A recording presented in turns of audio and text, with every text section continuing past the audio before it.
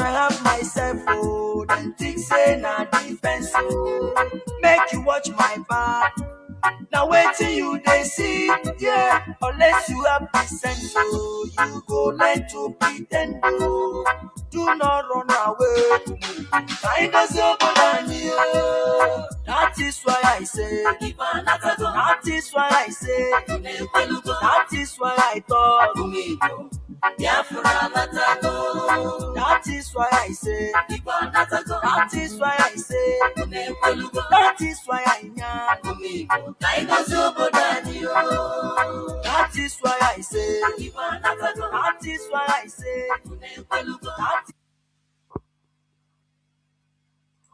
Good morning, good afternoon, good evening, and good night, great Biafrans and lovers of freedom. This is Radio Biafra House of Service coming to you via Radio Biafra London. My name remains Mazi Chinedu from Alu province of Biafra land, and we are here live and direct. Today is the 11th day of December 2025. That's Abobo being Thursday. Therefore, I welcome each and every one of you to welcome your friends and well-wishers to this sacred platform where we preach the gospel of both physical and mental emancipation, because this is the most important job of the restoration, reversing our programmed brains, our mentalities to understand how things work.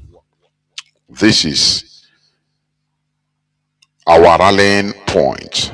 This is where we worship. Remember, Radio Biafra is in defense of freedom.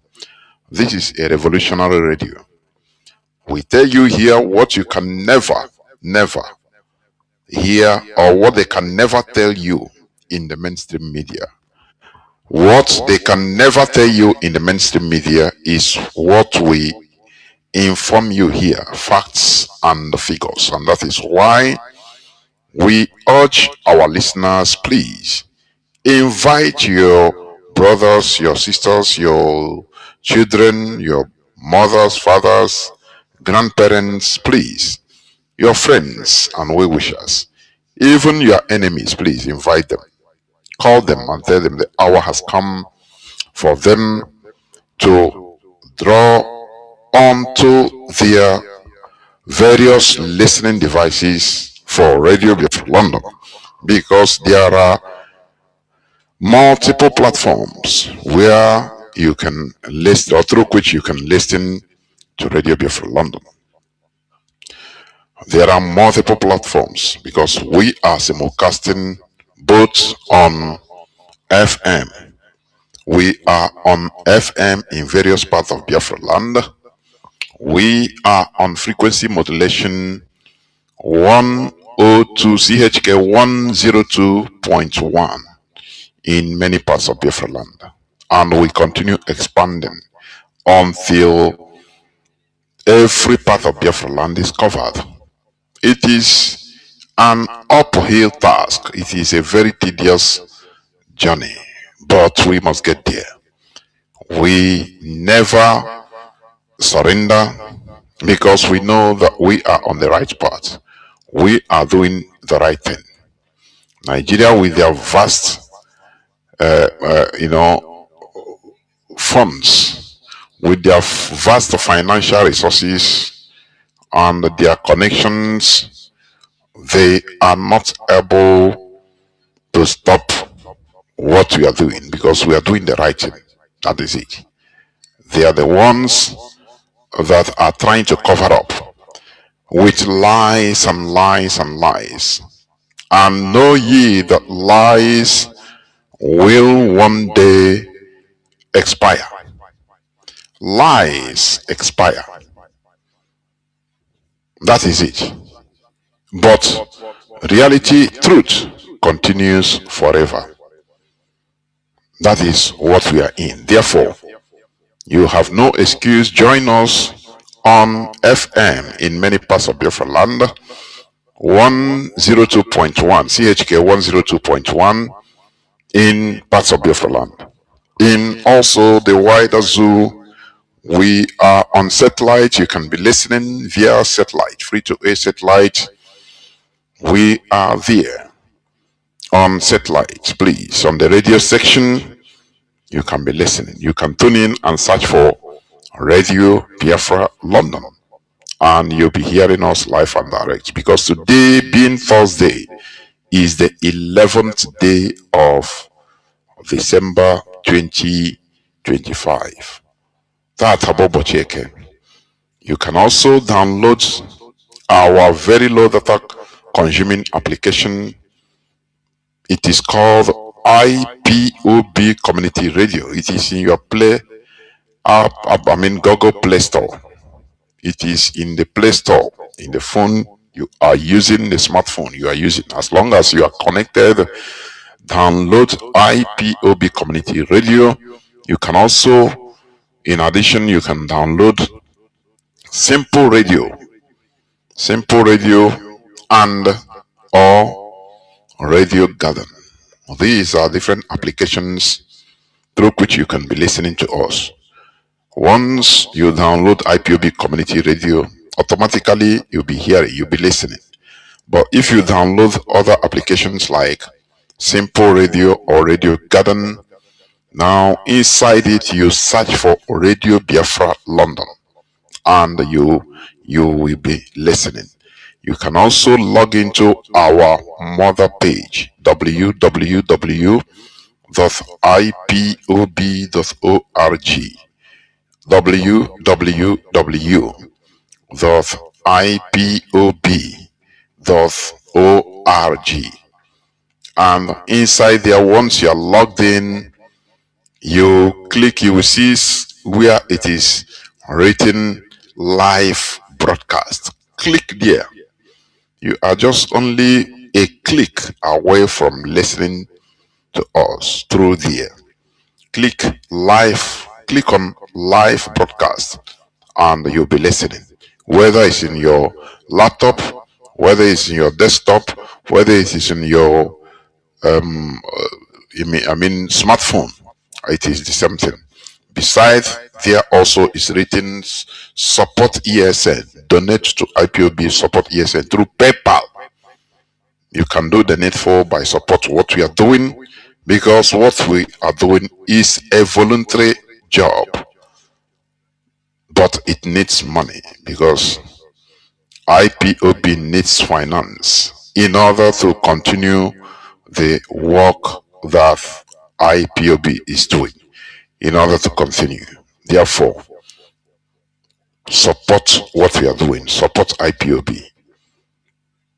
Once again, I welcome each and every one of you on today's program. Today is I continue repeating the date so that you understand that today we are live and direct. When you check the date I am mentioning, compare it to that day, you know whether it is live or not. Because sometimes some people start inboxing me, Mazi, are you live? Or repeat. So please, that is why from time to time I continue repeating the date. Therefore, we must continue doing the needful. We are Biafrans, and we have no atom of doubt that we are doing the right thing. We are doing the right thing. It is not easy, but it's not impossible, because there is no other way than the hard way.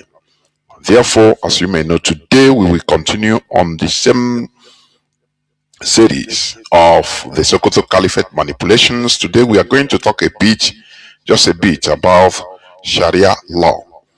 That is what we are going to talk about, discuss about it, just a little bit about it, because many people don't understand what this thing means and what it is being used for. Mostly, it is very, very simple. It is very, very simple, you know. So, here it is our duty, in order to give out the information, factual information, and according to Emmanuel Bosun, he told the congregation that what we give out the information, whatever you do with the information depends on you. Some people will use it judiciously, while some others might jettison the information. Therefore, the information you get here, it depends on you what you use it for. Some people will go further into making verifications. Some people will go further into making researches about the information which we give out here, which is highly appreciated. Because we don't tell you to automatically accept what we say, but go into researches and find out whether what we are saying is factual. That is it. Because when you go into research now, it will facilitate you to know. You've had it, now you know. Through research, you confirm. And while confirming, as you confirm, you've known the truth, you have known it. And once you know that truth, it will also set you free. Because when you know the truth shall set you free. He didn't say when you hear the truth. No, you might hear the truth without even caring to go further into knowing it. That is why we urge each and every one of us to always make researches. Researches is questioning. You question, subjecting everything to the author of reason. The time of belief is no more. We are in the time of knowledge, the era of knowing. How do you know? You investigate, you make researches and find out. And once you have found out, you have known it. That is it. You can be making references, you can be preaching it. That is how it is done. Therefore, please invite your friends and well-wishers. And don't forget that tomorrow being Friday, the 12th day of December, Mazi Chinedu will be here on this hallowed platform in order to make some explosive expositions. What we are seeing in Imo State is worrisome. The Supreme Court governor of Imo State, his time is almost up, wrapping up. His 8th year is wrapping up. That is why he wants to clean up his, his mess, so that no other people, not a new governor, will come and start, seeing the mess he committed. So he has finished using the people, they use the criminals, the kidnappers, all those things they have been doing, automatically tagging it to IPOB. All of a sudden, you have kidnappers then that has nothing to do with discovered, so quote unquote discovered. You have organ harvesting slaughterhouses being quote unquote discovered. All of a sudden, IPOB has been shouting on this, that these people are working hand in hand with Hope Uzodinma in order to keep everybody on the hill. Every citizen living in Imo State on the hill, so that they will not have time to ask questions about the governor.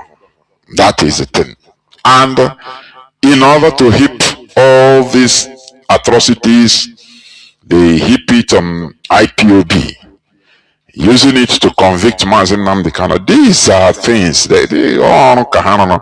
all of a sudden they are discovering them. These things has been there. Many bloggers, IPOB has been crying, eyewitnesses has been shouting about it. The IPOB has been crying all the time about it for many years. They kept quiet. All of a sudden, Hope Uzodinma wants to, as he's getting out of office, after subjugating, killing our people for 80, he is the worst killer in Imo State. I am telling you, the worst governor, the worst of the worst. After killing and destroying, using his criminal gang in order to destroy, kill, murder, massacre, harvest organs, kidnap, while heaping it on IPOB. Now all of a sudden they are discovering things every day. And little wonder, most of those people have run away. They are tipped off, they go so that you go so that they don't, or if they see them, they kill them so that they will not talk. This is how, this is politics of self-destruction, which our people are engaged in. Self-destructive politics. They don't do politics in order to advance our collective interest. They advance, or they only advance their selfish interests while diminishing our collective interests. That is it. And that is how they fell. You see the situation of Biafrans in Nigeria, the situations of Igbos in Nigeria is mostly due to the very amateur and bad politics which they play. Very selfish politics, right from the word go. Those that play politics of collective interest, they get it all. Do you see what do you call it? Him. There's a first Sadana of Sokoto in the 1960s, Ahmad Bello. He played the politics of collective interest. He called it northernization agenda. He didn't come out to say that, oh, no, everything is for him. No. He protected, openly cared about the caliphate, the Sokoto caliphate, which he masked into northern Nigeria. You know? And that is why they have it all. But I think you and the successful, his successors and others, they play individual selfish politics. I think he wants to be the Nigerian president at all costs. It doesn't matter what it takes. Even if it takes relegating his people to the background, even if it takes him having no power, but only empty drum, you know, no political power, but he is a president being promoted in the eyes of people, lying to our people as if he is anything or he was anything, but he is not. He was nothing. So this is about politics. Again, you don't see the same thing. Nothing maker. Now look at, in order the position you are holding, it is very, very delicate. Look at what other people are planning. You can prevent it. It is preventable.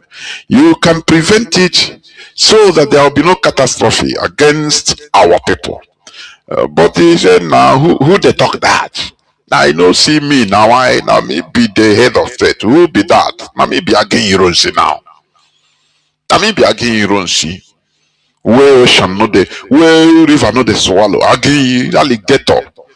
Where crocodile, where river no the swallow. So now me, who go do that?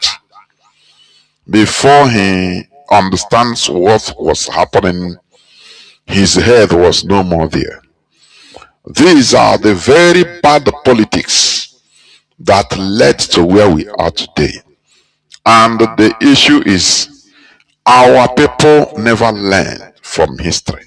That is the most saddest part of it. They continue playing the same type of selfish politics.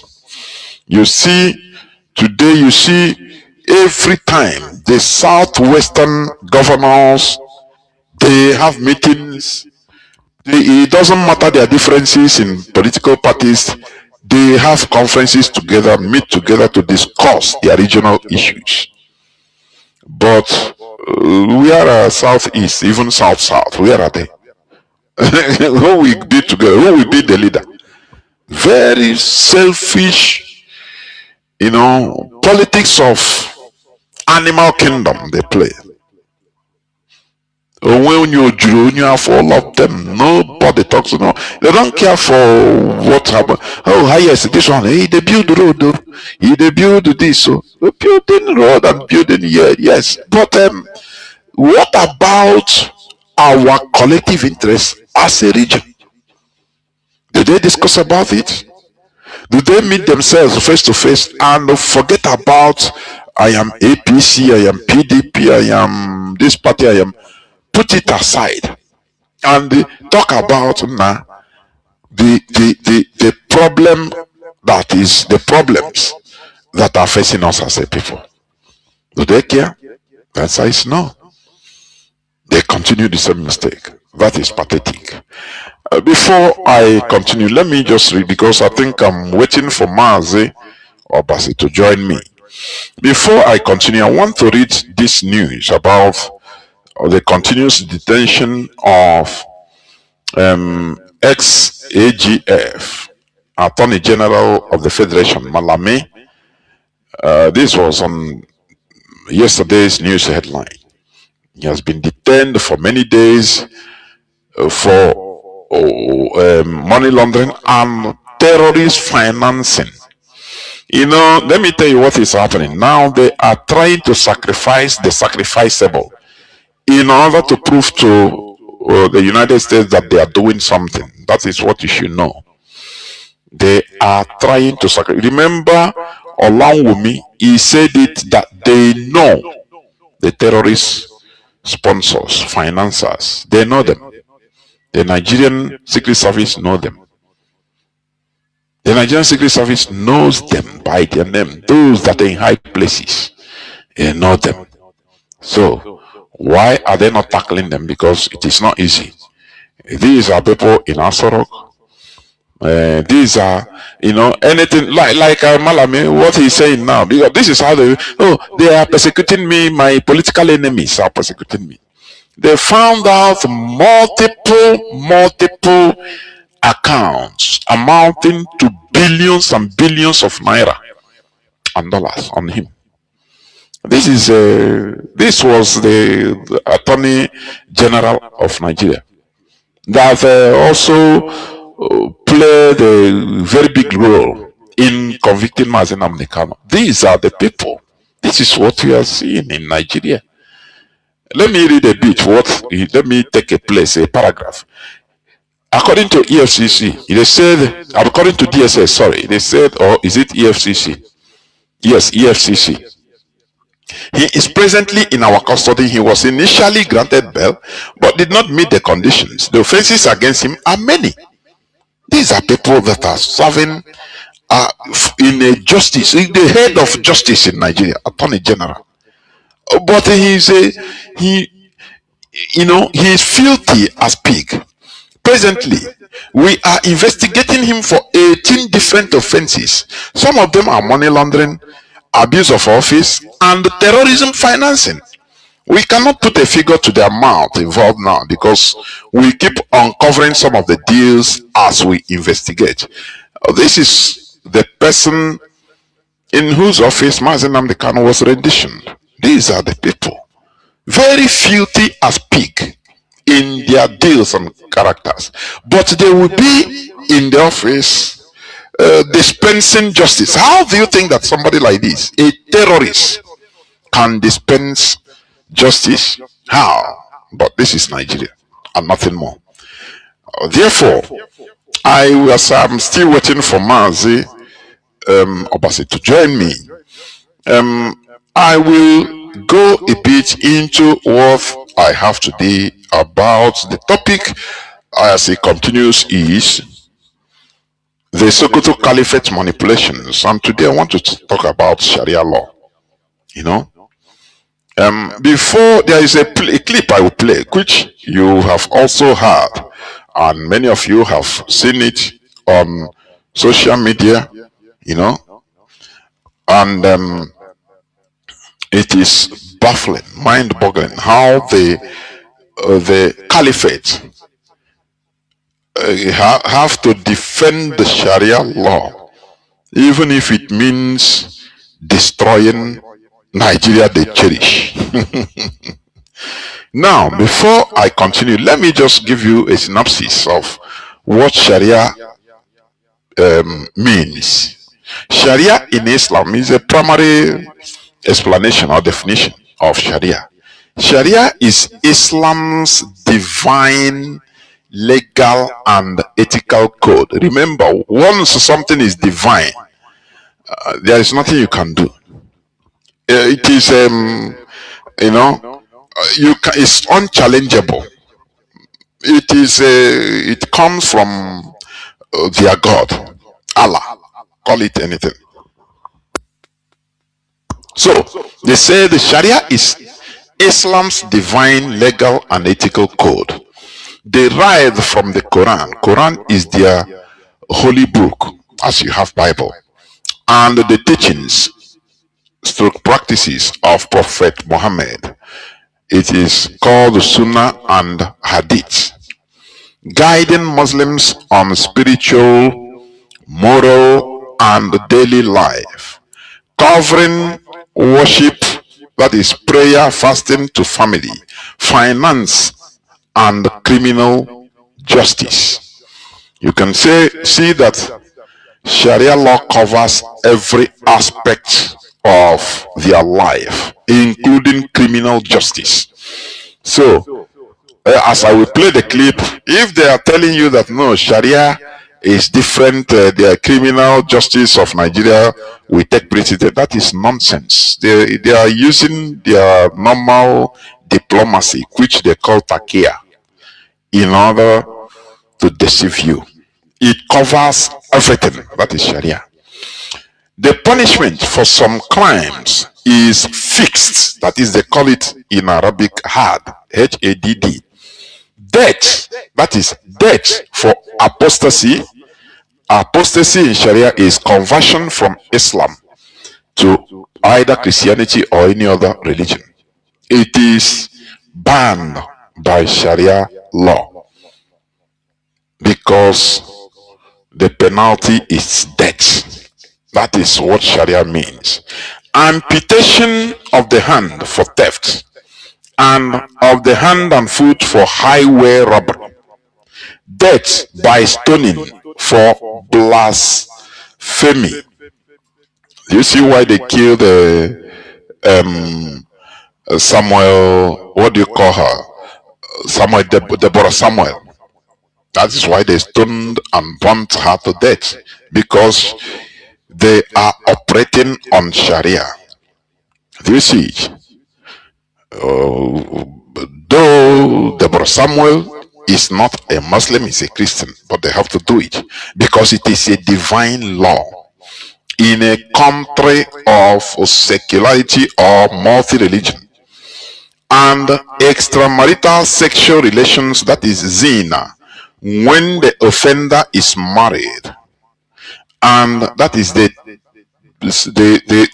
stone you to death for extramarital sexual relations when the offender is married, and 100 lashes of strokes of cane when the offender is unmarried, and 80 lashes for an unproved accusation of unchastity, that is qadhf, and for the drinking of any intoxicant, that is anything, let's say alcohol or alcoholic beverages. That is why even in Kanu, according to the news, they destroyed thousands of beer bottles, thousands, and confiscated the lorry carrying it, and gave it to handed it over to the Hizbah police. That is a country you and I are as fellow citizens, whereas we don't know anything about Sharia. It is not our way of life, but they force us to be in there.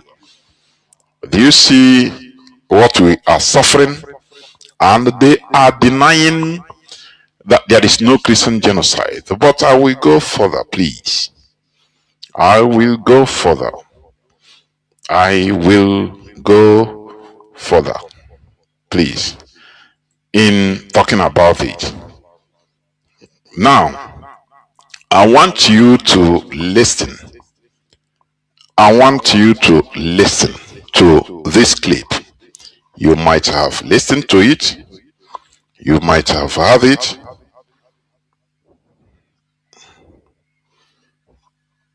Yes, I think I'm now joined by Mazi. Mazi Obasi.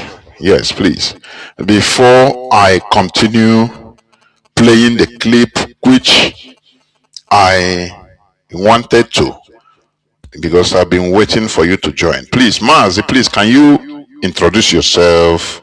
Make your introductory statement before I continue. Mazi, please. Mazi Obasi, can you hear me? I can hear you. There, Mazi, please go on, go on. Just your introductory statement before I continue.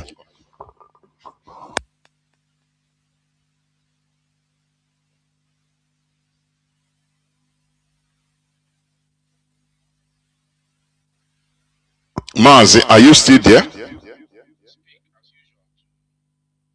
Mazi, just hold on, hold on. Your voice was not coming out. Can you hear me, please? Just hold on. I don't know. I hope you are hearing me. Don't mute. Just hold on. Don't mute. Let me see. Are you hearing me now?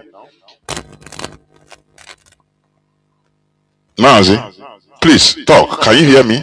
Yes. Okay, now it's okay. Loud Please. and clear, I can hear you. Yeah, go on now. Go on now. Your introductory statement, please. Okay. All right, thank you. Today, like I said, my name is Mazi Obasi, and today I'm going to present some very timely and powerful discussion that I believe every indigenous person or people in Nigeria as it is today, including and especially the people of the Middle Belt, Plateau, Southern Kaduna, Benue, Nasarawa, and so forth. You know, we feel your deep history of resistance and struggle for identity and other things. Today, I am here to remind you that your story has a twin, a very powerful one, and that twin happens to be born in more than 1,500 kilometers far away in Ghana. So here today, as a student of history, I am going to share with you the history of the Ashanti people in Ghana and how this history is very identical to yours and how you can draw from this history.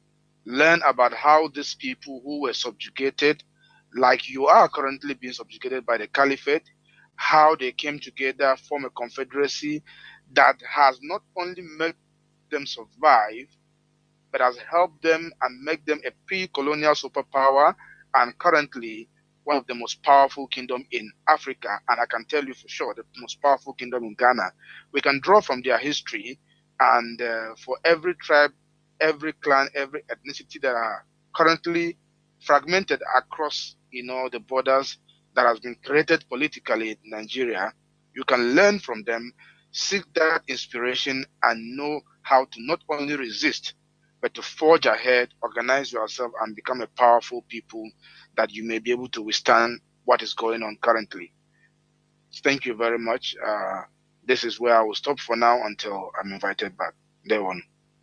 There, Mazi, thank you very much. And before you go there, I will just continue a bit on what I want also to talk about the the Sokoto Caliphate manipulations. Today I want to talk about a bit about the Sharia, please. And I am playing this clip. This clip. Let me play the clip to analyze it a bit, because these people, they are manipulators. They know how to manipulate. They are, you know, how do I put it? They are smart politicians. Let me put it like that, because politicians can manipulate very easily. They will tell you lies, they will tell you half truths, and paint it for you to look as truth. Listen, please. This is in retaliation, or in they are talking against the pressure on Nigeria in order to abolish Sharia law, because the American government is seeing it as, which rightly seeing it as, the source of the terrorism in Nigeria. Please listen. Nation. With the benefit of hindsight, This does not come as a surprise.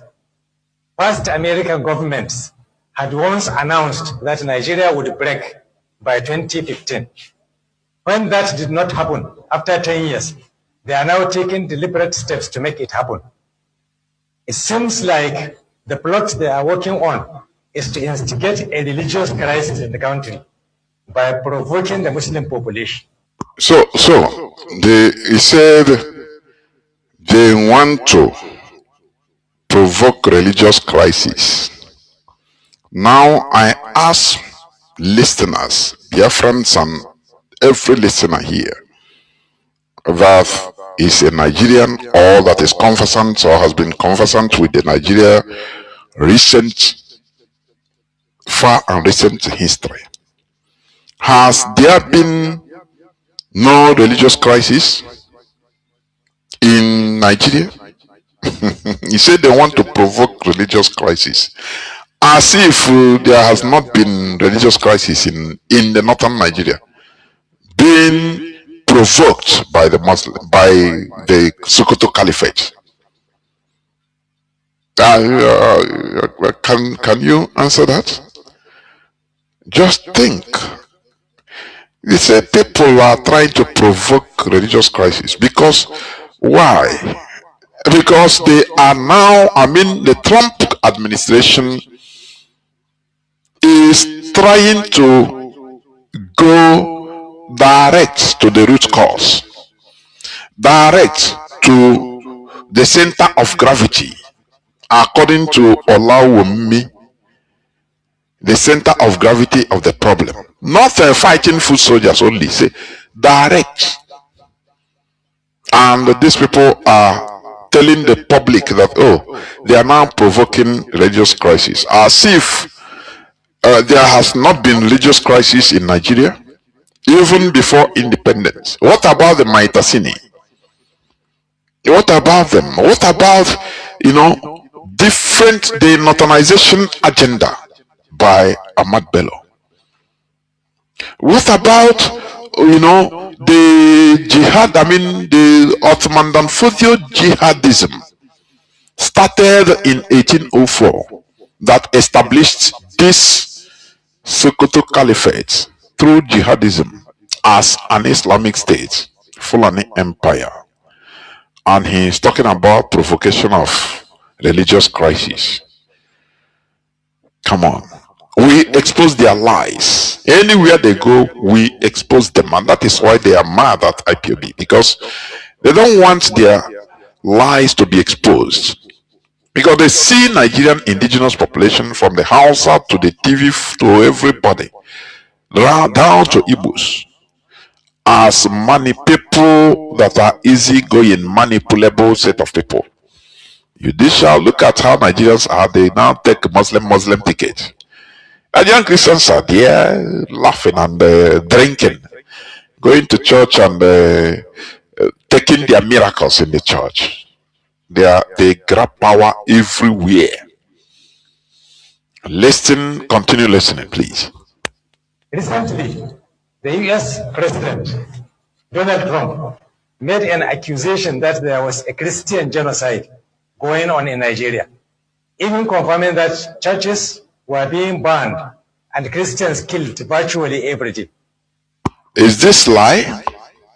More than 10 years back, Pastor Bosun is on the YouTube. If they remove it in the YouTube, we have copies.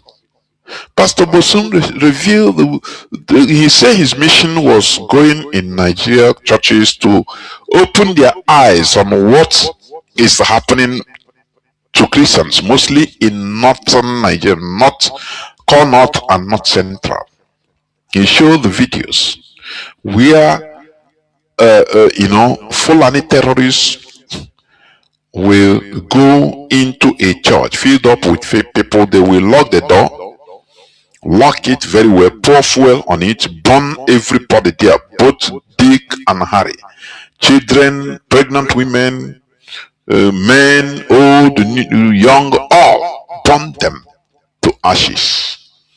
And this man is telling gullible indigenous population that there has not been religious crisis, because they are the author. That is the reason. The Sokoto Caliphate is the author of the crisis, of the genocide. Are you getting it? That's why they don't care. For Christians, who cares? Where God, Jesus is individual. Jesus is good for you because you survive. So no other. If you want Jesus to be good for you, go and have faith. If they kill you, which means you don't have faith. That is the most horrific gullibility I've ever seen. They don't stick together. This one will bring his apron. He say, sell apron. So clothes that is meant for traffic warders and other, industrial workers. Tell them that this is what serves you. You are choosing. Other people that are being killed in the north central, they don't have faith enough. So Jesus cannot save them because it's not Jesus' fault. This is the most stupid version of ideology I've ever seen. No person cares for nobody. That is why the caliphate is having a heyday, dealing with everybody, lying about it. Continue listening. He then started rolling out conditions to be met by the Nigerian government and sanctions to be considered on government, individuals, and groups. He went on to list Nigeria yet again as a country of special concern. Among the conditions he rolled out was that the Sharia system was to be abolished in the northern states. Do you know why this man has the audacity? Because people like highly esteemed Christians like Bishop Kuka, he came out and started talking from both sides of his mouth. A reverend father that is a governor, the chief security officer of one of the worst affected states in Nigeria, Benue State, came out. He's a practicing reverend father, Catholic reverend father, came out and denied that there is nothing like that. That is why they have the audacity, because they know that you are buyable. They can buy you with political position or with money, and you now go and start celebrating with your family that Jesus have done it for you. So every other Christian, they don't have faith. Let them suffer it. Sometimes, Mazi or Basi, sometimes or them come, I don't know what to say. I don't know what type of version of religion they brought. They infected people with, mostly in our land. I cannot understand, honestly. It beats my understanding. So that is why this man has the audacity to do that. Do you know that even during independence, normally Nigeria was even less than 30-something% Muslims?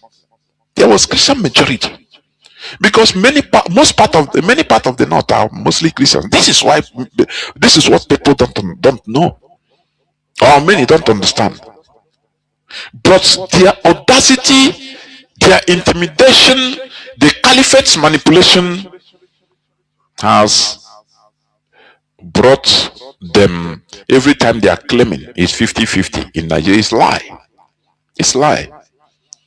Because look at how you check things. In the north, core north. So when you talk about the north, they took the middle belt with Anyike. The caliphate took a middle belt with Anyike to become part of the north, with a strong with intimidation. Otherwise, they are not part of the north. I'm telling you. But let's go like that.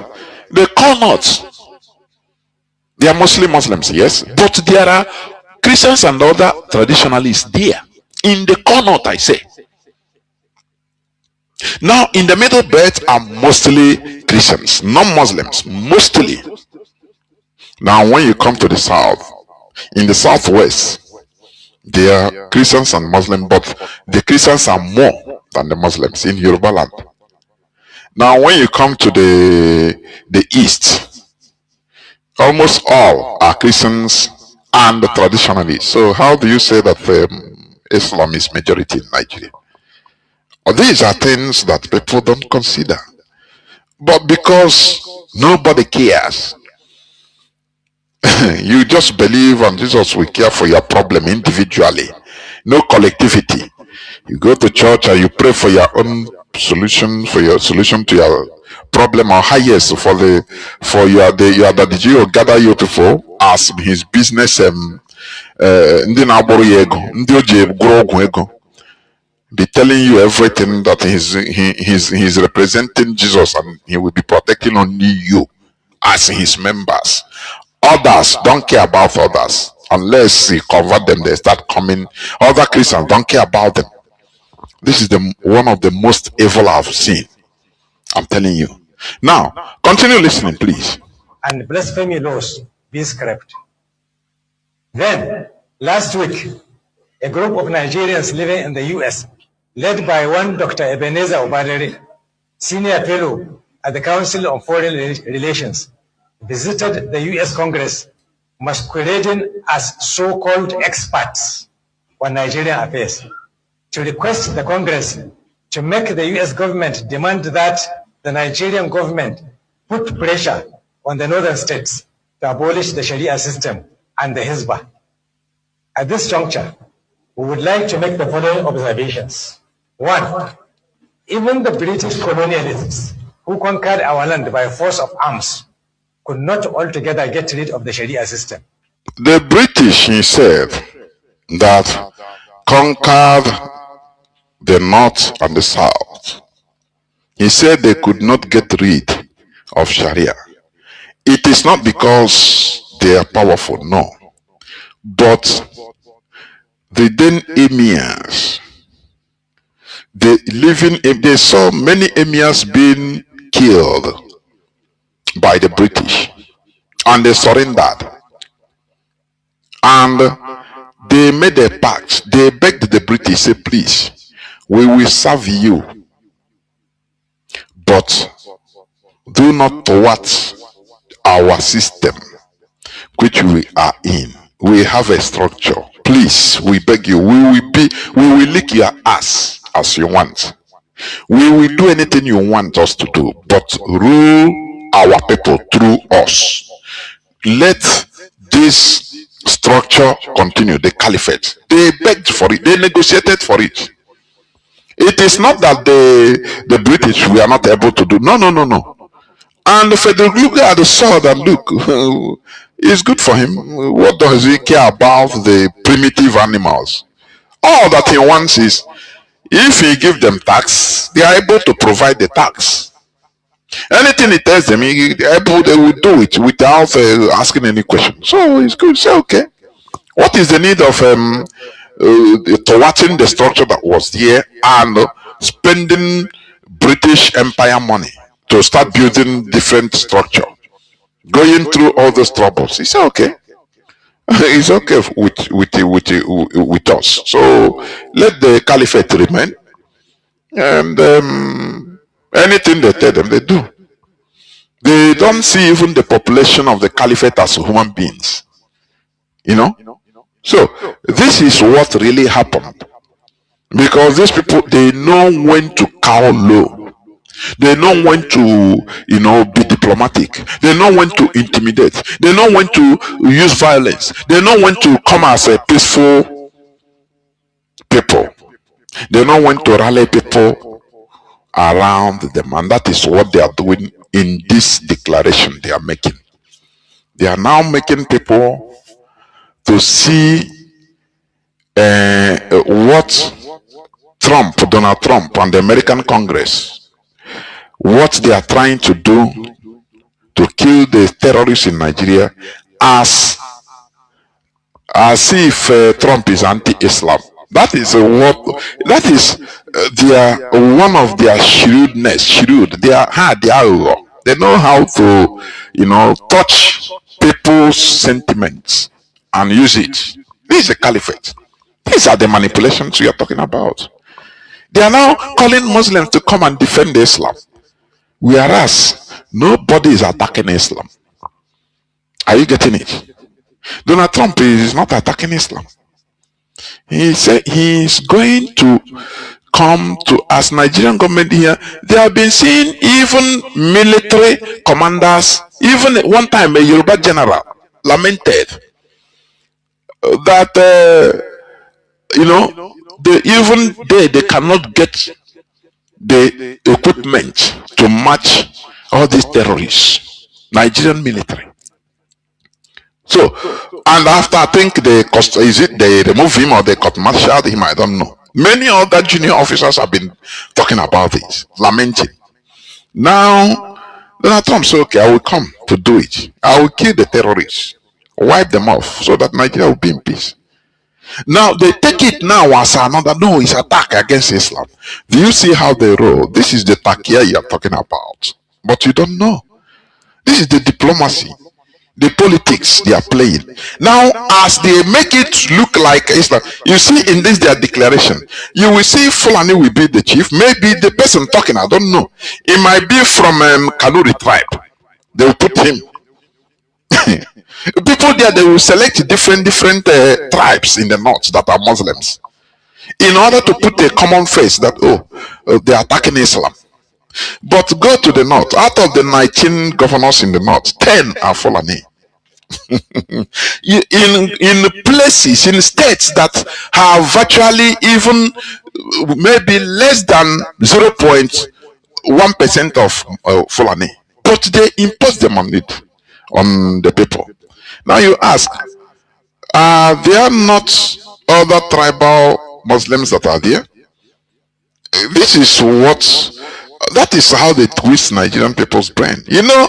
Since Ottoman Danfodio, the caliphate had been seeing indigenous people in Nigeria as very foolish. After all, Ottoman Danfodio used himself only preaching, only mouth. He used to turn houses against houses. He pitched houses against themselves using Islam.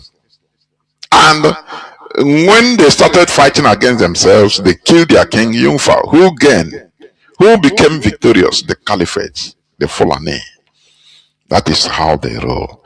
They have started again calling on their Muslims as if they are attacking Islam. No, Muslim brothers, come. It's now, the problem is general Islam. Defend. When you foolishly, the indigenous population that are Muslims, when they foolishly come and say, okay, we are defending Islam, after everything, who will come out victorious? Fulani, the caliphate. That time you continue crying. They are still killing us. They are wiping our families. We are even Muslims. They are killing us because you are foolish. Because you are foolish. They sabi more than you. They are Muslim. They are smarter than you. Continue listening, please. Therefore, no foreign power can do it now, after more than 60 years of independence. 2. The Sharia system is an integral part of our constitution, which, in recognition of everybody's right to religious freedom, provided for 3 legal systems, namely the British common law, the Sharia personal law, and the customary law. Listen, what this man said, he contradicted himself. Let me play it again, please. Let me repeat here. Listen. After more than 60 years of independence. 2. The Sharia system is an integral part of our constitution. Do you know why he said Sharia law is integral part of Nigeria constitution? Do you remember Bosun? Do you remember? Do you remember when this man, who made that constitution? Abdul Salam Abubakar. Do you remember Sharia was mentioned in the Nigerian constitution many times, Islam many times, Quran many times, no mention of Christianity, because they did that time. You indigenous people and Christian moguls, you don't know. They knew where they were heading to. That the time will come and they will use it in making statements. And that is what they say, oh, Sharia is mentioned in the Nigerian constitution. And it's true.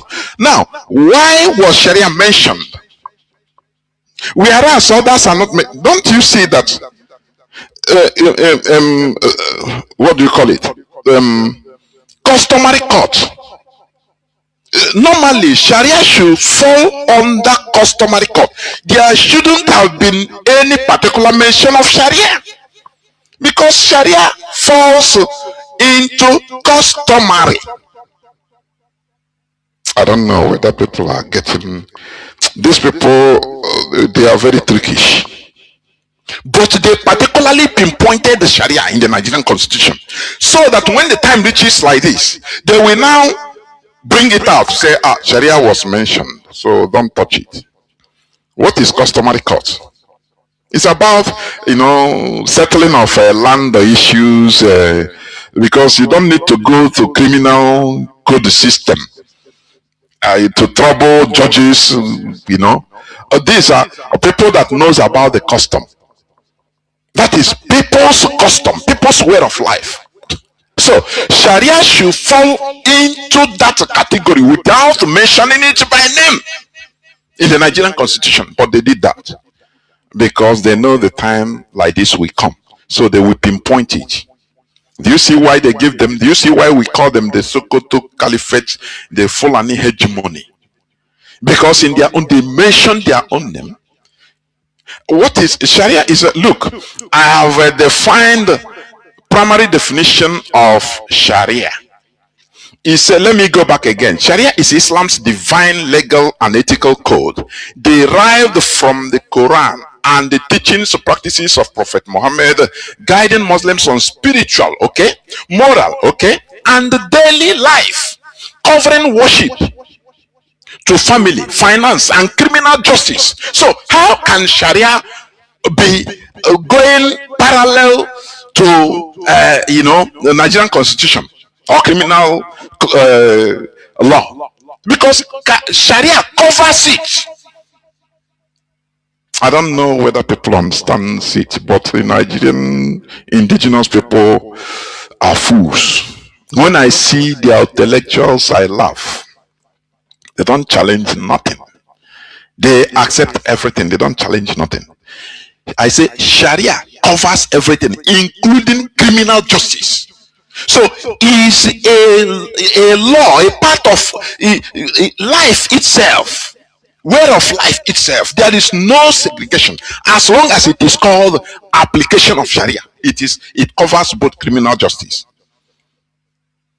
When you can sentence people to death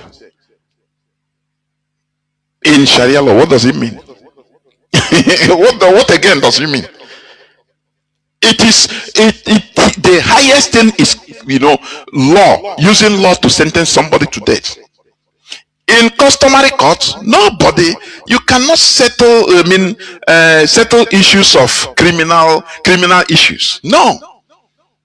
For example, if somebody in the customary law, for example, in our land, if somebody maybe in the same family or kindred goes to steal, go to the farm and steal, harvested yams that are being put outside in farms waiting to be evacuated. Now you go to your farm and see that some of the yams have been taken. You come out, go and talk to the village, Kogele. I join here, may no bad thing have happened. Thief, this and that. Now, it could be settled using customary courts, if need be. You can also go to the Nigerian court and, sue. As you don't know, but most importantly, the villagers, as long as it's villagers, they can say, okay, how do you settle this? Okay, we go and swear oath. Do you see that? That is customary. That is traditional. Normal. It doesn't affect people's sentencing people to death, putting people in jail. No, that is the work of the criminal justice system. When it comes to maybe divorce, marriage, settling marriage issues, this and that, somebody divorced and his bride price need to be returned, they will go to customary court. Now, these are things that should be settled by customary court. Normally, in the Nigerian constitution, Sharia in a name shouldn't have been mentioned, because that is the problem, and this is what this man is quoting today.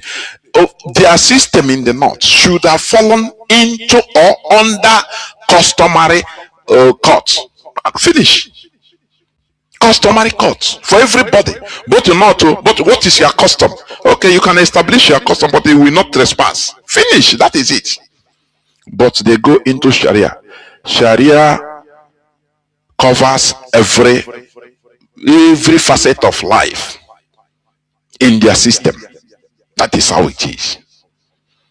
But the Nigerians know this, the indigenous people know, because they are Mugus. Please continue listening. In recognition of everybody's right to religious freedom. Now, he says in recognition of everybody's right to religious freedom. You see these people. This takia is real. That is diplomacy. That is manipulation, the caliphate manipulation. They use religious freedom and say, okay, we want a Sharia under democracy. This is democracy. This is They use democracy in order to enter. Once they enter, now they unleash who they are. That is what, immediately in 1999, they started agitating for Sharia. Say, it is democracy. That is how we want to live. And that is democracy. Remember what happened in Egypt in 2011. They say, Mubarak is a dictator, this and that. Well, the people, whereas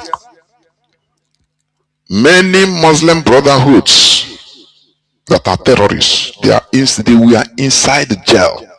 Mubarak don't negotiate, he jails them, keep them inside, because he know who they are. But due to the Arab Spring, the peoples rise up. They say they use that sentiment immediately. They know when to strike. You see these people. They now use that sentiment. Say, we are democracy. Yeah. We are people of God. That is the Muslim Brotherhood. We are people of God. Now, if we enter into power, this is democracy. If we enter into power, we will make here become heaven. We will make it become Jannah. Heaven on this earth. We will do this, we will do that. Everybody, there will be religious freedom. Everyone. People use that sentiment and voted them in, not knowing that they are voting for problem. In Egypt, when Morsi entered into power under Muslim Brotherhood, they didn't know that he's a concentrated terrorist. He started calling Al-Qaeda terrorists from all over the world to come into Egypt, that they are now in power. The voice of Egyptian president was heard on people's telephone that were bugged, terrorist phones that were bugged by secret services listening to, and they were shocked. They have to take the transcript and send it to the Egyptian secret service. Say, look, your president, this is your president. He has direct interactions with terrorists, calling them to come to Egypt. You could remember that time there were every time bomb blasts in Sinai Peninsula.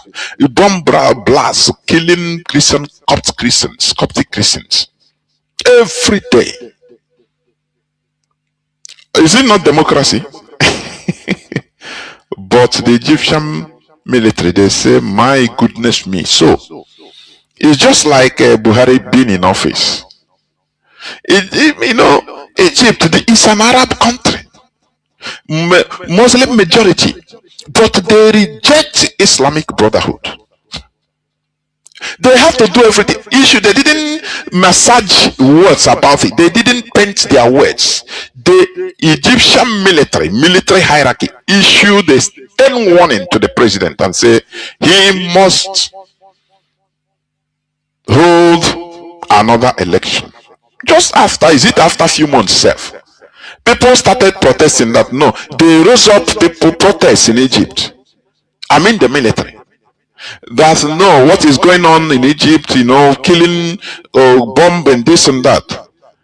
Now, it gave the military the excuse they want. They came out to warn the president that the people don't want him. He must hold another election or step down. The man came out, hey, no, this is democracy. Just as these people are saying now. It's a secular, it's a secular state under democracy. That is the excuse they always use. That is the caliphate manipulations. Egypt doesn't, they don't tolerate. You know, after all, the Boko Haram patron ruled Nigeria for 8 years in the name of Buhari, led Buhari. Nigerians were only crying. They are killing us. Nothing happened. Nothing happened. He institutionalized the terrorism. That is, he escalated the terrorism. Institutional. We put Esa Pantami, a non-terrorist that is known worldwide, to be in charge of Nigerian population's data, private data. Nothing happened. People were just murmuring. When we talk it, shout it, people say, bring the IPOB to kill. Now, this man is using the same takia. The same thing. Continue listening. Provided for 3 legal systems, namely the British common law, the Sharia personal law, and the customary law. 3. What is the difference between customary law and the Sharia? Sharia normally should fall in the category of customary. But they mention, you know, that is where it pains me. Nigerians, they don't care. They don't care. If anything is they say Igbo man live, the Igbo people, they are propaganda, IPOB propaganda. It should be the legal system of Nigeria, the criminal justice system, and the customary law. Finish. No mention. There shouldn't have been mention of Sharia. This is where catastrophe. And they purposely put it.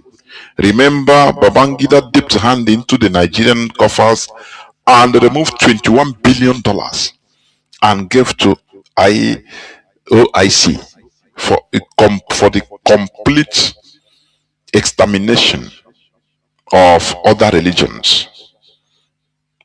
Christianity underlined. Nigerians, they don't care. They are speaking Christian. Nigerian non-Muslims, indigenous population, we are speaking big grammar. Looking for posts, political posts, and looking for money, shopping for money. Whereas these people, we are grabbing everywhere. Please continue listening. Moreover, the Constitution allowed for concurrent powers that gives states the power to make laws affecting any of the concurrent list, of which enacting Sharia law is a part of. 4. Unless the constitution of our country and its democratic federalism is going to be trampled on. Democratic federalism. Does Nigeria have true federalism? No. Does Nigeria have a federalism? It's on paper only. It's on paper. He said now, he said true federalism. Where is the federalism? The Fulani Caliphate, hegemony, and the manipulations. They are ongoing. The plot to force the federal government to pressure state governments to abolish the Sharia system and Hizbah is not wise. 5. The Sharia system has never been imposed on any non-Muslims in Nigeria. Do you see how they lie blatantly on national television? No challenges. The other day I played a clip of an Igbo man in Abuja, capital city of Nigeria, the administrative capital. that was tried under Sharia law he didn't know nothing about in the capital, and they collected he confiscated his shop which he built. Why? Because one of his tenants did business, I don't know, he owed them, and they came, instead of targeting the shop itself, maybe collecting their goods there, they didn't do that. Instead, they confiscated the house, whereas the house does not belong to the, I mean, the shop does not belong to the man. He's a tenant. The real owner was shouting that they say this is Sharia. On, I think, is it today's news, I saw where they confiscated a lorry carrying thousands and thousands of alcoholic beverages. They destroyed them and confiscated the lorry to hand over to Hisbah police. They say it does not affect non-Muslims. They killed Deborah Samuel. They stoned and burnt her to death. She is not a Muslim. And these people are standing lying. Nigerians are listening. This is how they roll. Their audacity is enabled because of the stupidity of the indigenous population, the gullibility they have. They only know how to speak grammar, tag face against IPOB and finish. The main thing they should rise up nowhere.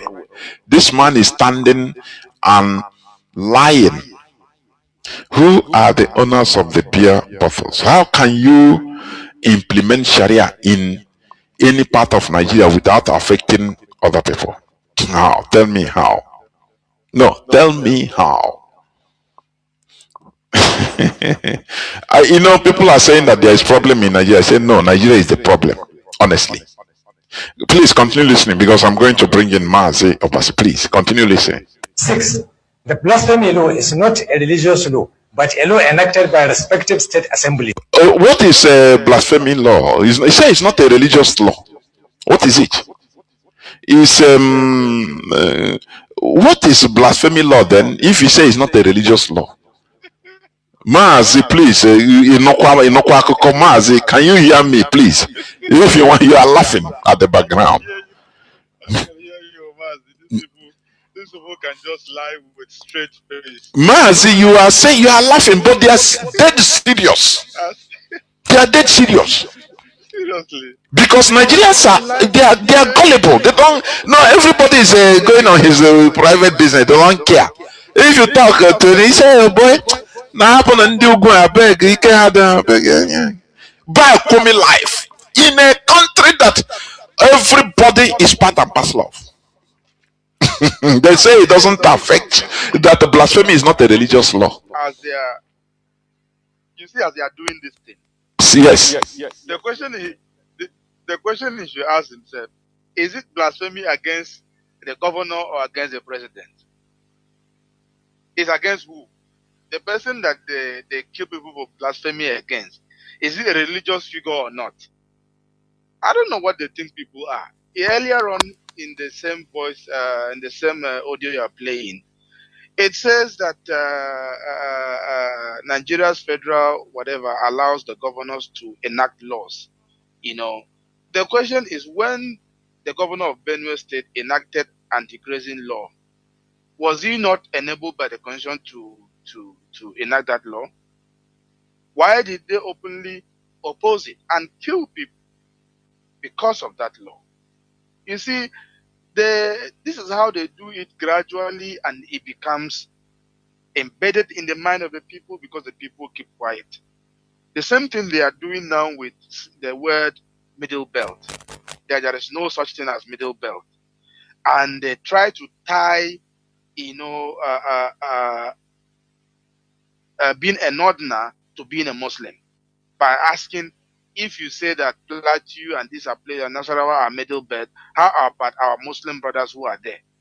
Since when does religion define you are this thing? I don't even know how to say it. You are the name of your territory.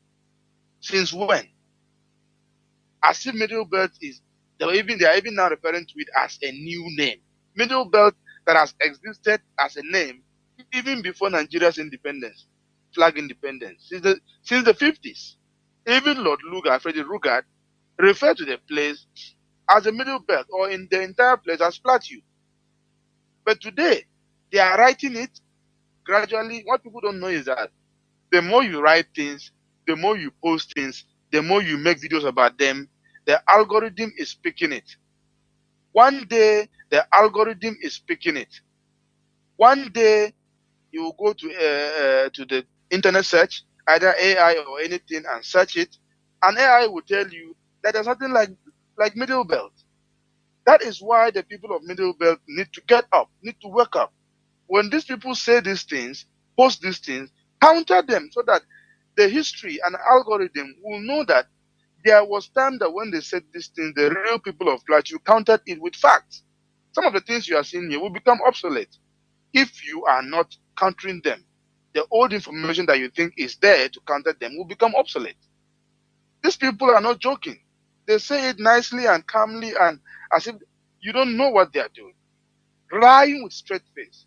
Like you rightly mentioned about Deborah and the people whose alcohol beverage are destroyed and the man whose shop has, was taken away from him. Using the same law. And you tell me it's not going to be affected, it's not going to be applied on anybody, and it has not been applied on anybody. Hey. Mazi, look at like in our customary law in the East, we don't allow animals, farm animals to roam around. It's against our tradition because it destroys people's properties, farm produce. And I could remember when you have people even from the local government that goes around catching any goats they see loitering. It is against our tradition, and it is implemented. When they take it, you go and pay fine. They warn you, you pay fine. Now, but these people will come and impose that they don't respect even our own law. They carry their cows, move around everywhere, destroying farms, blocking roads, which is against our custom. When they say no, they must do it. Go and do ranching. They say no, no, no, no, no, no. It is their so they impose their own thing on you by force. Mazi, I have a question. Mazi. Go on, go on. The question I have is, does your religious and now I want the especially the people of Middle Belt and the Yoruba people to listen to this question carefully. Does your religion replace your ethnicity? Does your religion replace your ethnicity? Your customary laws, is it supposed to be tied to religion or to your ethnicity? So you were telling me, if I'm a Nupe man, I'm a Biro man, I am a Yoruba man, just because I become a Muslim, the laws about my inheritance, the laws about my land use, the law about my burial, the law about everything that has to do with the custom of my ethnicity should now be relinquished to a religion. This is why the last time we spoke here, we called this thing a religious emasculation. They do this and they make you feel different from your kin and kind. From people, if you are a Yoruba man, for example, in the same family, you are Yoruba man, father, mother, Muslim, and you have 6 brothers, 5 sisters, whatever, and you alone decide to become a Muslim. What they are saying is that your customary law as one Muslim in the family of 11, as a Yoruba man, should be that of the Arab, not that of a Yoruba people. So should your religious affiliation replace your ethnicity, and especially in the law that governs how you should live and how your things that relating to your own well-being should be governed and administered? That's my question. Mazi, and this question, it shows how invasive these foreign religions are. Most importantly, you see, this Islam is highly invasive. It doesn't tolerate any other. It doesn't tolerate any other thing. That is why they call it, you see, Sharia law. They say it is divine law. So, you know, anything that they say is divine, Mazi, run from that thing or run from that place. It's divine, which means nothing could challenge it. So who are you to challenge divine something? They say it's not me, it's not there. That's why, Mazi, do you see, even this man of God, God call me, Mazi, you run, soccer, run, let your leg be touching your head, please, your back. Because there is nothing, you are nothing to the person, or you are nobody. He have taken over. Anything he says is divine pronunciation. That is how they behave. That is this man, how they are. These people, that is how they do. The caliphate. So who are you to question divine authority? Mazi, let me tell you something. When you study the European Revolution, you know, I keep on pinpointing all these revolutions. They question divine authority. That word, divine, because that is what has been killing them. That is what has been subjugating the population, the European population during the medieval period, subjugating them. They cannot rise or anything. They say, no, it is divine, no, divine authority. Their monarchy is God send them. Their clergy, it is God, men of God. God say, so you don't question them, or it's God you are questioning. You want to question God? So the population continued the suffering until the time came. People started, the preaching continued. That time there was nothing like even television or radio, anything. Through private discussions and write-ups, so those that are that can have access to reading some books, and they'll start talking it. Now this divine, we are suffering, we are the population working, whereas these monarchs, these feudalists on top of us, they don't have no problem. They live large, we pay taxes, and we live poor like church rats. Even the church clergy, they are living flamboyant lives. But anytime you want to, they say, no, this is divine. So they started questioning that word, divine. What is divine about it? That we continue suffering. That is when the Europeans' population rose up. You know, when people used to ask, oh, the religion in Europe and the one in Africa is not the same. Why? But it's the same religion, but it's not practiced the same. It is because the people of Europe, they rose up against that divine authority. They questioned it. I said, no, we are human beings, for goodness sake. Who are you? Please, how do you listen to the divine from the divine? Tell me. I'm a human being. You don't, these are scamming. They are scamming the population. And they rose up spontaneously. That was when we are the humiliated, brought down, nothing divine again in Europe. Nothing. No person can, they will come out in public and either if they say I'm divine, divine authority. Who are you? You go to jail. This is what these people are invoking. So it's very dangerous. And this is why, Africans, Nigerians are subjugated, because they take divine. Oh, this divine is a man of God. Don't talk. He's so. We are all human, for goodness sake. The caliphate is manipulating everybody. Let me continue playing, please. Because Mazi, after you come in, and feel free anywhere you want to come in, please. As I continue playing, please.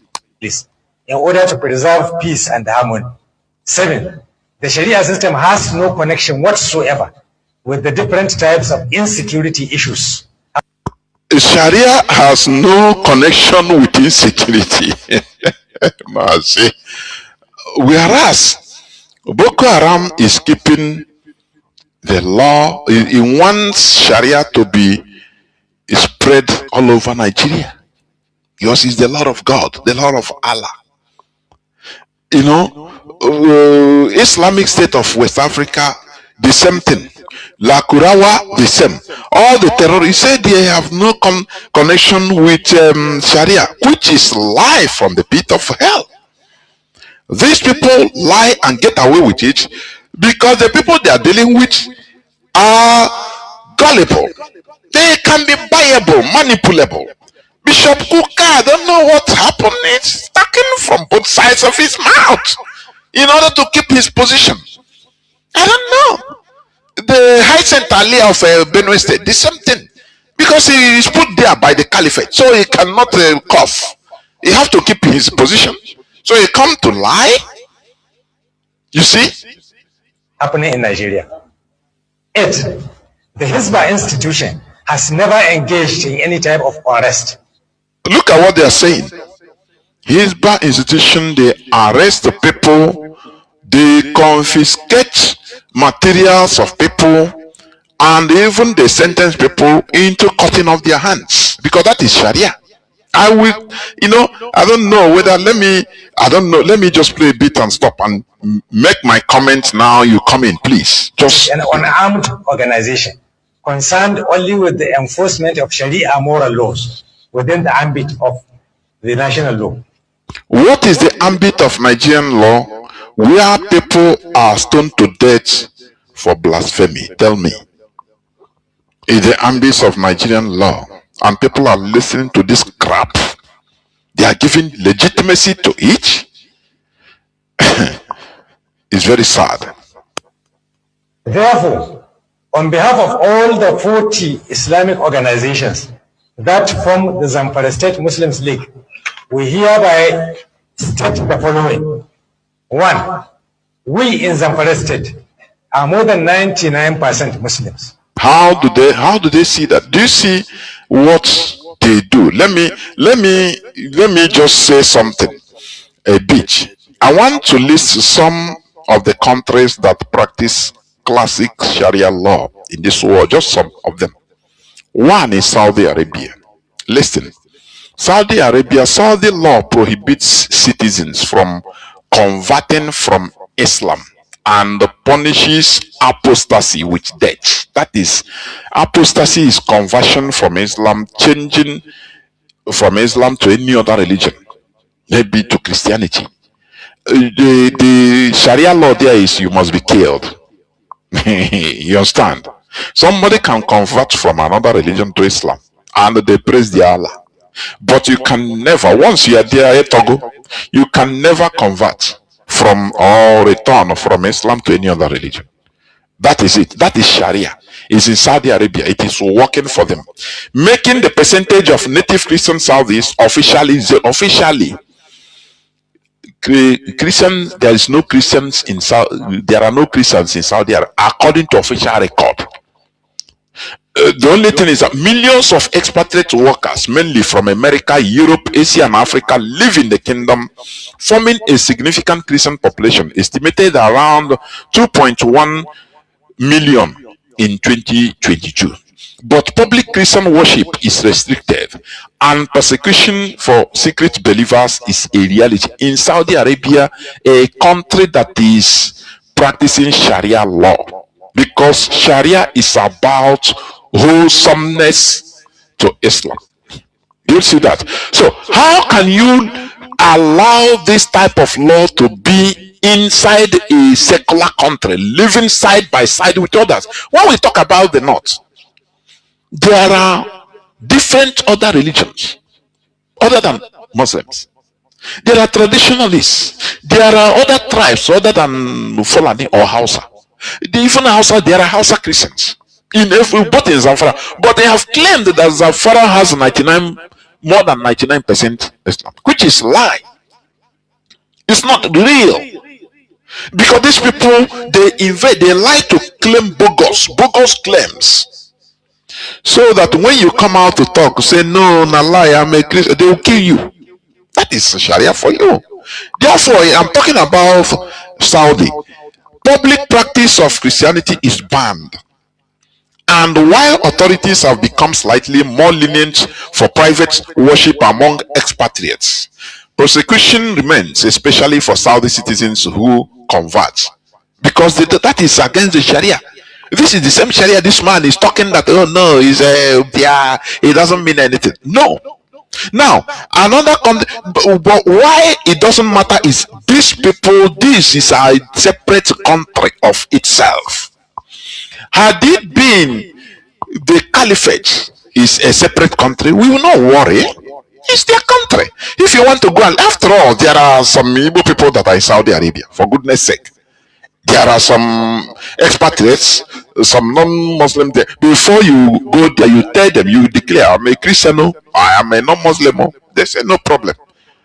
But for their citizen to convert is death penalty. That is it. That is the difference. So you see, there is no way you can coexist with this type of people. And the people are talking no Christian genocide. No, Sharia is hostile to other religions, mostly Christianity. For your information, it is hostile to it. So how can you prove? How can you tell me that there is no Christian genocide in place where there is Sharia? And you know, they started with six states in the north for Sharia. Now they have, reached up to 12. They will continue coming down to the south in the guise of defending Muslims in the south of the Sharia. It's just for only Muslims. So this is how they come, how they move. You give them 1 meter, they will take 100 kilometers immediately. Now, another country that practices Sharia is Iran. Let me read a bit. There are Christians in Iran, yes, including long-established Armenian, Chaldean, and Assyrian communities. These are Iranians, Armenian, Chaldean, and Assyrian communities, as well as a growing, often persecuted underground church of converts from Muslim backgrounds, with total numbers estimated from under 100,000 to potentially over 500,000. Though, okay, Iranian Muslim converts face severe penalties. That is death. The same thing, the same Sharia, the same characteristics. I want to tell, I'm showing you the characteristics of Sharia that have death penalty for conversion. If you are a Muslim, you want to convert and say, no, I want to test another religion, it is death penalty. Are you getting it? It's a common thing in Sharia. This is what this man is laundering the image to Nigerians that are gullible. Now, another country is Yemen. There are Christians in Yemen, though they are a tiny minority, less than 1%, in the predominantly Muslim country, comprising indigenous converts, often from Islam, expatriates, workers, and refugees, with groups like Ethiopian Orthodox Catholics, Anglicans, and Protestants present. But they face risks and often don't identify publicly due to persecution fears. Do you see that in a Sharia? Other religions are afraid. They don't even identify publicly. Converts from Islam face severe persecution. That is death penalty. Now, another country is Mauritania. Christians in Mauritania, especially converts from Islam, face heavy persecution, including social ostracization, pressure from families and communities, legal restrictions on evangelism, and potential prosecution for blasphemy or apostasy, because blasphemy is part of Sharia. What this man is trying to lie his ass off. But you can get away with anything as long as the caliphate is concerned. Are the indigenous people, do they care? The country is official. I'm talking of Mauritania. The country is officially an Islamic republic where Islam is deeply integrated into law, making open Christian practice and conversion from Islam very, very difficult. Now, another one is Afghanistan. Christians are in Afghanistan, yes, but they are a tiny, mostly secret minority, predominantly converts from Islam. living in extreme danger. Extreme danger. The Afghan government severely restricts religious freedom and consider apostasy from Islam a capital offense, that is death, making open practice impossible. While estimates vary widely, hundreds of thousands, these communities operate in secret, fearing violence, forced conversion, and imprisonment with no official recognition outside of foreign expatriates. Now, with all these facts, how can we peacefully coexist and live in the same country with Sharia law when this man is lying? Please, let me finish playing it before Mazi, you take over. We were first to implement the Sharia system in 1999. We want all and sundry to know that we are comfortable with the system and we will never allow it to be tampered with. 2, the request of Dr. Obadere is not based on any expertise, but on biasness and Islamophobia.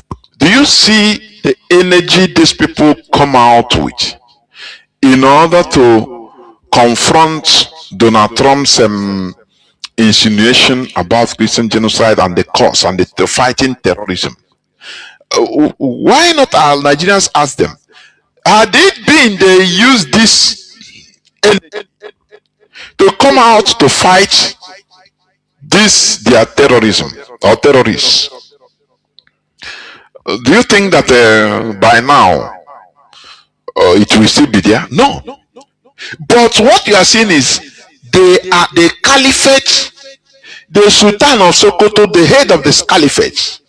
They are directly supporting these terrorists. They know everything. They are directly supporting it. They are sponsoring it. You understand? You know, when somebody is doing something, you know, you are not, for example, a direct participant, but you are happy because it's for you. He is defending your thing, and that is how the caliphate works. They manipulate the indigenous population, even the Muslim indigenous population. When you see that, oh, say they are killing Muslims too, it is programmed. It is part of it. Like this man now, he come out to tell Muslims, even non-Fulanis, in order to that are Muslims, come out, defend Islam. No, nobody's attacking Islam. But they use this narrative in order to coerce, intimidate, or rally other non-Fulani Muslims in order to come to fight their war for them, their battle for them. That is how they move. When they finish, now the same Fulani will turn against them. Say, you people are Muslims, but Islam is not enough. Come on, they kill all of them. That is how these are the manipulations. They're now using, oh, Islam. Hey, Donald Trump wants to attack Islam. Hey, what is Sharia? Hey, Sharia. This is how the indigenous people in, I think, Sokoto or Zamfara went and invited, brought in the Lukrawa people, these Fulani terrorists also. Say, we are all Muslims, you know, this and that. They brought them. Foreign Fulani, armed. With the help of the local Fulani, they go and bring them. They harbored them. Gave them anything they want. And, you know, when these terrorists sat down well in their communities, they started ransacking the community. Say, they turn against the community. The people say, but we are all Muslims. Say, come on, think we come here to play. They ransacked the village and killed them and took away their land till today. That is how they behave. They will come and use Islam. They are attacking Islam. Everybody, here come. Even Yoruba Muslims, you will see that man that used to the head of Murik or chairman of Murik. He's a Yoruba man. He will talk, he will defend it. This is how they use you. They use people. They know how to manipulate. These are their manipulations. Exactly. Exactly. When I see that man, I used to vex. Say, look at these foot soldiers, useless foot soldiers. You know, they will come and say, hey, they defend Islam. But when they use them to get what they want, they turn against them, clear them, and take over their lands and say, you are fools. This is how they behave. You see, this announcement that is being made, they will gather not only Fulani, even maybe the person that is making the announcement might be even an Hausa, indigenous person, or even any other tribe that is not Fulani. They know how to play this politics. They will be at the background. But manipulating them like marionettes. No, go and fight. This is Islam. Go and fight it. Go and defend Islam. Go and defend. Go and defend. Talk. They will, all of. But when they finish the battle, when the remuneration comes, now they relegate them, either kill them or they carry phone and put on top of everybody. Say you guys go to hell. That time no person can help them again. It is too late. That is how they behave. Mazi, let me finish playing it, please, and you come in. Phobia. 3. The US has no business meddling in the international affairs of our country, or act as a custodian of a certain religion, or start a new crusade against Islam, with Nigeria as its first victim. Do you see how they roll? Is saying that Donald Trump is fighting Islam. He is trying to touch the sentiment of other non-Fulani Muslims to come out. That is how they behave. Mazi, these people are, I don't know, they are very shrewd. They are politically savvy. Oh, come and defend Islam. Oh. US is coming to attack. That is what that animal, Sheikh Gumi, has been saying. No, he's attacking Islam. He's a crusade. They are using these keywords in order to instigate others. So that when they come, after fighting the battle, for example, it is the Fulani Caliphate that will win. They will take over everything, continue subjugating everybody, turning them into Almajiris and taking positions, everything, and rendering them powerless. 4. We emphatically affirm that Muslims in Nigeria will not stand by and look while a foreign power dismantles the Sharia system just to make some anti-Islamic Christians happy. Mazi, let me stop here because this clip I will play it also maybe another day. Mazi, please, you can come in now because time is not in our favor. You can come in, please, because the indigenous people, both in the north, even Muslim indigenous populations in Nigeria that are non-Fulanese, they should be wise by now. They should be wise by now. Check those that are being murdered, that are even Muslims that are being killed. Who is killing them? The same Fulani terrorists. They are Muslims, they don't care. They don't care. When you help them achieve their goal, killing the infidel, now they turn against you. Stop moving around, being programmed to hate IPOB, to start fighting against yourself using, this is TV, this is this and that, this is Bureau. No. These are the machinations of the caliphate. Mazi, please come in there. Come in. Go on, Mazi. Thank you very, very much, Mazi Jonathan. You have done a lot of justice to the discussion so far.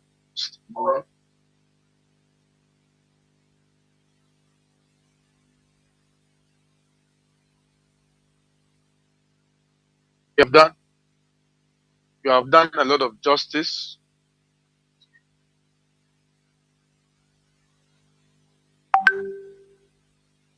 Yes, Master Jonathan. Sorry for that.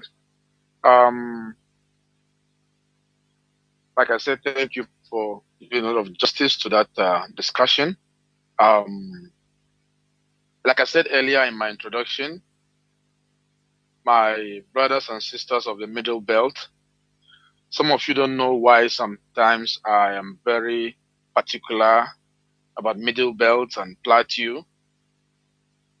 If you don't know, let me tell you today. I am your in-law. My wife is from Shandam. My wife is a Gmai. So she's from Plateau, and whenever anything happens in Middle Belt, I am touched. That is why I like talking about this. And in the course of many years ago, I happened to, school in one of the greatest African country in the late 90s. And when I was schooling in this university, the Kwame Nkrumah University in Ghana, I fell in love with the tradition of the Ghana people, and I began to research about the Asante people amongst whom I reside at that time. I learned a very beautiful history of the Asante people. And I begin to think about it in line with what the people of Middle Belt are going through. And I feel that there is a lot the Middle Belters can learn. And when I say Middle Belt, I hope we know the areas that truly comprises of Middle Belt, even though they have lost Kwara and the Yorubas have really lost Kwara again. So even if we talk about the Middle Belt as we know it today, we should be able to understand the people that are involved, the people of Benue, the people of Nasarawa, the people of Plateau, the people of Kaduna, Southern Kaduna, if you like to say now, the people of Nasarawa, these are all Benue people. Now, to understand this history of these people, the Asante that all of us here today, everywhere here, Asante, they were first being subjugated by another kingdom that I'm sure many of you have not even heard of because of what the Asantes did. If they had not done that, you probably will have been hearing of that kingdom today. And that kingdom is called the Denchira Kingdom. The Denchira Kingdom were a very, very oppressive, bullish kingdom amongst the people of Akan. And when I say Akan, the Asantes belong to the same tribe and ethnic group as the Akan people. So these are basically brothers oppressing brothers. And they did that for years. Why? Because they had a pact with the British colonialists, and they have to supply the British colonialists with slaves and gold. And the Ashantis have a lot of gold. So they invade them, they force them, they get their gold, and they begin to oppress them as much as they want. They force the Ashantis to go get slaves for them and supply it to them so they can supply to the colonialists and make money. This is what they were doing. They come to Ashanti and ask them to pay tribute and so many things, very oppressive. In fact, to the extent that every year, all the kings of the areas that they were dominating have to bring their wives and their guards to the Denchira Palace. And the wives of those kings will spend a month or so with the king of Denchira. By the time they leave, most of them are pregnant. That is how wicked and oppressive this kingdom was. But what happened? Somewhere in around 1690, a very wise king came. Tutu. A very wise king came. This wise king was trained in the palace of the Denchira kingdom. This is very similar to probably the story of Moses. This wise king, as every other king that have ruled those communities that later become the Asantes, if you are in line to become a king, you have to go to the Denchira kingdom for you to be trained so that you understand how to rule before you are sent back.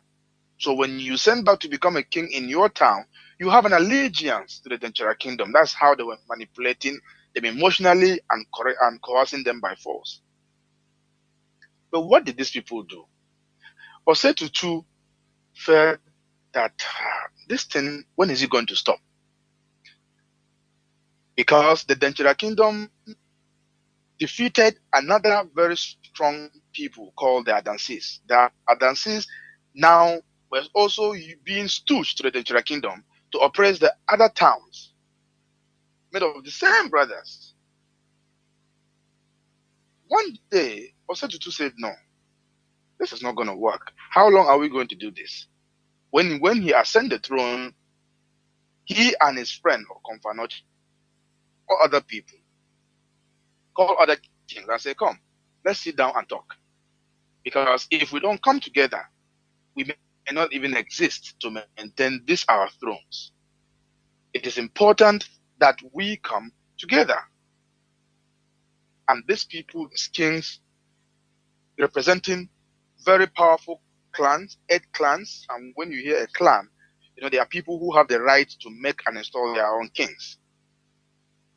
Sometimes we think that when you hear a tribe, it means that they speak different languages. You can be the same language and have different tribes, as long as you have different clans with the ability to govern yourself and autonomous, basically.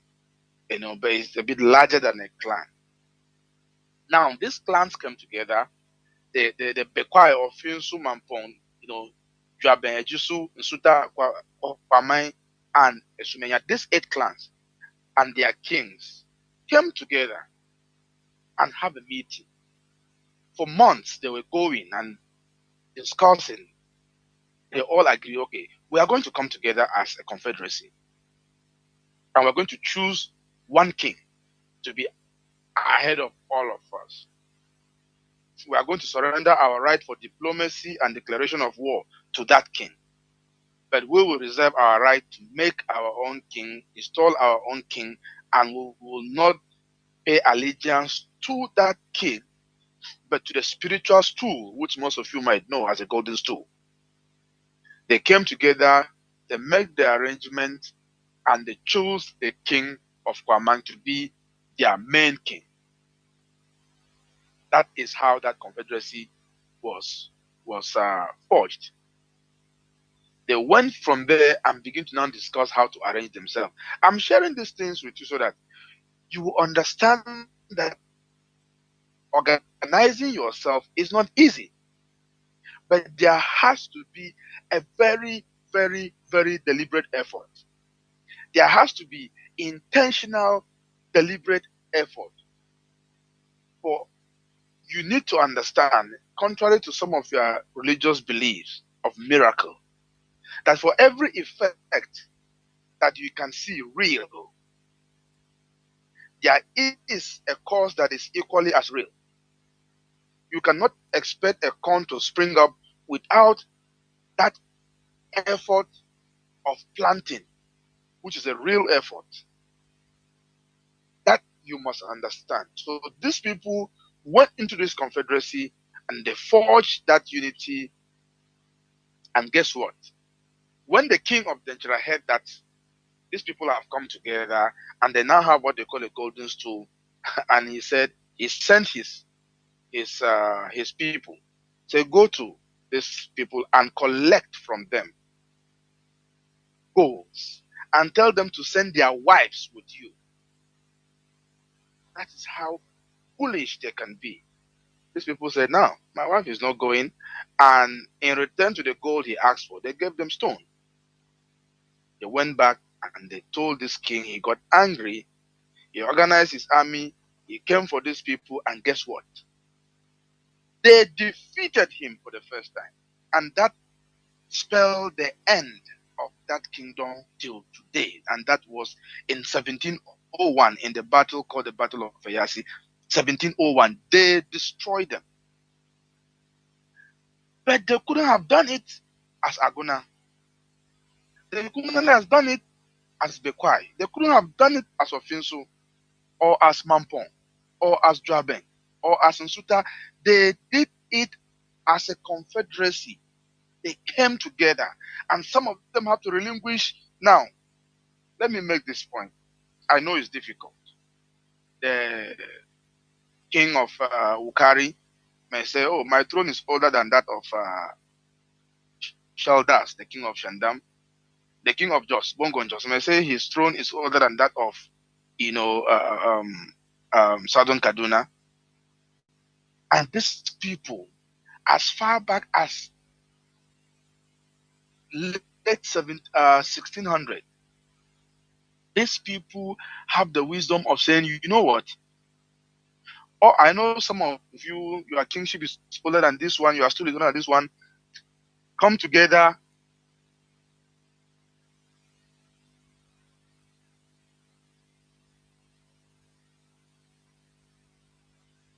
It's okay. Family, it's part of it. Now, these people decided that, you know what? all of you bring your stool. Contrary to many traditions, in the Ashanti tradition, the symbol of authority is not a crown; it's a stool upon which you sit. So they brought all their stool, and the stool was buried, and a new symbol of authority was invented, which is called the golden stool, for which all the kings pay allegiance to. And as such, no king can claim to be senior than the other, but their history as a people started on that very day. That is why you hear the name Asante. The Asante means because of war. Because of war. So Osa is a singular word for war. Asa is the plural for war. Nti means because of. So Asante means because of wars. The British wrongfully write it as Ashanti. It's Asante. These people came together. If you have heard of Osajifo Dr. Kwame Nkrumah, his name, Osajifo, was a title given by the Asante people as one who fought a battle to redeem the people, which is the battle that he fought to get the independence. So these are the things that they had to do. They buried their ego. This is something that every indigenous people that want to survive this carnage must do. Especially, like I always say, the people of the Middle Belt. You are fragmented. You are fighting them individually as Birom, as Kwala, as Ngas. You are not going to survive. You can't survive. You will not survive if you don't put yourself together. A traditional sort of confederacy, you need to think towards that line. Because if you do not do that, if you can't find a way to think about something that is bigger than the current throne you are occupying, the current position that you are occupying, you will have no throne in few years to come. Many of you have lost it. Many of you have lost that throne already. Many communities, now we're talking about Middle Belt, we can't even talk about the Middle Belt before, in the late 50s. Because the Middle Belt in the late 50s is not what it is today. The geography is there, but trust me, most of the areas you cannot even reclaim even if you want to. For how long will you fight as Tarok, as Birom, as Magavu? For how long?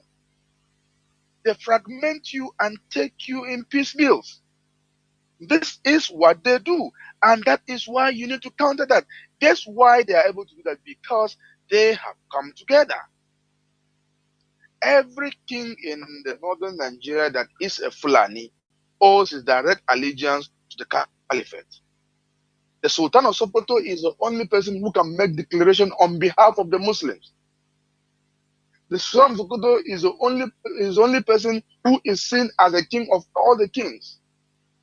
They all maintain their territory, but that particular form of religious confederacy is what have made them so formidable. And you cannot fight them fragmented.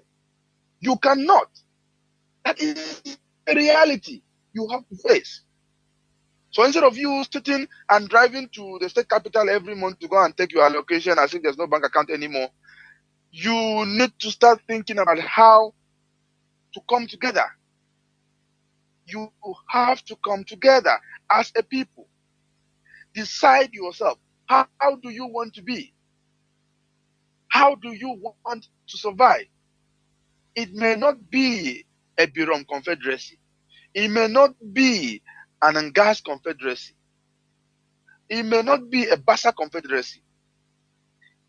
You can find a new name. It may not even be a Middle Belt. You can find a name traditionally. When I'm talking about traditional, I'm talking about the traditional people, traditional rulers. If they are not hearing, take this movement, start it and take it to them. Let them know this is the only way you can survive. The Asantes did it. And today, I am mentioning Asante without explaining too much because you know them. They are one of the most populous kingdoms in the whole of Africa. In fact, in the whole world. You can't mention few kingdoms in the world without mentioning Asantis. You can't. They are one of the most powerful, if not the most powerful kingdom today in Ghana. But there was allegiances. They had to come together. They have to relinquish certain ego and pride. They have to put the interest of the entire people ahead of interest of few people. That is what they did, and that is what you must do. Whether Birom has more population than Jukun, whether Jukun has more population than Mben, whether Mben have more population than Birom, it doesn't matter. Whether your throne is older than whether you migrated before the other, it does not matter at this time. What you need is your survival, and not just survival. It is to make sure that nobody bullies you. Guess what? You are peace-loving people. Yes, the Asantis were. The Asantis were farmers. Very peace-loving people. Very peace-loving. They don't like war. Well, they say, okay, don't worry, we'll give you the gold, we'll give you the slave, don't worry, we'll go and look for them. We'll go and find the slaves. We'll give you to them. So that at least you can leave us in peace. But until they had a king who not only was trained in the same palace of the Denchira king, he also has a friend who was also a priest in the same palace. And together they moved, they formed this confederacy and put laws, spiritually backed. And today they have not only survived, like I said before, they have become one of the most powerful kingdom in Ghana. You need to learn from them. You need to learn from them, because it is important that you learn from history, or else that history will repeat itself, and this time around not on the people but on you. What would be wrong if the king of Bukari becomes the head of that confederacy? What would be wrong if the king of Jos becomes the head? What will be wrong even if the king of some tiny village somewhere becomes? It doesn't matter, as long as it is strategically placed. As long as you understand the strategy. And guess what? Now that they have deliberately made political officers to be the ones who decide who should be king and who should be removed, with this kind of formation, with this kind of organization, putting yourself together in such, call it confederation, whatever you want to call it. If you are able to put yourself in this powerful structure, trust me, no governor will be able to even dare to remove any king in that area. No governor. They know born and well. No governor. Because they know the power that you wield as a group. They know. They know. And you have to stop this. The Lantern people will be happy because they have secured their land. Nobody is coming. You are only strong because the others are still being eliminated. So, Mazi, let me ask you, as somebody that is conversant with the Middle Belt, so you mean that all this, and I know that there are many different tribes and clans, even in the Middle Belt. So they are taking this Fulani incursion and war against them individually, fighting it individually as a people, as a different tribes, without being together, confronting it as a people. Do they hate themselves? What is your view? Do they hate themselves? Does a TV man hate a Biram, or a God person hate, just, can you shed more light on that, please? Okay, Mazi. Unfortunately, that is not the case. Or let me say, fortunately, that's not the case. There is no tribe or ethnic group in Middle Belt that hate each other. In fact, there is none. I cannot think of any. I cannot think of any. They are just comfortable in their skin. That is why the earlier resistance that they put up has to be formed under the umbrella of Christianity. That is why they have to come together as Christians, because they were known as the pagan region before, during the colonial era. But when they begin to accept the missionaries, and during the early stage of this incursion and killings that they faced, they decided to form themselves under that Christian union, under that group. So many people refer to them as Christian. And now they have indeed become Christian because that's the majority of the people there. But as for hate, none. I can speak to that without any fear of Then why can't they come together and form a formidable force against this Fulani incursion and invasion? Like I said, some of them probably because they haven't thought of it, or maybe they cannot form that kind of union that will last. Forming that kind of united force once in a while, like when it in Yelwa Shandam 2004, for example, after the Muslims killed a lot of Christians, for the first time, all the tribes that surround Shandam, both people from Lantan South and North, people from Shandam, people from Ibi, all the towns that surround it, they came together for the first time, had a meeting, discussed, organized, strategized, planned, and they retaliated against the Muslims of Yolwan Shandam, and it was decisive. It was that attack, that reprisal, that Pantami was making that preaching and was crying that he should be allowed to go to Shandam, that they should make him the commander. If you remember that broadcast, that you played a couple of times here. It was the aftermath of that reprisal that was born out of collective effort for the first time that made Pantami to cry. Now, they come together once in a while in that nature, but they have not been able to form something that has become stable, something that is forever, something that is going to be formidable. They have not been able to do that. Once they are done, everybody is done. And with that kind of coming together, you cannot sustain it. You can't sustain. These people are formidable. Their togetherness is forever, basically.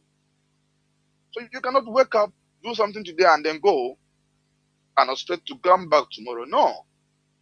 By the time you regroup again, they have done. But if you are permanently organized, if you have a head, this is not going to happen. It is not going to happen. You see, like the case of the Ashantis, when Osetutu was becoming a king, he traveled to a town called Akwemu. These towns have strong and experienced warriors who are very experienced in warfare.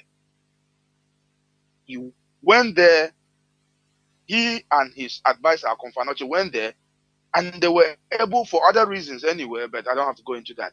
In the end, they came together with these Akwemu warriors and brought them into Kwamine, what is today known as Kumasi.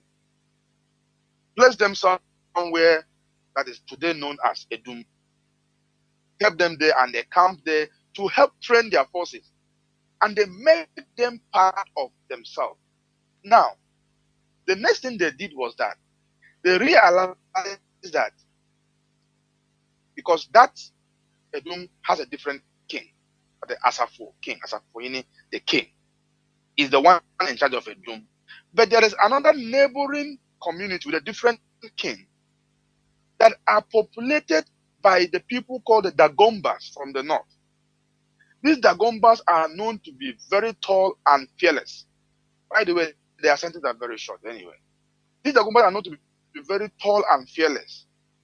So the king thought it wise that, you know what, let me carve out this territory and add it to the next territory. The place is called Bantama. So that it will be under one king. And these people, these fearless Dagombas, and these Akwamuk warriors that we have brought, can be able to train together. The Asapoini did not say, hey, you are taking part of my land, though. You are giving my land. No, he understands the collective effort for the greater good. He allows it. And in order to make sure that the king also plays part in that, he made the king of that Asafu, the field marshal, the one in charge of the entire army, while the king of that Bantama becomes the war general who leads them to war. This is strategy. We're talking about 1600s, late 1600s. This is strategy. If these people can do it that long ago, what stops you from being better than that today? They didn't allow their ego. They didn't allow their individuality or the history behind their own throne to get in the way. They did not erase their identity. That you must understand. That unity did not require the erasing of their identity. Ejisu still maintains its identity. They decide who is their king. They do their own things. But when it comes to collective effort, something like war and so on, they must do it together. And it is permanent. It is unbreakable. What stops the people of Middle Belt from doing this? Like Mazi rightly asked, you don't hate yourselves. You don't. You just lack unity. You just lack unity. And that you must do. That you must do. I don't know if you have anything you want to add before I move forward. No, not really, because even because why as in order to understand uh, why is it hard in the face of a common enemy. You know, in the case of we Biafrans, they turned everybody to hate Igbos. They turned even our own people, even Igbos, to hate their own comrade. You know, it is sometimes it's ununderstandable, because the most thing the worst thing that happens to a people is division. Once you are divided, you can never have a united front. That is the reality. And that is what the Fulani are using against any other people. And remember, if you study even the Fulani at the early stage of their communal life, they had many clans in Fulani tribe, for your information. Yeah. They had many clans. What happened? They had internal wars among them. They killed themselves before imposing unity on themselves. The people that started all this thing is called the Torobe clan. Torobe clan of Fulani. And they are the people that fool Nigeria. They have been pursued from every other part of Africa. This particular clan, they are the extremists. They are the people that always impose on other Fulanis. And they are very dangerous, These are the people that are there. Why are they there? In order to take over everywhere. So, but it is the unity of a purpose, as Mazi says, as you said. This is what the Fulani hates, unity. That is why they keep on putting puppets that can be causing division. Even in our land, in Igbo land, this is something. They impose people that they know that we hate, that don't care for us. They impose people on us. So that if we are talking one thing, they are talking another thing. You know? So that there will be no coordination. And without coordination, you cannot fight and win a war. It's impossible. You have to be coordinated, have a united front in order to move on into a battle. Otherwise, you'll be decimated. So, Mazi, I don't know if you have anything you conclude. Now we go into breaks before opening the line, please. Okay, Mazi. Now, I want to talk about just two things, but very briefly. There is two things I want to call on the people of Plateau, the Middle Belt, and every indigenous people who are fragmented. First of all, the women have a serious role to play in this. Very, very, very serious role. Because in this same history of the Asante people, at the time when the colonial master was trying to defeat them after they had exiled their king, this same Osetutu, the colonial master was informed by one of the saboteurs that the Asantes have something they call the golden stool, and that if they take it away, the Asantes will be nothing. The colonial master, the governor then came and demanded for that stool. After the exile of their king to Seychelles by the same governor, and when he mentioned that stool, the entire congregant went quiet. All the kings and chiefs were quiet, contemplating what to say, because he demanded some gold from them and they could not provide it. He said, okay, give me your golden stool.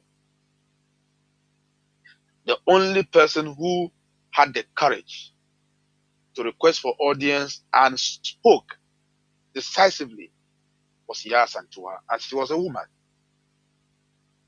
She was a woman. At that time, her son was exiled together with King Osetutu I. Imagine her son is already exiled, which means he's not going to come back. Basically, he's dead to her. She herself does not fear death. In a time when she cannot even speak in that gathering, she spoke and spat on that colonial master and said to the men, if you are here and you allow these people, it's because they have exiled your king and you kept quiet. That is why they have the audacity to come back here and request for our golden stool. And you keep quiet. That is not going to happen. Let's fight them. If they kill us all, they will not know where the golden stool is. If we defeat them, we will protect our golden stool. She was willing to die, and she spoke up, and she was a woman. And this is in the late 1600s. Somebody will now come and tell us that they are teaching us women rights. In 2025, teaching us women rights, teaching us the right of women to lead. Second person I want to mention is in relation to sacrifice. Before the Asante Kingdom went to war to these people, to these hegemonic oppressors of the Denchira Kingdom, the chief priest, which is Okonfanochi, divined that he was given the information that if they must win that war, there has to be a great sacrifice. Not sacrifice of chicken or just a commoner or a stranger or a slave. It has to be a sacrifice of a royal, somebody who is a king or a chief. If they don't offer such a great sacrifice, there cannot be victory. And that sacrifice will not be taken to a shrine and be killed. No, the person has to be prepared, and the person must present himself strategically to be killed in the war. And once the person is killed, the victory is assured. A chief known as Enchi Bosiaku gave up himself, voluntarily went to the battle, fought, and did exactly as he promised. And guess what? They defeated their oppressors. I am not saying you should go and kill yourself. If that is what is required, who am I to say no, you shouldn't, for the greater good of your people? But I'm just saying that if somebody can sacrifice his life, what are you doing with your ego? Why won't you sacrifice, the small autonomy you think you have? Surrender some of your authorities and ensure that you survive as a bunch, as a group of people. Why can't you? It is something that you can do. It requires sacrifice and foresight. And I'm sure the people of the Middle Belt are one of the most educated people you have, if not in the entire Nigeria. They are very, very educated, very smart people. If you don't see this as a smart move, I don't really know what you can do or what else you would do. You want them to pick you one by one and eliminate you before you realize it? No. That is not the right thing to do. The best thing to do is find a way to rally yourself around permanently. And who knows, maybe after that you can be able to secure a country of your own. If they want to give you a country, now how are you going to even start? If they will say, okay, because of this genocide, the people of Middle Belt come together and form your country. You will now start organizing yourself now. Until then, at what time will you be able to go? Now that we are going through our own as Biafrans, you think it's a joke. We started in 1967. Stop for a while and continue. And it's still not a joke. We're still putting ourselves together. If you wait till next year, till next 2 years, do you think it will be easier? Because, like it or not, eventually, this Nigeria is going to break. And when it does, it's about those who position themselves right to have their own nationality where they can be saved. And those who don't, who are not prepared, will be swallowed by those who are prepared around them. The word they say for a wise is enough. Ndewo, Mazi Jonathan, and thank you all very much. Like Mazi Jonathan said, it is time to go on a break and hopefully some calls. Ndewo, Mazi. There were, thank you, and we are going to go this just a few minutes break so that when we come back, we open the lines. Please do not go away. We'll be right back.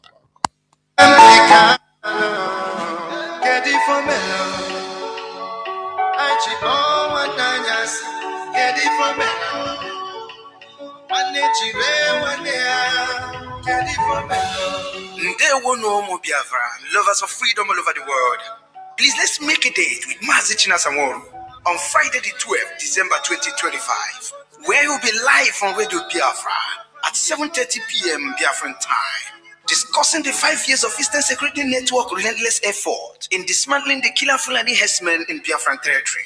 Also, there will be a call for Nigeria disintegration through a UN-supervised referendum exercise. Finally, Biafrans, there will be other insecurity-related issues that will be discussed. Please don't forget to inform others. Friday 12, December 2025 is the date, 7:30 p.m. Biafran time. Stay tuned on Radio Biafra. All the things to do, we could think about it all. Nation. With the benefit of hindsight, this does not come as a surprise.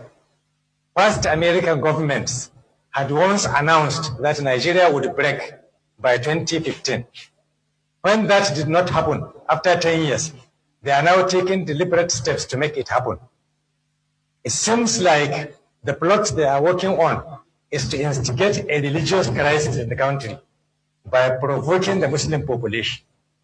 Recently, the US President, Donald Trump, made an accusation that there was a Christian genocide going on in Nigeria, even confirming that churches were being burned and Christians killed virtually every day.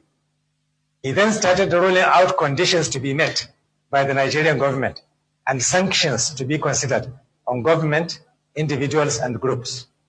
He went on to list Nigeria yet again as a country of special concern. Among the conditions he rolled out was that the Sharia system was to be abolished in the northern states and blasphemy laws be scrapped. Then, last week, a group of Nigerians living in the US, led by one Dr. Ebenezer Obadere, senior fellow at the Council on Foreign Relations, visited the US Congress masquerading as so-called experts on Nigerian affairs to request the Congress to make the US government demand that the Nigerian government put pressure on the northern states to abolish the Sharia system and the Hizbah. At this juncture, we would like to make the following observations. One, even the British colonialists who conquered our land by force of arms could not altogether get rid of the Sharia system. Therefore, no foreign power can do it now, after more than 60 years of independence. Two, the Sharia system is an integral part of our constitution, which, in recognition of everybody's right to religious freedom, provided for three legal systems, namely the British common law, the Sharia personal law, and the customary law. Three, moreover, the Constitution allowed for concurrent powers that gives states the power to make laws affecting any of the concurrent list, of which enacting Sharia law is a part of. Four, unless the Constitution of our country and its democratic federalism is going to be trampled on, the plot to force the federal government to pressure state governments to abolish the Sharia system and Hizbah is not wise. Five, the Sharia system has never been imposed on any non-Muslims in Nigeria. Six, the blasphemy law is not a religious law, but a law enacted by respective state assemblies in order to preserve peace and harmony. Seven, the Sharia system has no connection whatsoever with the different types of insecurity issues happening in Nigeria. Eight, the Hizbah institution has never engaged in any type of arrest. It is an unarmed organization concerned only with the enforcement of Sharia moral laws within the ambit of the national law. Therefore, on behalf of all the 40 Islamic organizations that form the Zamfara State Muslims League, we hereby state the following. One, we in Zamfara State are more than 99% Muslims. We were the first to implement the Sharia system in 1999. We want all and sundry to know that we are comfortable with the system and we will never allow it to be tampered with. Two, the request of Dr. Obadere is not based on any expertise, but on biasness and Islamophobia.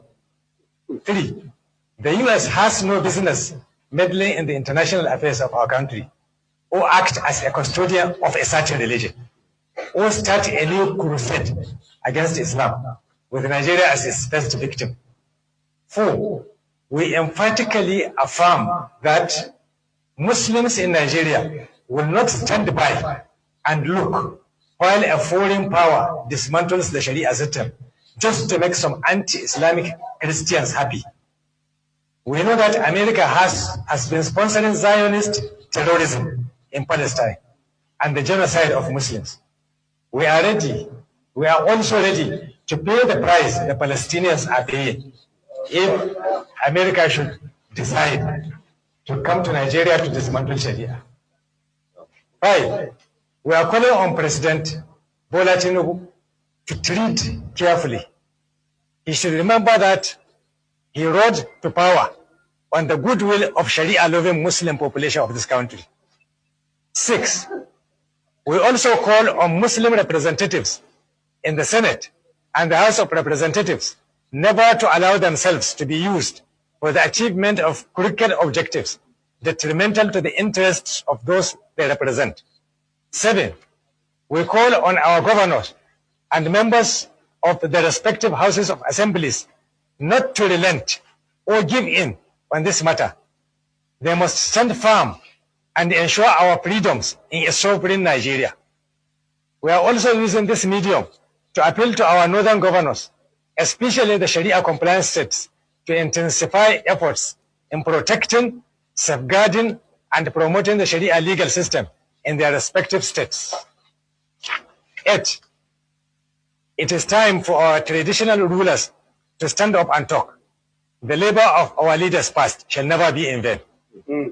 9, our ulama and imams must stand up and talk. Imams must convey our message of resistance on all pulpits. Sharia implementation is our religious right, which we are entitled to. We will never accept intervention on how to practice our religion from any quarter. 10, finally, we call on all Muslims in Nigeria to be ready to defend our religion and the Sharia system, whatever it takes. Assalamu alaikum wa rahmatullahi wa barakatuh. Welcome back. This is Radio Biafra House of Service coming to you through Radio Biafra London. My name remains Mazi Jonathan Chinedu from Olu province of Biafra London. With me here is Mazi Obasi. Therefore, we are here live and direct. Today is the 11th day of the 12th month, being December and Thursday. Remember, we are talking on the Sokoto Caliphate manipulations, and we talk about Sharia, and we talk to the Middle Belters to come together. Therefore, our lines are now opened, and as you may hear from the clip, the Caliphate manipulations has been ongoing. This is how they roll. Today they are calling on Muslims to come and defend. Is it Muslims in Plateau that there is no Sharia? Is calling to come and help the Caliphate. Rally them now. They know how to manipulate the indigenous people. They know how to manipulate. They're using Muslim sentiment. And you ask yourself, why are the Fulani Caliphate killing even Muslims? Why? These are things you prick the minds of all these non-Fulani Muslims, but they don't think, because once they even Hausa Muslims that are being killed, why should Fulani be made governor and political representatives in a Hausa majority, heavily Hausa majority state and zones? But they use Islam to manipulate you the same way Ottoman Danfodio used Islam in order to divide Hausas, divide the brothers. As Mazi Obasi asked, why is religion, how is religion more important than covers your ethnic identity? And I also think that this is why these foreign religions are invasive. Anywhere they enter, they occupy and take preeminence. They take it all. They don't leave nothing for you. This is what the Fulani are using. And it is high time for us to understand their manipulations. That is what we are revealing here on Radio Biafra. Because we don't want their carnage, this Fulani hegemony to continue.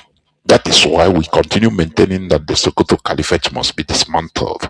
And the voice is getting louder, because now they are understanding that the Sokoto Caliphate is the problem. This is why they quickly dispatch their foot soldiers in order to use Islam to rally others around them. The people that they are killing, Muslims like them, but as long as they are not Fulani, they kill them. But when it comes to fighting an outside battle or war, they now start using Islam to congregate you. This is how manipulative they are. This is 21st century. You shouldn't be falling victim as you fell in the 19th century during the Ottoman and Fodio 1804 system of manipulation. Our lines are now opened. Our WhatsApp and Signal line remains +61 405 142 547. I repeat, +61 405 142 547. I repeat once more, +61 405 142 547. I have the first caller on WhatsApp. You are the first caller, please. Can you hear me? Caller on WhatsApp. Can you hear me?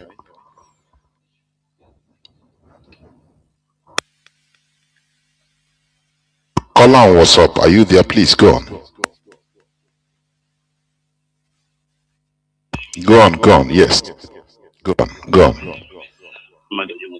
Precisely from Anambra, calling you from Anambra. I travel out for Gbaja work that I used to do. That's a part. And I want to thank Uncle Obasi. I think I got it right.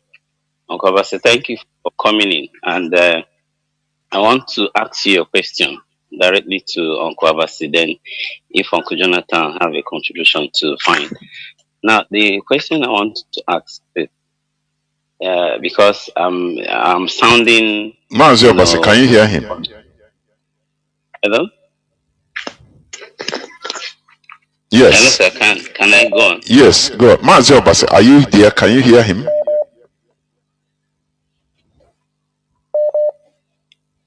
Mazi Obasi, can you hear him?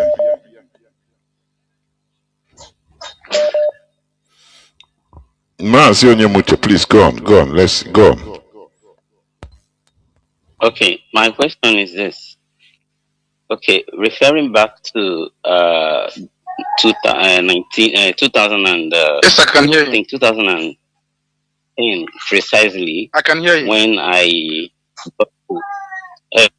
sorry, can I go on? I can hear him on the radio, but I'm not hearing from your own side.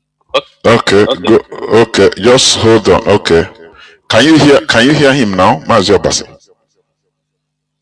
Yes, I can hear you.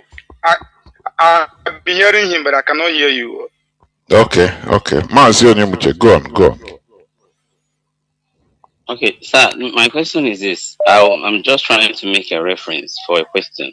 Now, that was 2010 when I got to hear about Wazruke and how he messed up. And though I'm quoting individually, he messed up, but some of the person might go wrong to say no, he didn't mess up. Fine. But when I started listening to Radio Biafra from Mazi Nnamdi Kanu to date, I've never heard or seen it that the media in the European world acknowledge IPOBs to be terrorists. And precisely also, this uncle of the whole world, Mr. Trump, who came in and said he's going to fight for Christians. I don't think he has ever seen Christians as terrorists, or maybe some of them who are, how do I say it, who are Lamajum, that they are terrorists, killing people and trying to work on their own religion to be seen and popular in Nigeria. Now, why I'm saying this is that since those years that Mazi Nnamdi Kanu have been talking about Christianity, let me just say this. Have you heard that Christians have Twitter handle that Mazi Nnamdi 2014 when he was exposing them, he said this killing is becoming too much. That is lying. That Christians have Twitter handle to carry out their information on how they are being met in Nigeria, in Africa entirely, precisely Nigeria. So my question is this: are we tagged terrorists? Because why I'm asking the question is that I want to know why this man, who is not a member of Senate, came up to say what he's saying, yet the Nigerian government have not called him in to arrest him or probe him for saying this, since we are one Nigeria in one secular nation. I don't know if all I'm saying is this. Who are you talking Man, about? Which man?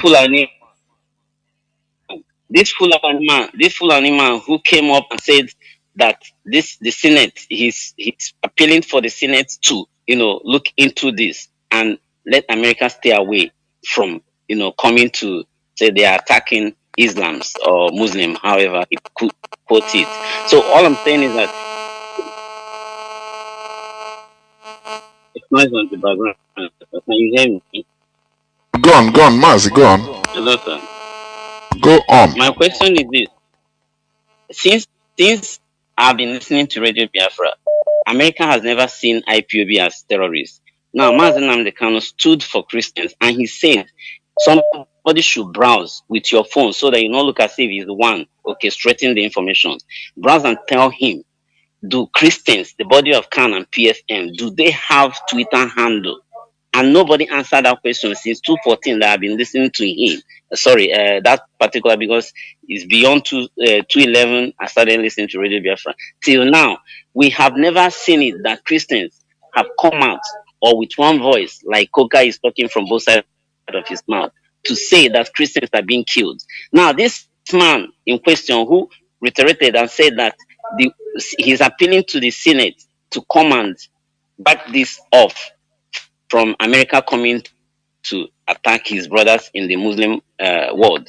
I'm asking, is it right for him to say this, that Nigerian government will not arrest him? Does he have that legal or constitutional right? Because I remember that Pastor Bosun said that we are secular states. Then why is it that someone who is practicing Sharia, which is parallel, and who has even felony in the constitution of Nigeria, not Nnamdi Kanu, now, why is it that he cannot be apprehended to probe him and to find out why he's making such alternations? So that's my question, sir.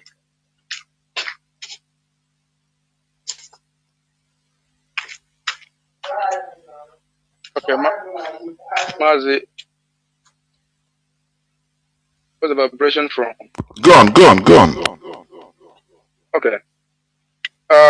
Mazi, thank you very much. I'm really trying to grapple my head around the question to know exactly where it's going, but let me just say this, that in the country where laws actually works, by the man making those utterances in itself, he has not broken any law that I think he should be arrested for. It is just that those laws are applied differently when it comes to Biafrans and Christians. If he was to be a Christian or a Biafran, of course, they will have sent DSS to him and they will have intimidated him. But they own Nigeria, as we all know. They are free to say what they say. Freedom of speech works for them. It doesn't work for us. Freedom of speech works for them. The interpretation of the law against them is either fair or manipulated in their favor. So everything is right. All the condition is okay for him to say whatever he wants to say or do whatever he wants to do. And as for the CAN and the Christian organization, somebody came to one of our program and said, why should we speak for the Middle Belt? Because they kill our brothers, in the program, leading towards the genocide that they finally committed in the Biafran war. And why should we fight for them? We are fighting for them because it's the right thing to do. We're doing this thing not because all of us saying this are Christian by religion, but because we understand that the people they call Christian, the people who are Christian, are indigenous people like us. And if we don't cry for them, if we don't shout on their behalf, when something like that happens to us, people are going to keep quiet. Okay, they kept quiet before. Maybe they will keep quiet this time deliberately. Maybe before it was out of ignorance. You see, so I can't really tell why they haven't arrested him, and I don't think they should arrest him. He's saying his mind, and I think everybody should say his mind. But in the end, we know they own Nigeria, and they can say and do whatever they want to do. I hope I'm able to, at least answer your question to any extent. Thank you. Mazi Onyemuche, you want to say something? You had him. Yeah, the final question is this. Hello, sir, can you hear me? Please make it brief. Make it brief so that I take other calls, please. Yes, I'll make it brief. Okay, now, for President of United States of America to openly come up to say he's gonna stand to make sure that the killing of the Christians in Nigeria is stopped. Okay. Now, my question is this: if he goes back to retreat from what he has said out, because this has to do with his political career and also the integrity of entire nation called America. Now, if he retreats back to this, because I've seen virtually that last time Mazi Chinedu said that we are practical Christians here, while the Europeans are cultural Christians. So my question in between is this: if he retreats back, not coming to make sure he fulfilled this, whether in a physical battle or maybe on the random table of political war, to make sure this thing stops and eradicated to the advantage of the Christians down here, should we on our own continue to believe that there is no religious war in Nigeria going on? And also, does it mean that we are really, free as a people? Mazi, please, let me help you, please, because sometimes you ask questions that are basic. I don't know the way you see things. Sometimes I'm becoming impatient. You ask very primary questions. Okay, sorry, sir. No, you're okay, but sometimes you have to rephrase your question in a way that could be, Mazi, please go on. Mazi Obasi, please go on. Yeah. Yes, Mazi, to just answer your question just very quickly, politically there's something, I'm sure you'll be hearing about poison pill. Poison pill is a political term. It's a political term that is sometimes used in diplomacy, where a condition that you practically cannot meet is being given to you in order to justify a future action. And if you weigh your choices and you realize that the future action might be more terrible than the choices you are given, and you are willing to take that bitter pill, you take it. What are those bitter pills? Ending Sharia law. They are already fighting it. They have sworn they will not end it. Other reforms that has been given to the government. There are a tall list. I can't list them. We don't have that time. There are a tall list that has been given to the Nigerian government for them to fulfill it if the America must stay put. Now, they are crying on the Sharia law. That is the poison pill. So if they don't end it, and America decide not to keep their word, they will be lying to themselves, because the policy of the American government is not a Trump policy. Trump has left there today. Tomorrow is going to be said that Americans make promises that they don't keep. And they, as a superpower, understand that you cannot make threats you don't have the willingness or the capacity to carry out. It is better you don't. Thank you, Mazi.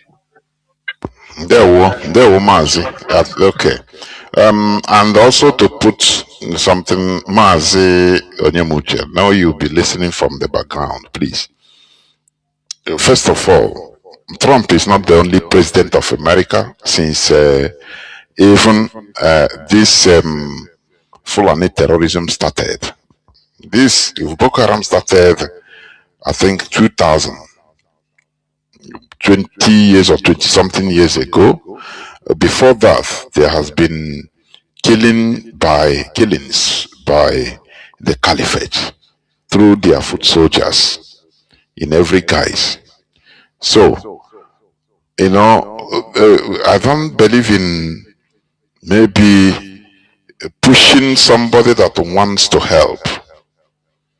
You understand? It's just like this adage they said, where tortoise has been in the toilet for many days. Now, when he saw in the toilet pitch, latrine, when he saw people after some days of enduring all those things, he saw some people that were up on top trying to dig to help. He said, I beg, me wanna do quick. It's very funny. So, what am I trying to say? Sometimes we misunderstand how things work. Donald Trump is the American president. He cannot take decisions unilaterally. America is how America works. Things go methodically. During the first term of Donald Trump, he tried to also, he put Nigeria in the list of countries with particular concern that time. He confronted led Buhari that time, that they were killing Christians.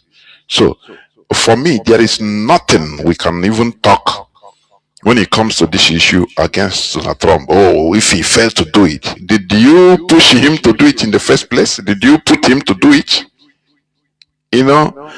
There's some type of mentality sometimes I don't like in our people. And this mentality comes from, I know it's a religious mentality. It's very hard to remove because we always believe that there will be divine intervention. And once anything starts, I say, now him with the presence. Now we get mouth, we get audacity, where we should not even get audacity. To say, oh, do it. Now God put you there to do it, yo. If you not do them, God will do you this. And where have you been since? You are crying, you are dying, like you can't do nothing. So, he's doing it. So, it is we that are suffering this, that's supposed to even work more harder to prove, to establish that there is Christian genocide. It is in the hands of every one of us. Look at Bishop Kuka. Bishop Kuka, a bishop of that caliber, denying that there is a genocide. These are people that are being used by the caliphate in order to try to thwart what even Trump is trying to do. That is why he is making efforts, extraordinary efforts, sending congressmen into Nigeria to make their event. Nigeria has tried to bribe. Were we not there when the Democrats were in power? Biden, did he give a damn about any of us? So there are things. That's why I say, my brother, one day there are some questions even I don't know, because you don't have any mouth to even coerce Donald Trump on any way if he fails. I don't like that statement.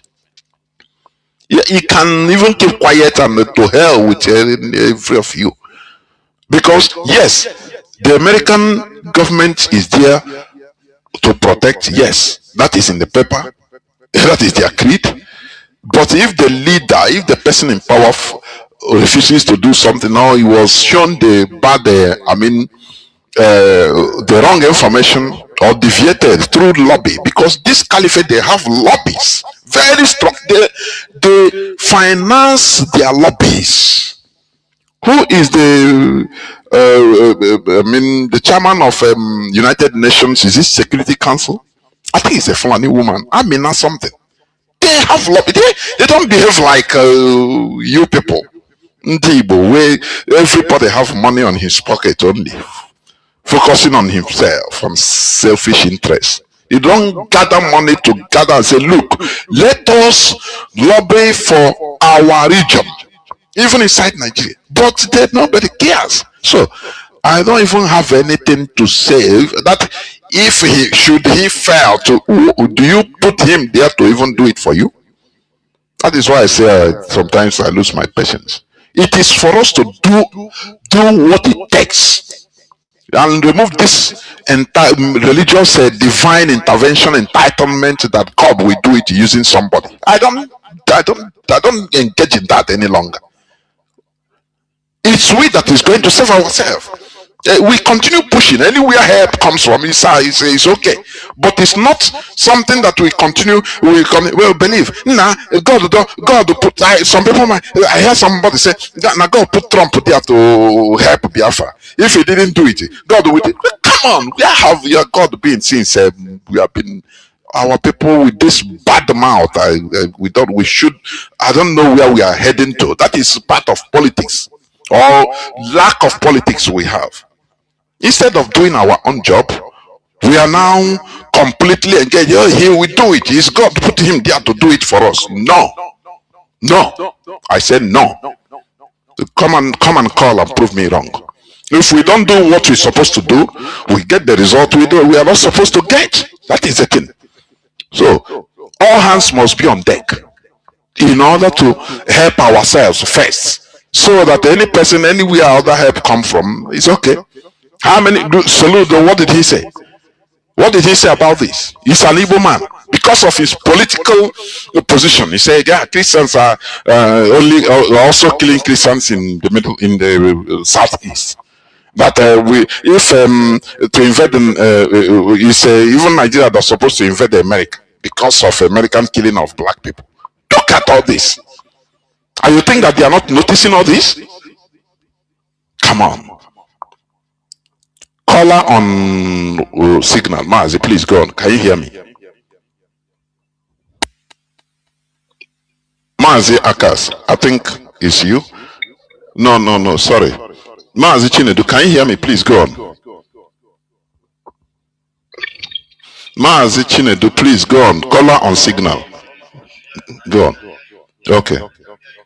Okay, go on. Thank you so much, Mazi. I don't know how I can thank all the lieutenants and the very Biafran struggle, because without this selfless effort, our voice wouldn't have been heard. Mazi, there is one thing I want to talk about, although it is slightly attached to our message today. It is good we say out all these things. I want Biafrans and most of us that is here to check how the Nigerian government, with this Fulani, caliphate, has, if you watch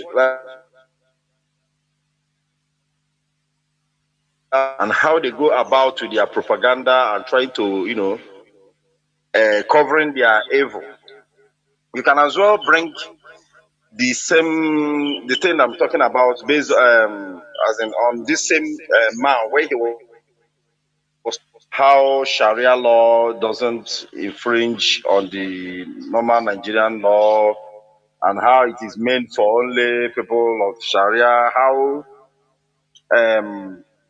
they dominate.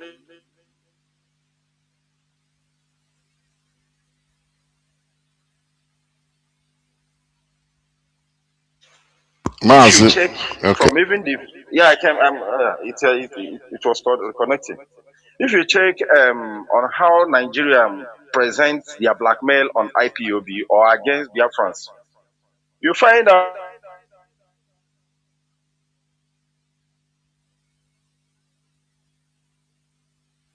Mazi, I don't know. You are that same. reconnected. I'm sorry. Can you move It is the around? zoo. That is how it is. Yes, move I'm around moving a around, bit. Mazi. I Yes, know how okay. it works. Yeah. So these pictures and all these their antics and tactics, it has been one, but it's just that they have a docile citizen that doesn't ask questions, and they have a people which they have mastered how to bring out their hate. They will just bring red a cloth which everyone that is in the zoo will definitely say, "Oh, it is something of medicine and all of those things." and now bring pump action. If you watch on those same pump action, and they will bring box and bring all of those things. Before you know, they blackmail they criminalize up to 40 to 80 people, which they will take and do whatever they like. And this same thing, they know that as soon as they show it to the public,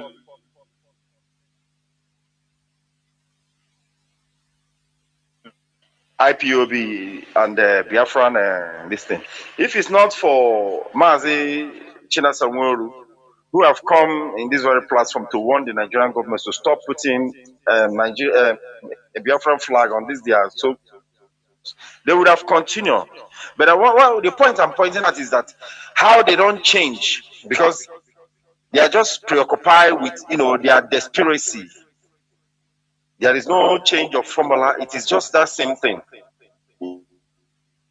When Sheikh Gumi used to make all his assertions, it is the same way, just what this man read out. And in that book where he was reading, he now said, unscrupulous element, Biafran, this one that is eyed on a middle belt, this thing to achieve their aim. But there is one fact and one thing I want to ask.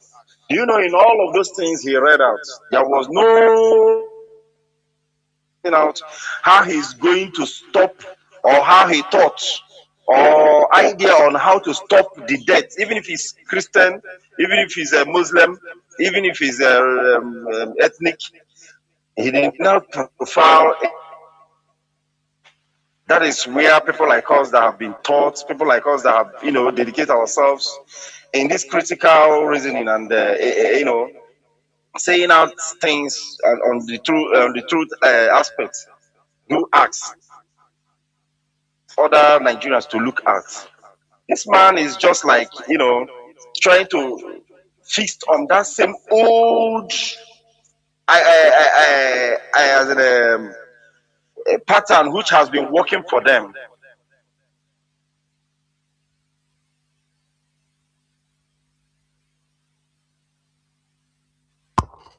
Only say it in the time of Renaissance, where people think beyond cement. And that is where I want to talk about our brother that is in the studio with you. Because when it comes to organization, you must overlook things. You must take away pride, take away what thing you might think of, and look at the ultimate result.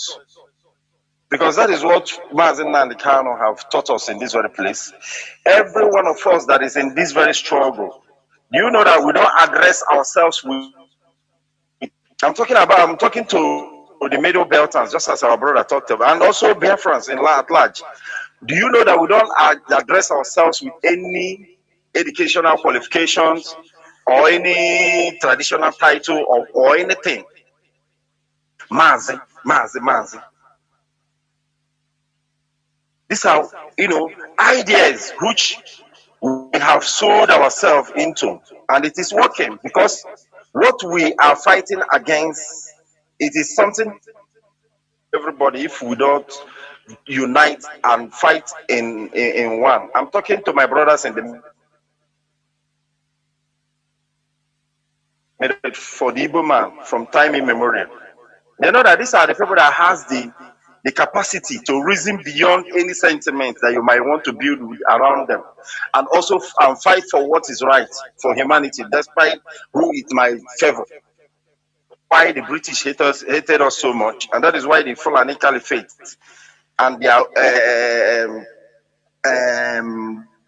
what will I call it, as a government, just as it has been established in Nigeria, are trying every of government through their tiger base, through all their military operations in the east, Python dance 1 and 2.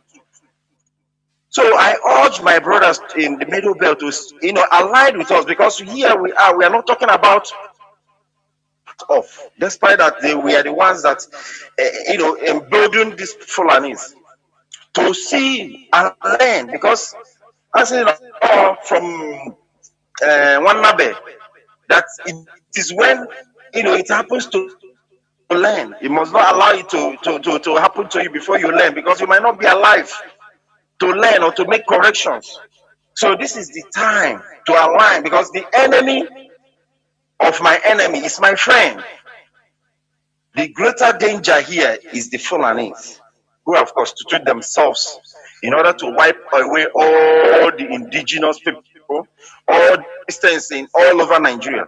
And the Muslims of any part of the country is not exempted, because the Fulanis are very smart, that they hide themselves in any clothes.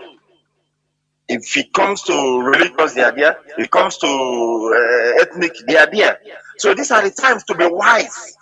You must make sure. If you come, Mazi, you forget one. If you come to region, they use knots. We the knots. Yeah. Everything that is in their disposal. Thank you so much, Mazi. Ever miss Radio Biafra? Because, Mazi, do you know that I have a testimony? Most of all these preachers, because our brother that just called last, what he was trying to point out is what Nnamdi Kanu said in time past, that these people see now, they have not been able to constitute themselves, come to a position where they will stand as a force to save even their own congregations.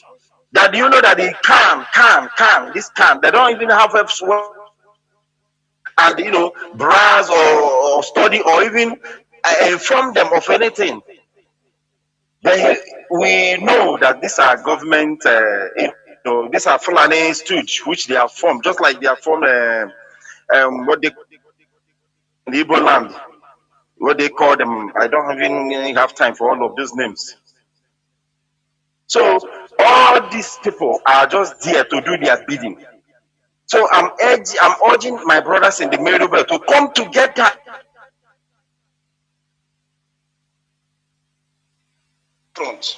We are selfless in this very struggle. We don't hate the Yorubas, neither do we hate the Middle Belt. Even the Fulanis, that is normal. We don't hate them. We prefer solution for mankind. We have died for it.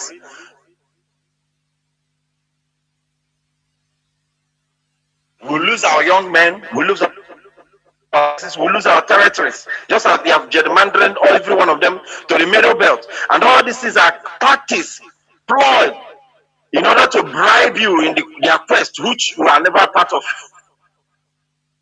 So the story of should be a lesson, should be a booster to your, to the pursuit of freedom. Because if we do not do anything, if we do not align together, it must not have boundary. Just like if you ask me, they are yes, they are Christians. What brought us together? Even without the establishment of the British ministry, what they call it, missionaries.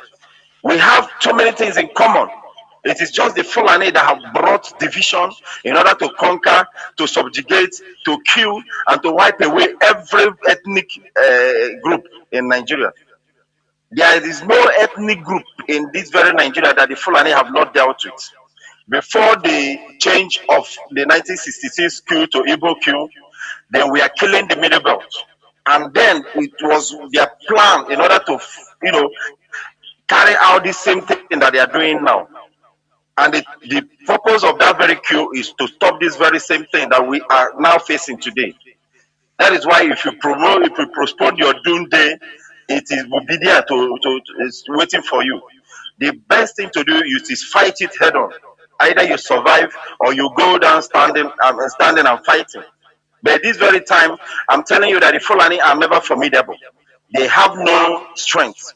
The only thing that they are breeding on, it is the foolishness of the ethnic Nigerians. The hatred of an Igbo man, your love that they will give you oil, just as Alakija and the rest of them, that they have shared them for them, which doesn't benefit the common man. There is a great danger, which is the extermination of every Christian and moderate Muslims. So the Muslim that he's calling in that very place, has he been able to protect them? The people that they are killing in Kwara, are there no Muslims and Christians? All all what he just said there is to just whip up sentiment and drag you into unworkable this thing that will definitely, prolong your suffering. And before I go, I want to tell you that anywhere you are, you should start for somebody like Mazi and IPOB, because we have suffered.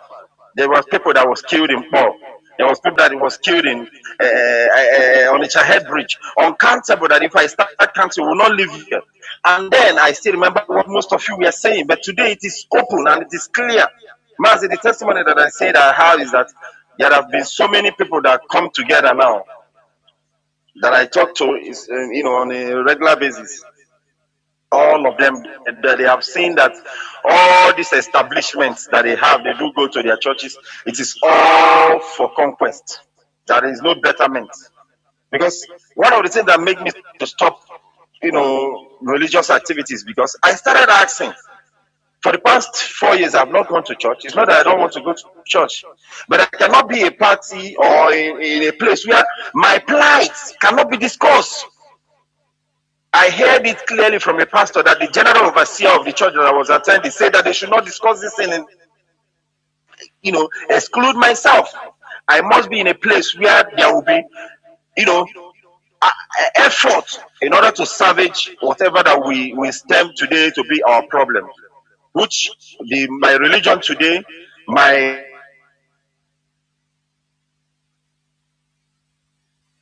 so it is in IPOB, Mazi Nnamdi Kanu, the Biafran project. And there is a religious killing which have started since 1914 to date. And today it has gone around to the whole Nigeria. Everyone of us join this very redemption effort. Mazi, thank you. And say, may Elohim bless you and bless the leadership. Bless them. Thank you. Words, what I can say here. Thank you so much. Thank you. We must continue. I have a caller on WhatsApp, but it has dropped. And I think with that, we now go towards closing the program. Please. Mazi Obasi, are you there?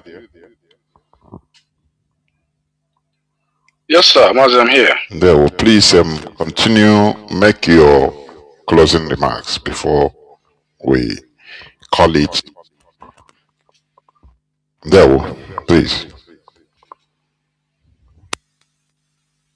No, Mazi, thank you very much once again for opening your doors to us every time that we're here and opening your doors to the Biafra itself. All I'm going to say is just very short of what I said earlier.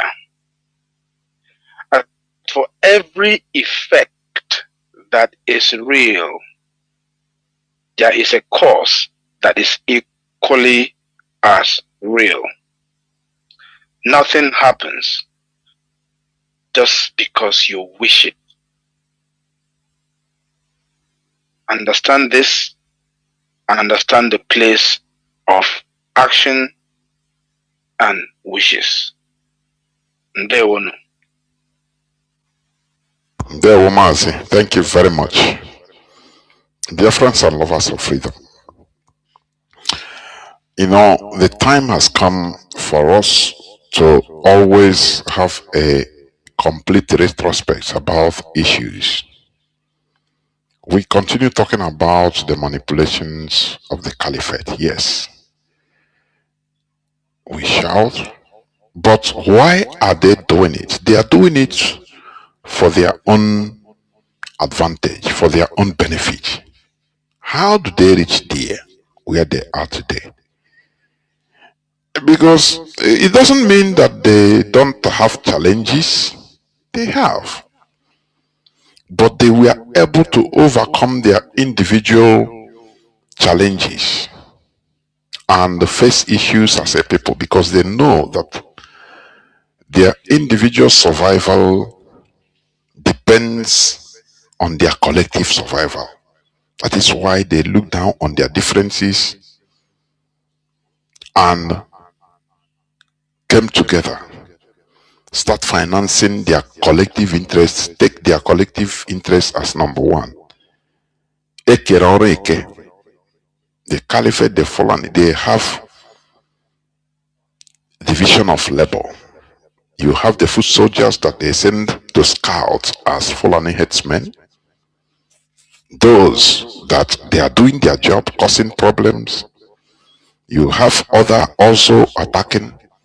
You have others in the political hierarchy moving around, protecting these people, looting and financing. That is how things work because of their collective interest. But what is our own? Here we are like Mazi. He preached about the people of the Middle Belt in general coming together. Why should it be, be preached? Because it is very difficult for them. What of us, the Biafrans?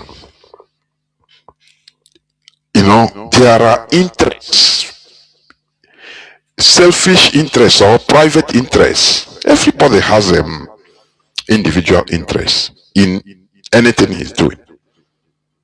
Look at us here in this struggle, genuinely in this struggle. We are not being paid, but we take our time, invest our resources in order to continue this. Whereas there are others that are, some come into this struggle in order to have one benefit or the other. This is the problem. This is the problem. So you see that when some parts are doing, the others are doing the reaping. Their mentality, and others also believe that there will be divine intervention. That is why at any slightest thing, either hope is raised or hope is lost.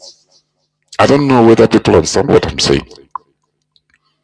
Our people aware of action and reaction is like people in the area. Before you know, their temperature have risen. Before you know, if they do, it don't fall back, it don't fall down. Temperature risen, temperature falling. Because of our mentality. This hope. Now somebody must come and do it for us. We cannot do it. Somebody will come and do it for us. Once there is any glitter of maybe as Trump is, hey, now the whole hope will be on there now. Hey, now you will do it. And people will relax. Many of us will relax. Many of our people will relax, thinking, hey, God don't bring that divine intervention don't come. This is a fundamentally flawed mentality. This is why we cannot sustain things as a people. If not IPOB this time, we cannot sustain. We are not dogged as a people. I'm telling you, it's very sad, but I'm saying it on air. After all, we fought for 3 years and everybody jettisoned and embraced Nigeria without no reserve, no plan B, no plan C, nothing. Everybody went into sleep.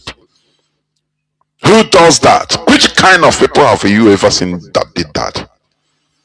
All we know is to give an excuse. Nah, hey. Now you want to kill all of us. Now you want this and that. Hey, nah, well, nah. Because of the mentality we have. We want always shortcuts, but the world is not like that. You see, this world we are in is a very wicked world. I've seen it. When I read some books, or I start listening, watch some documentaries, I shake head, I say, we are in our mentality, we need to change our mentality to get where we are going. Otherwise, we're in a complete mess. Honestly. Do you know what, just calculate it. What made the South Sudanese to fight? Do you know 1955, before even independence, they started the war. And they ended it the same way Biafra war was ended. But they became they became at alert. They said, let's be watching. If it's our people, everybody will go and start trading. This see this trading, mercantile mentality. Okay, I saw a video somebody was making from China. Say, ndị Igbo, nsogbu dị ka that ndị Igbo na-etizi njọ ahịa ndị a njọ ahịa na ihe njọ video he show the video of ebe ndị ugwu na China, the warehouses ha loaduru ahịa na ndị ofe mmanụ na-abịazikwa ahịa nwa ofu ihe nwa ndị Igbo ji na-eti ọnụ eme ọnụ that they go and import that ndị Yoruba, ndị ofe mmanụ na ndị ugwu na-abịazi even ofu onye ga-ego ahịa ofu onye ugwu they have money now. Is it what you are look at? Is it not Obi Kubana that I'm seeing now that they brought down his nightclub in Abuja, tear it down, give it to another person? They easily deal with you until we learn to know that, look, we need to combine and work as a people, support what we are doing. That is the only savior. Otherwise, sometimes when I see Igbo people boasting, I laugh. Now I get money. Now this is a billionaire. You are working with Nigerian police protecting you. People that only one other can. I think Tinubu said Igbo, I mean VIP police, police protection. Police protecting VIP would be withdrawn. Only one order, you become nothing. Black beauty without black power is useless. Ndị Igbo ekwesịghị ịpụta na social media na-eche ọnụ ego nwere compared with no power. He has no political power. What we do is begging. Ndị we so billionaire one begging. You listen to Obi Kubana the other day.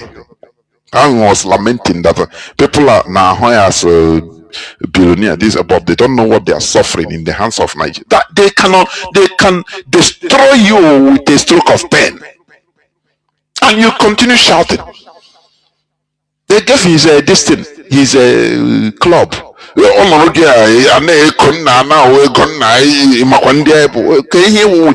power, you are nothing. And what are you here? There's nothing. You are just ordinary political beggar, begging for protection, begging for pity, begging for everything. The only saving grace we have is to come together, support what we are doing. Even you can call and give your advice privately, not on air. But when you continue thinking, let us continue. God will do it one day. One day. One day can be forever. South Sudanese, their war, 17-year-old war. So you know what is 17 years? Can you sustain 5-year war? Active war. Ask yourself. But they sustained the 17-year-old war. Brutal war against the region with Arabs. Do you know how brutal it was?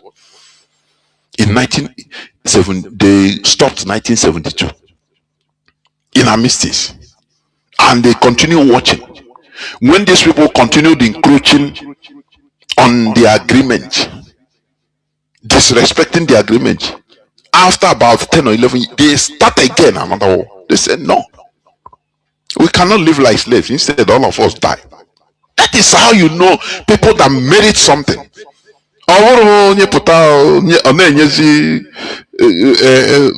Some are saying, I had somebody and Donald Trump, does it mean that they don't know what has been happening, how we are being cared? They are taking time. Don't know where from, I don't know, Stone Age talking. Think that is how things work?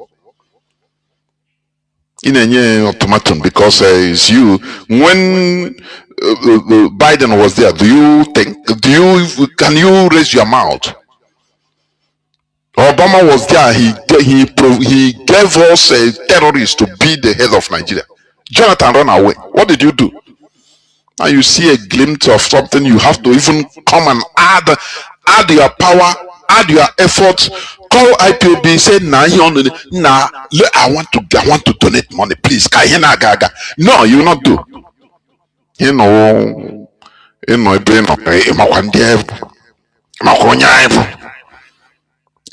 I say, okay, if Mazi, let me tell you, with what I'm seeing, do you see the when the and Nduku completely start invading the economics side, start importing. Now I may import ngwa here. You become, because instead you see they will buy goods, they don't care about making gain or anything, because they buy goods directly to the north. They don't pay for clearance. You go, they tax you and you have to make gain. When you go, the goods you are saying one piece for 100,000. Northern will be selling it 50,000. The same thing. Do you think that the people will, because you're able man, become patronizing you? Now continue joking. Continue joking.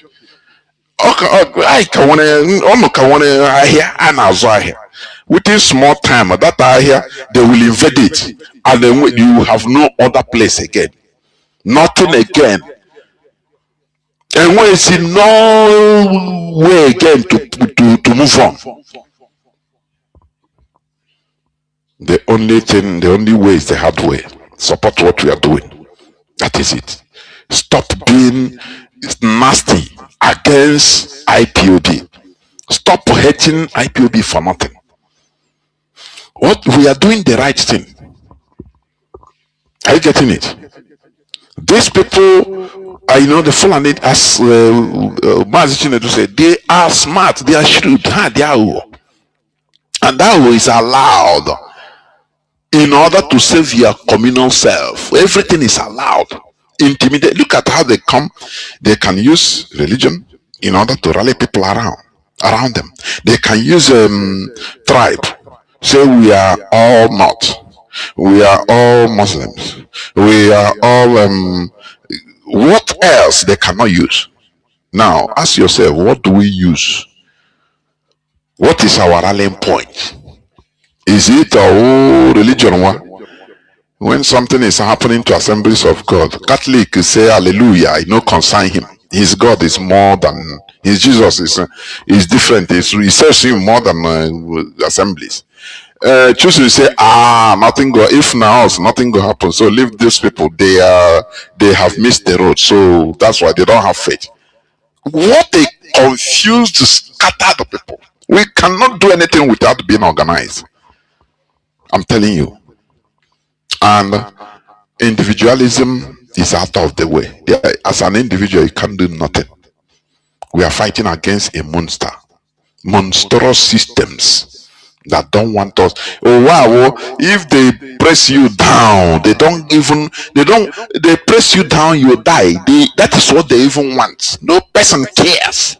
It is us that must care for ourselves and raise ourselves and raise our hand. That is it. And that is why Biafra remains our religion.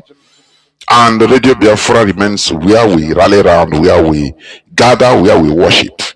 Therefore, we must continue until our goal, the restoration of Biafra, is achieved. Remember, tomorrow, Mazi Chinedu will be here on air in order to make some expositions. Thank you for listening. From me, Mazi Jonathan Chinedu, together with Mazi Obase. It is simply good evening. Ebeka unusi Biafra gaimarapu Biafra gane bozo gabiri agaimarapu Biafra gane bozo gabiri Biafra gane Sombe waboge anijala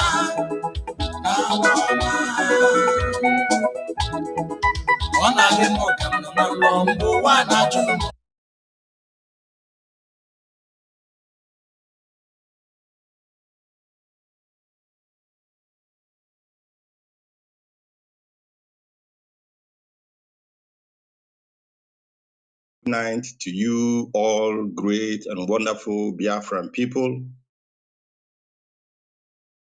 I am Mazi Chika Edoziem. I come from Ihe-Oma. Ihe-Oma is in Olu province of Biafra land. By the mercy and grace of Chukwu Kikabiama, I serve the indigenous people of Biafra in the Directorate of State as the head of directorate. Today, the first day of January in the year 2025, I have come to you, great Biafrans, to address you on very, very topical and very important issues concerning us as a people. I as well greet you in the name of the ancestors of our land, and above all, in the name of Chukwukika Biama, I welcome you to this very important broadcast. I will crave your indulgence. My broadcast normally does not last or stay more than 1 hour, but today you have to be patient because this very broadcast is a different format. Let me begin by saying that the indigenous people of Biafra, IPOB for short,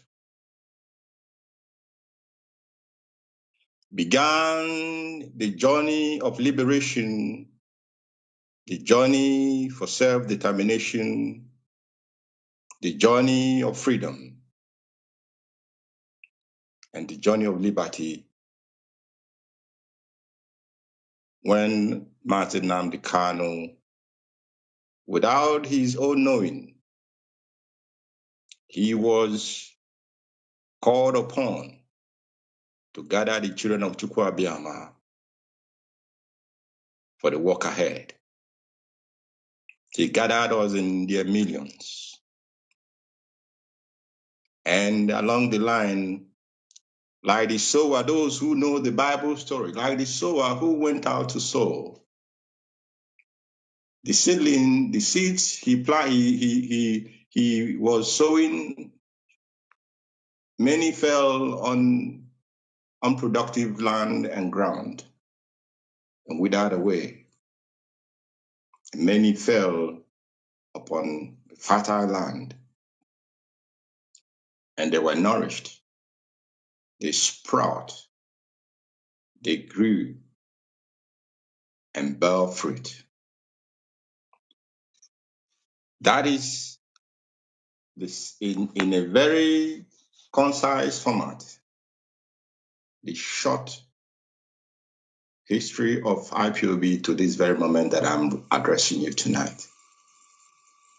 And I will go ahead to give you a reason why many fell by the side or by the wayside. There are many family members of IPOB today who are not very conversant or who do not actually know what the mission statement of the indigenous people of Biafra contains. Not to talk about other Biafrans who are not even, let me say, our agitation for freedom. They do not look at it in a very, acceptable way, because they are not aware what were and what still remains the fundamental objective for which the indigenous people of Biafra was formed.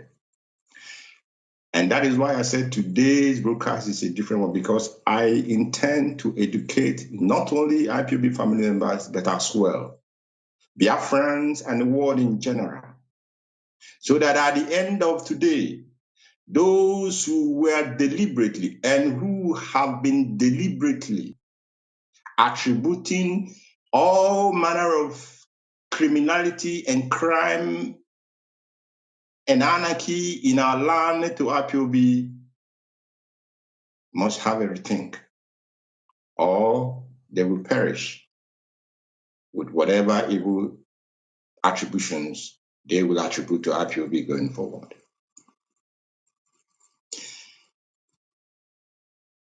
The indigenous people of Biafra,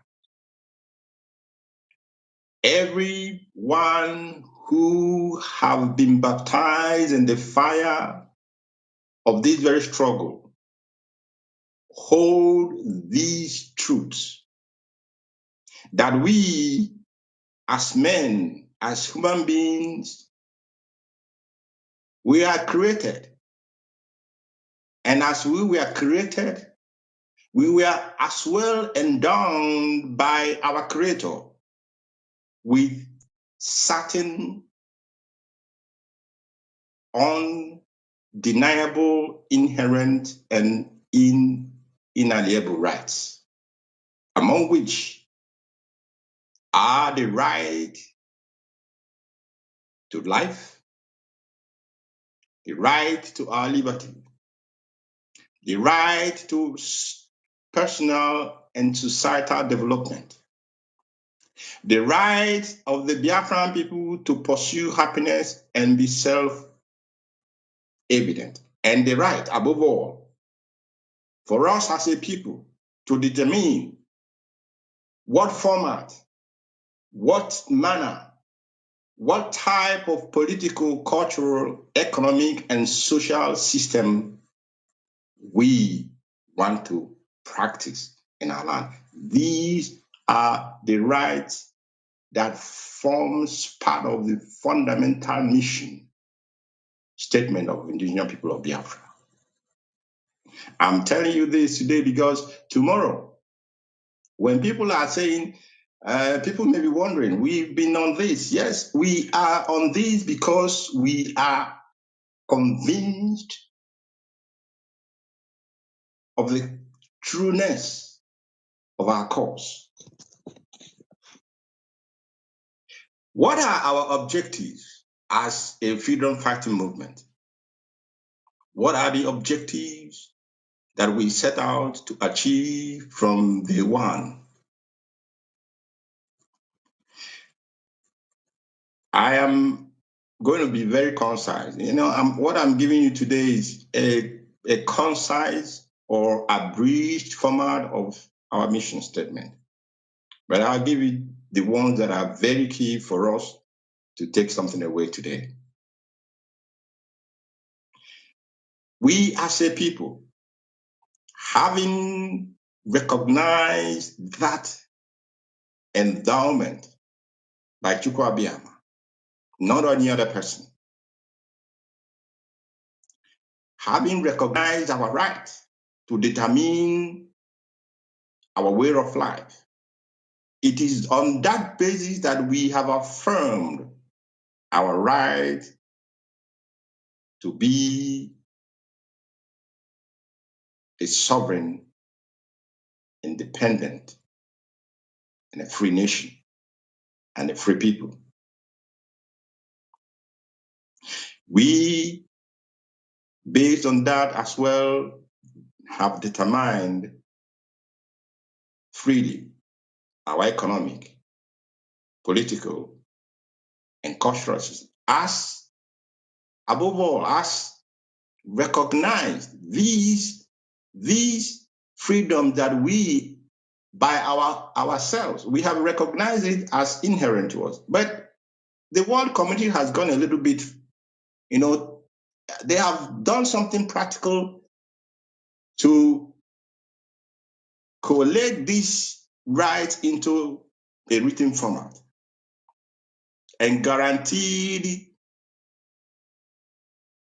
these rights to indigenous people as the United Nations Declaration on the Rights of the Indigenous People to Self-Determination, Articles 5, Articles 6, 7, and so on, as well as the African Charter on Human and People's Rights. These are rights, these are charters, these are laws, international regulations, international laws that the Nigerian state by itself accepted and domesticated as part of its law. Therefore, apart from our inherent right to self-determination, the Nigerian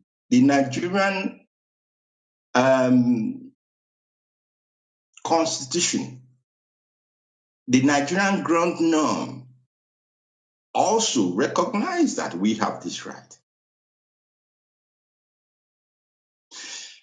Again, what propels us?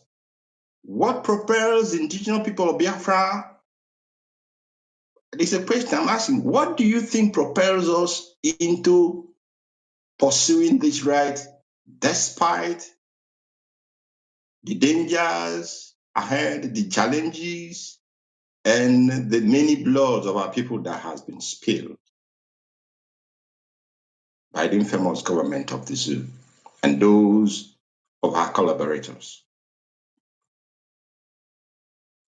We took into account the danger of extinction facing us as a people, as a race. Anybody who lies to himself who doesn't understand this fact is lying to himself. The people, the indigenous people of Biafra, every nation that is in this very, very unit, we are under danger, a very serious danger of extinction, because those who are after you know who you are. Not only that they know who you are, they want to take over whatever heritage you have been endowed with or endowed upon. It became a duty for us, therefore, to take up that task to ensure that we conserve the cultural heritage and natural values of our people. It became a duty, a call, a responsibility upon all of us that we must conserve our cultural heritage and conserve our national values as a people for the benefit of our children and for the generation yet unbound. I am telling you about the objectives, why we have remained unwavering. I am giving you the reasons, the grounds upon which this very movement has or was built, and on the ground upon which it operates as I speak to you. We know that we have suffered untold hardship, violations of our fundamental human rights from left, right, and center by the Nigerian establishment. The protection of the internationally guaranteed and proclaimed rights that we are supposed to naturally claim in the zoo called Nigeria. They don't give us any chance to even claim some of this right. And therefore, it is either we remain subservient, we accept the situation as they have given it to us, or we make a change and These formed the basis of the objectives, the basis of the foundation of the Biafran liberation movement, propelled and headed by the indigenous people of Biafra. And in doing that, very, very importantly, in doing this, in pursuing these our inherent right, these I mention, I wish to repeat, these are inherent. When someone says something is inherent, it is born with us. All the attempts that has been made in the past, in the present, or in the future to sway us out of these inherent rights is dead on arrival because it's part of us. And in pursuing this right, we made a very conscious decision. We made a very conscious decision to take up this responsibility and to pursue it utilizing every legally permissible international rules and processes. We made a deliberate and conscious decision. When Mazi and Kanu was saying RPOB is a peaceful, non-violent movement, it is not because he's just saying it. It is a conscious decision that we made. We made it in order to ensure that we do not and we will not play into the hands of those who are out to continue the enslavement of the children of Chukwukikabia. And we will continue to do this until we get to our destination, which is a free, independent, and sovereign Biafran nation. Do you know why I'm pointing out these issues to you, these very points? I know why I'm pointing out to you is because when you look at what is going on in our land presently, when you observe critically the constant killings and kidnappings in Biafra land, and after all these crimes are committed, the Nigerian government will run to their press and attribute all these crimes to the indigenous people of Biafra, to IPOB. They will call us all sorts of names. And some of you who do not have the privilege to reason, you will jump on the board and you begin to call IPOB one name or the other. And I'm telling you, this day, at least let it not be that nobody explained to you. I'm telling you today that IPOB cannot, will never set its instruments of defense against the people that it has sworn an oath to defend. You may believe me, you may not believe me. That's not even the point. I'm not saying that you believe me. I'm saying this today. My broadcast today is special because ndị dị ndụ ga-anụ olu m, ndị ichie ga-anụkwa my voice. So that at the time, my private time, it will be that he told them. He said it. Like we have all been saying and giving you things that will happen before they happened. Many will not even take note, make attention to these things. They are interested in Nollywood movies and content creation. Freedom fighting is none of these. What is our vision? If you have a mission, what is the vision of IPOB if and when they get Biafra? We are prepared because we have thought out what we want to do, how we are going to achieve it, and what we will do with what we have achieved. It is our conviction.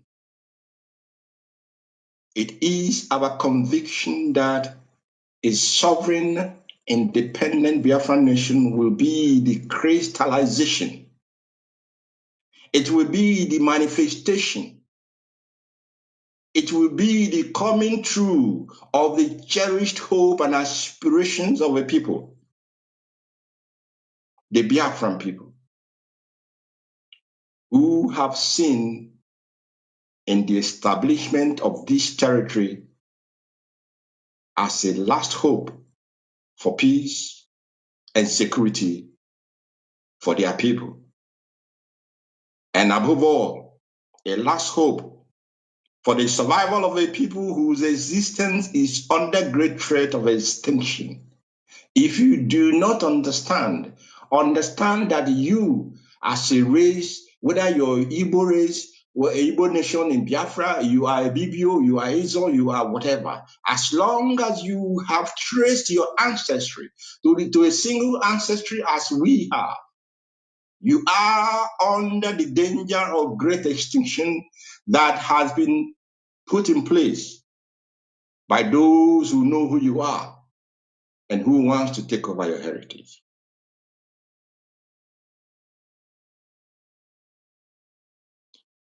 The Biafra which we agitate for, the Biafra which we agitate for, the Biafra which we hunger after, the Biafra which we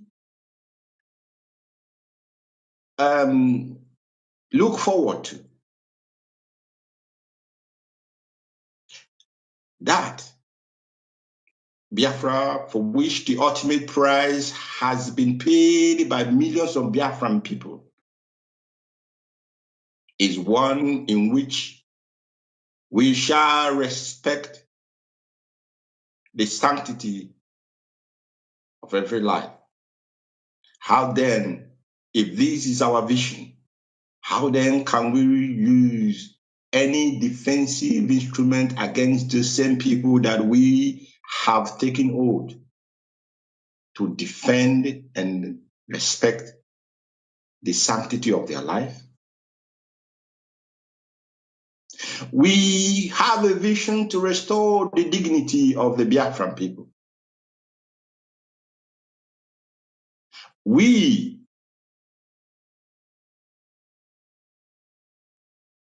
want to ensure that individual rights and liberties are recognized and protected in the new Biafra.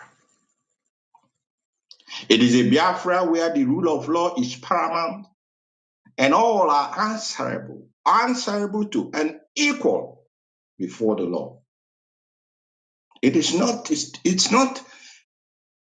when you begin to imagine where you are at the moment, where you have found yourself in the contraption, in the cesspool of corruption, like the British, let me say, David Cameron, apologies to him, a fantastically corrupt nation that has no remedy, a nation who eats the flesh of its people, a nation when their people have problem outside of the shores of their land, they will turn the blind eye. That is not the Biafra we are looking for. And that is not the type of Biafra that IPOB has set up for. And that is why I'm telling you, for you to understand, what are these people actually looking for? What I have some of the visions I've mentioned to you, there are many others, are what propels us, are what motivates us, to be dedicated, to be devoted to this cause of the restoration of the sovereignty of Biafra nation. And above all, we are going to have a Biafra nation that will take its appropriate pride of place amongst the Committee of Nations. Great Biafrans, you may not hear me again, in this format of broadcast, but before today, it touched my spirit that I have to, because sometimes in our language, in Igbo, asina, na onye kpegbu na mmadụ kpegbu na mmụọ onye nwa bụ onye meriri. Often ogu ka anyị ji were eje on this sorry when I speak Igbo, because there are some English, there are some Igbo, situations I can't properly. Even if I do translate it in English, it will not give the same meaning. What we use in this from the onset is what is so dear to our people. If anybody na for and ogu. I know you jidego for. Okay, now this brings me to what is going on in our land. The criminality, the killings, the kidnappings, and the involvement of politicians in all manner of these criminalities in our land. When they tell you there is a problem in Anambra and Imo State, and maybe Ebonyi or Abia or Enugu, there is something that General Abacha said when he was alive. And he said, if criminality in any is form, or even if you call it insurgency, like you have all these bandits now, they call them, and the Fulani herdsmen. Whenever it takes more than 6 months to be put down, then you know that the hand of government is in it. The government is behind playing the music that those who are committing these crimes are dancing to. The politicians in our land, I want to tell you today, those of you who have gathered our young men together, handed guns to them, and told them to begin to turn these guns against their own people. Before I come, you must retrace your steps. Today is January 1st, 2025. I may not have the opportunity to warn you again. If you call it warning, let it be. But I may not have the opportunity to give you this information again. You must retrace your steps, or you will follow the path that you have set out for other people. And specifically, the governor of Imo State, Hope Uzodimma, the governor of Anambra State, Chukwuma Soludo, and the governor of Ebonyi State, Mwifuru. I hope I got your name correct. Those ndị na-akụrụ na egwu anụ na-abụ ha malụkwa na egwu unu na-agba na surukere bụ egwu mmụọ ka ọ bụ. And the small politicians in your midst who have formed their militias for the sake of election purposes, spilling the blood, desecrating the land. Na-akwafu ọbara ụmụana na. When Ata and Ala Biafra will rise up against you. will not have a hiding place. I'm giving you this information. If it is expo, I'm giving it to you now. You must retrace your step. Hope Uzodinma, you are the one. And Soludo as well. Some of you went to import killers into our land from Mbamiri to come and spill the blood of your people. Omeronizu, Omeronwa. What I'm telling you tonight, or today, whatever night, afternoon, or morning in your location, what I'm telling these governors today is that they must make a deliberate and clear, they must take a deliberate and clear action to disband all these murderers that they imported into Biafra land, into Alibo. This now takes me to Hanez and Libo. I said today's address to our people is a special one. It takes me to Hanez and Libo. You must, I'm sure our people will remember. Maybe some time back, I called Ohaneze to put their acts together. And that if they do not put their acts together, that they will become irrelevant in the affairs of Ndibo. They said that they are Ohaneze Ndibo, a social, cultural organization. Our people probably do not know that Ohaneze Ndibo is a gathering of murderers and killers and bloodsuckers.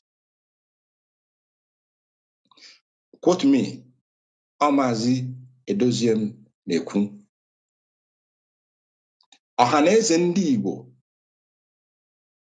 with the exception of the time when it was founded by men of integrity, men who have love for their people, men who wished the best for their people. This organization has metamorphosized into something that is undescribable. Do you know, Biafran and Igbo people in particular, that the Imo Obi of Ohaneze is peopled by the politicians who, like Hope Uzodinma and what is his name, Soludo and the rest of them, whose hands are filled with the blood of their people. When they now leave being governor, they may still go to Abuja and want to represent themselves there. But the painful part is that these individuals are made part of Imobi of Ohanese. That Imobi, that organization that has said it is its responsibility to do what? To defend and seek the good of the Igbo nation. And then I'll ask you a question. How can a Hope Uzodinma, who imported Mbamili young boys to come and, the number of blood this man has shed in Imo State is unthinkable. But I won't go for that. How can you imagine that person who was there as a governor, whether merited or not merited, but he had that opportunity and he used it to spill the blood of young men, young women of our land. And now when he has finished that job, He will go back to Hanese and begin to sit on your own affairs. How do you think such an organization will protect your interest? If not being at the influence or at the control of external forces. Ohaneze, you have one last chance, and today your next election will begin this one last chance. And I'm not going to tell you what happened to those who were there in a succession. I'm not going to tell you.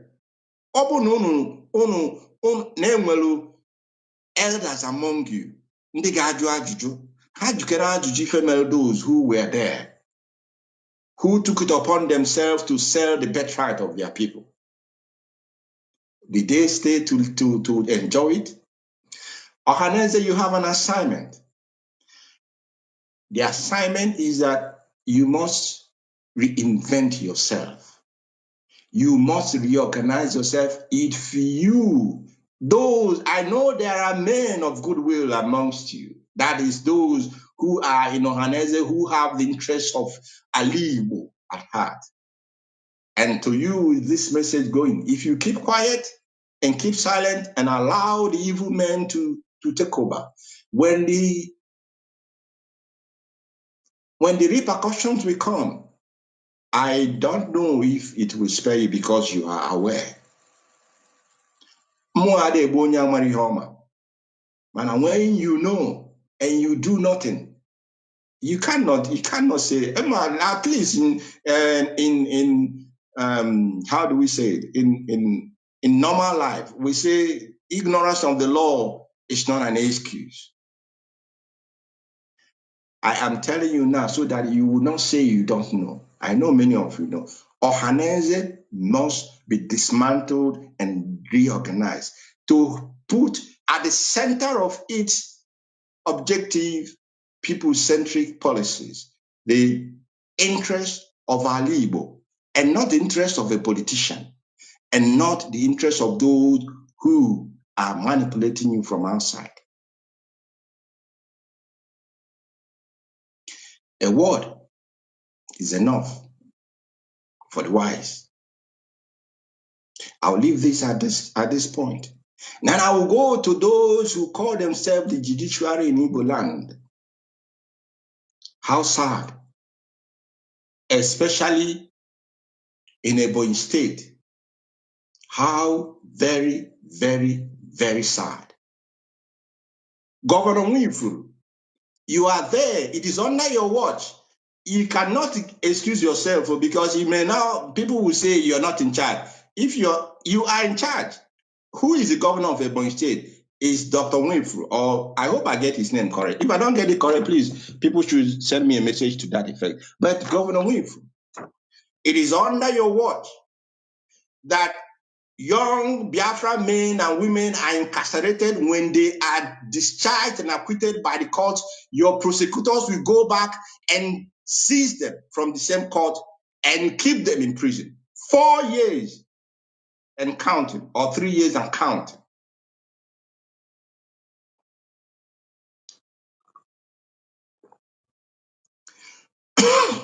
Three years and counting. It has become the process. And you people may be wondering, you are doing this and nothing is, you think nothing is going on, nothing is happening.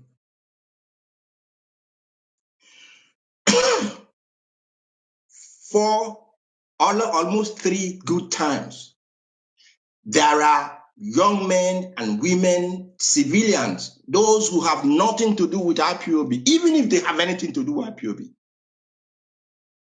Even if they have anything to do with IPOB, you come to a court, you bring them to a court if you have anything against them, and the court discharge and acquit them in the same court premises. You will use security agents to rearrest them and take them back to prison and bring back the same charge again to the same court to charge them. Excuse me. I'm a little bit upset. You bring the same charge again, on and on again. And we are not noticing what is going on. This year will be different.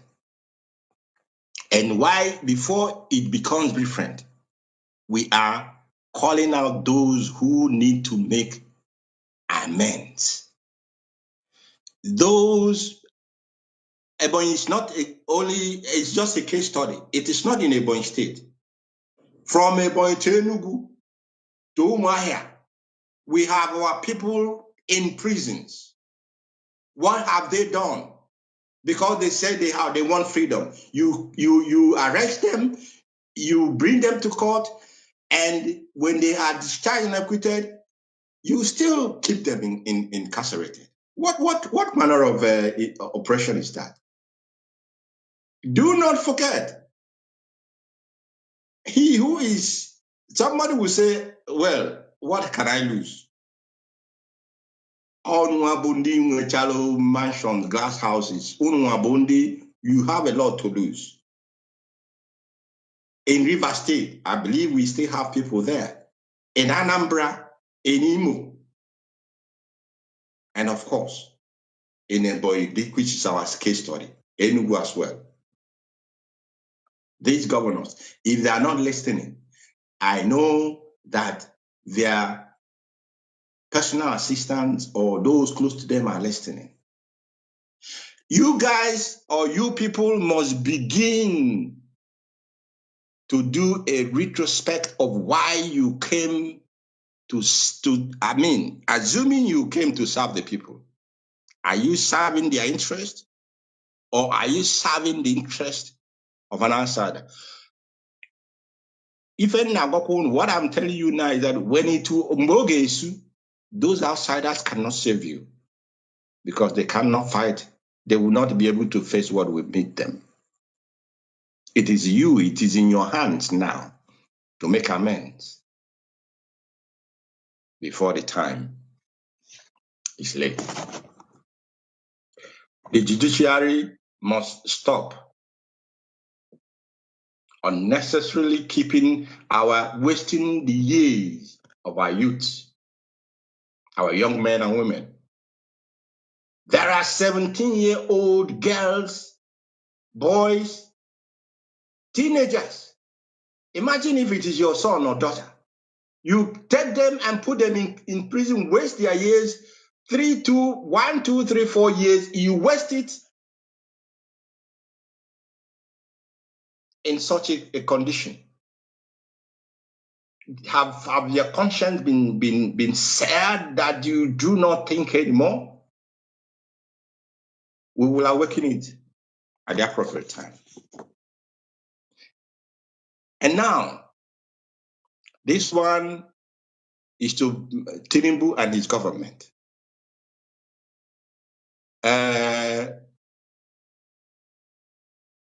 President Tinubu, you can attest to the fact that since you assumed your position in Nigerian way, you have become president, merited or merited. It's egal. It's irrelevant to us.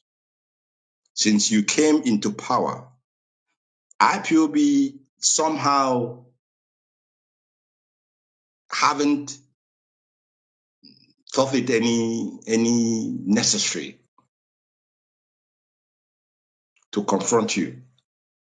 We're not afraid of confrontation. That is what we are born with that. And when we begin, we don't turn back. We have not confronted you, but we are going to confront you if you go ahead with this Ruga nonsense in Igbo land and Biafra land. I repeat it. With this Ruga nonsense, Buhari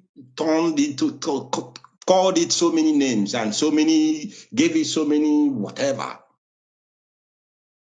If Buhari, who is a Fulani man, who is a cattle herder, who have the agenda of their progenitor who want them to Uthman Namfodio to send us all in the Atlantic Ocean. When he didn't succeed, he calling us a dot. If you want to do your Nigerian politics, please don't bring any program, any project that is quoted to flood our land with Fulani people and their cattle herding. Don't do that, except you want to have a real issue with Biafrans and IPOB. And we are ready for you. If this Ruga is a national cake, we don't want it. We do not want it. If it is a development, we, the Biafran people, we say thank you. Give it to those who want it. How can you people always be insensitive?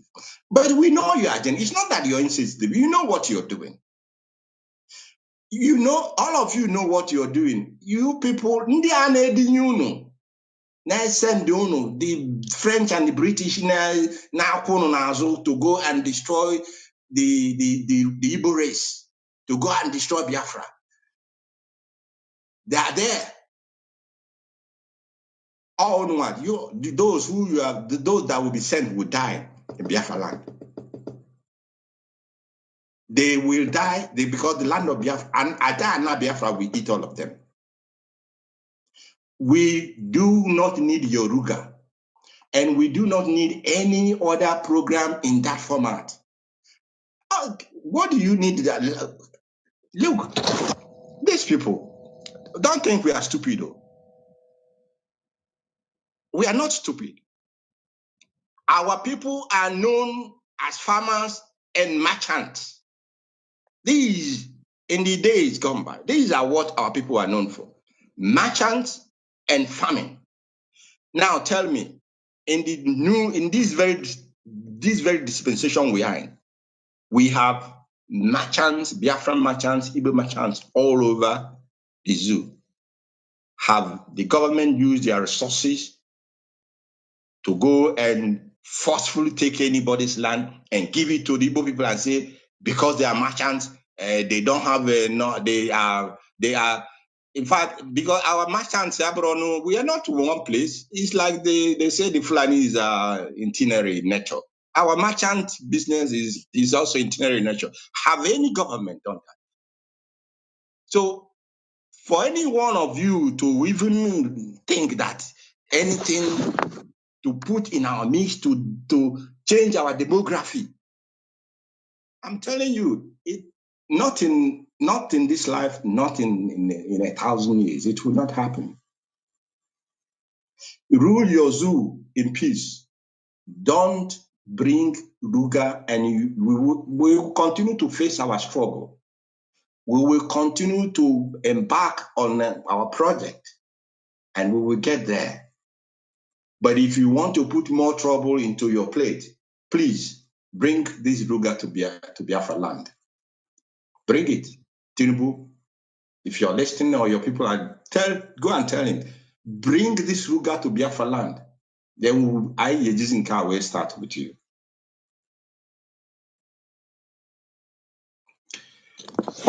Land is sacred. And even though those who step their feet on that sacred Ajan, they don't know what it means. But our land is sacred. And there is nothing this generation can do better than to ensure that the sacredness of Aja and Alibo remains as it is. The desecration, the blood that has been spilled, this is what I have always said, that when Biafra comes, the job begins for us. Because it is not just the physical manifestation of a sovereign entity, of a geographic space. It is the work, the spiritual work that we go into making sure that all the desecration of our land is returned to its virgin situation, or virgin position, as it were. And in pursuing this very objective, it behoves every member, everyone, every person who has found himself in the family of IPOB as a principal officer, and you hold any position of service, know you that your position of service is to the service of the Biafran people. It's not for your personal aggrandizement. It's not for your selfishness. It's not for you to begin to make voice note and begin to, now say, who are you? You are nothing.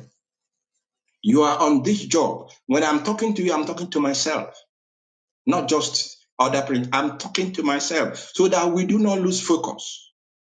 We do not take our eyes off the ball.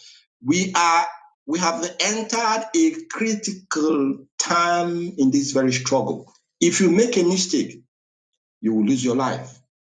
I'm telling you, and I'm telling you honestly.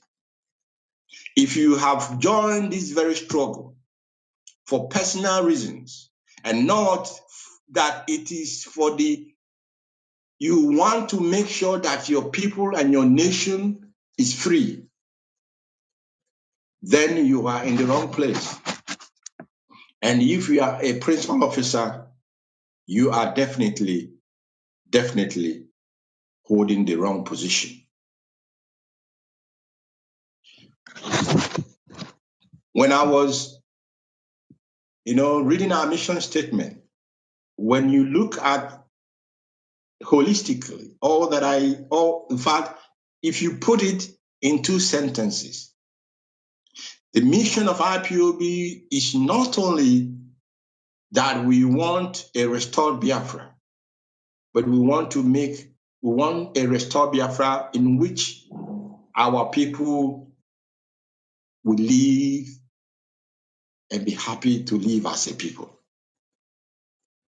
in which they will not be harassed, be killed, be kidnapped, be denied their rights, be denied just simple amenities, and only for somebody to be thinking of bringing murderers and killers into our midst.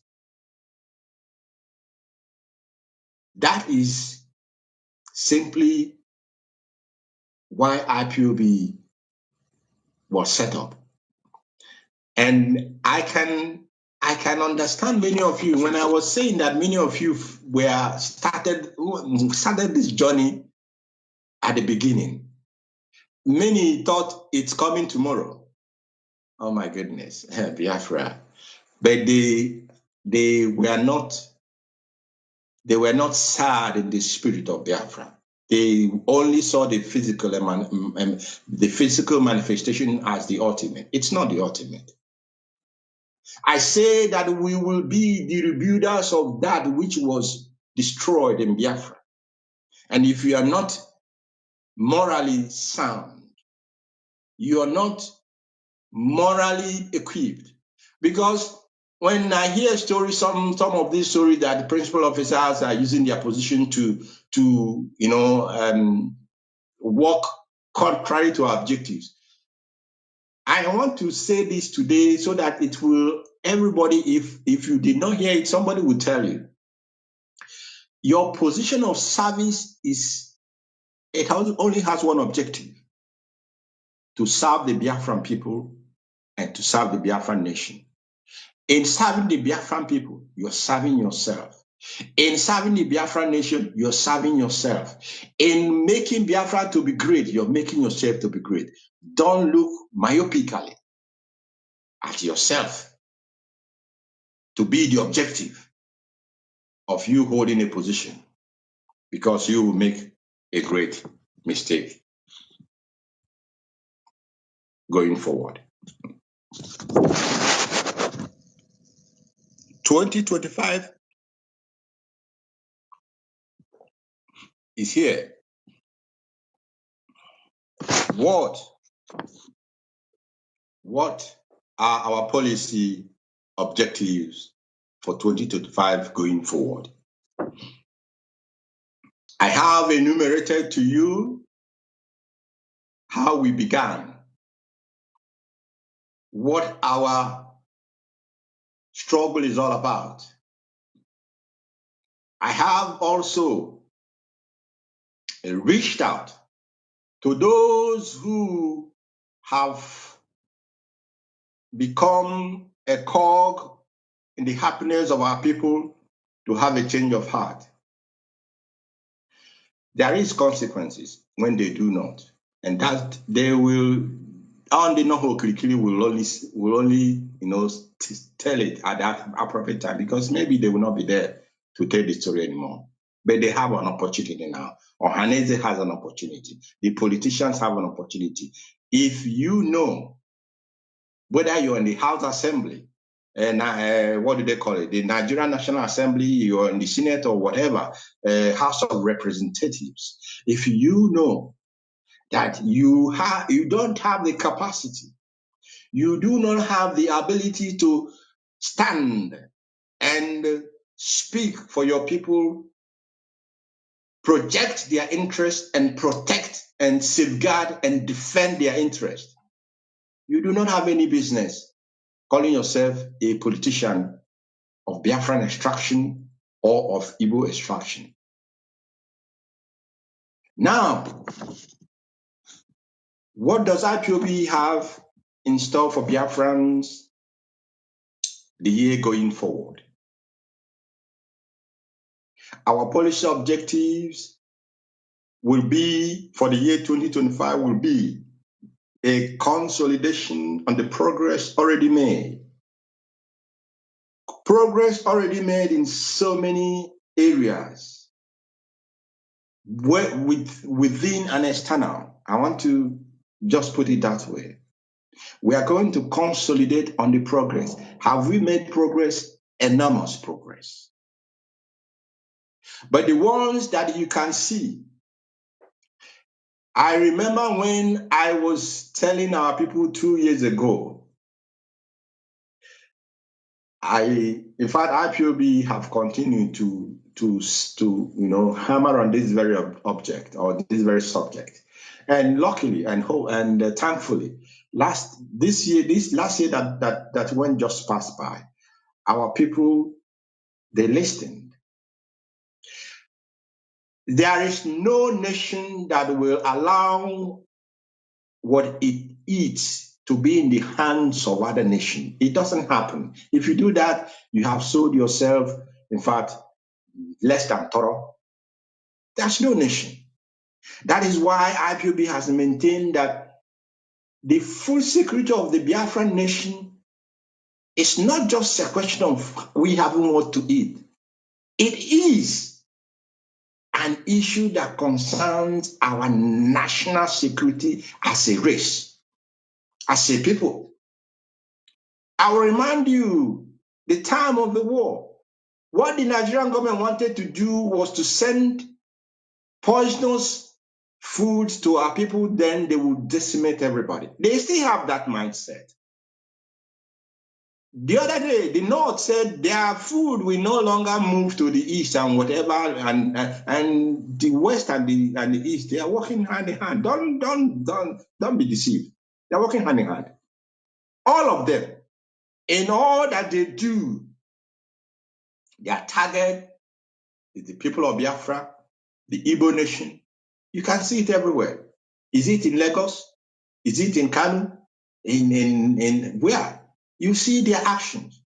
They target you, and they target you without apology. Therefore, when we began this very project of going back to the land, we knew that our people, of course, traditionally, we were farmers, but we are adventurous people as well. And we know that because the youths have been enticed out of our land to go to other places to look for how they can make the ends meet. Convincing them about the necessity, about the importance of going back to the farm wouldn't be easy. But I can confidently say today that that message was well received, was well accepted, and it was implemented by our people. And I can as well say we haven't gotten there yet. No, not at all. We haven't gotten there. We will get to there's nothing you put in Biafra land that will not bear you fruit. I tell you, this is a rainforest. Don't forget, if anybody can tell you. There is no fertile land you can find anywhere more than you can find in Biafra land. Therefore, the issue of land, our land being fertile, is out of the question. It is for you to take the wheel. It is for you to assume that consciousness and make the step. Farmers are protected in any country. They are, in fact, protected more than even those who create employment, because everybody must eat.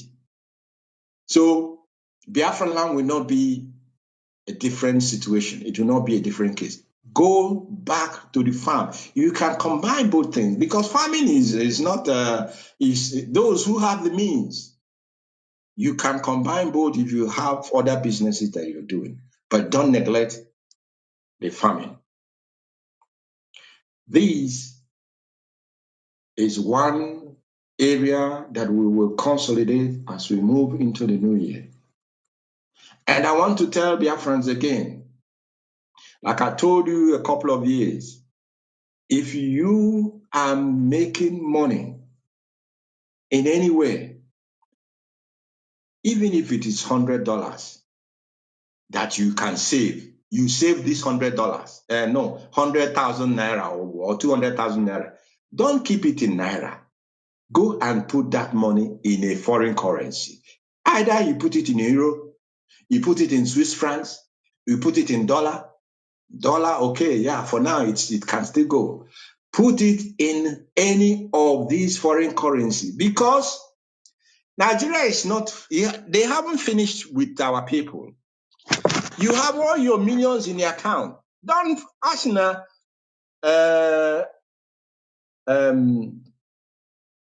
Osisi ada don't matter now. You cannot allow a stick to stick you in the eye a second time.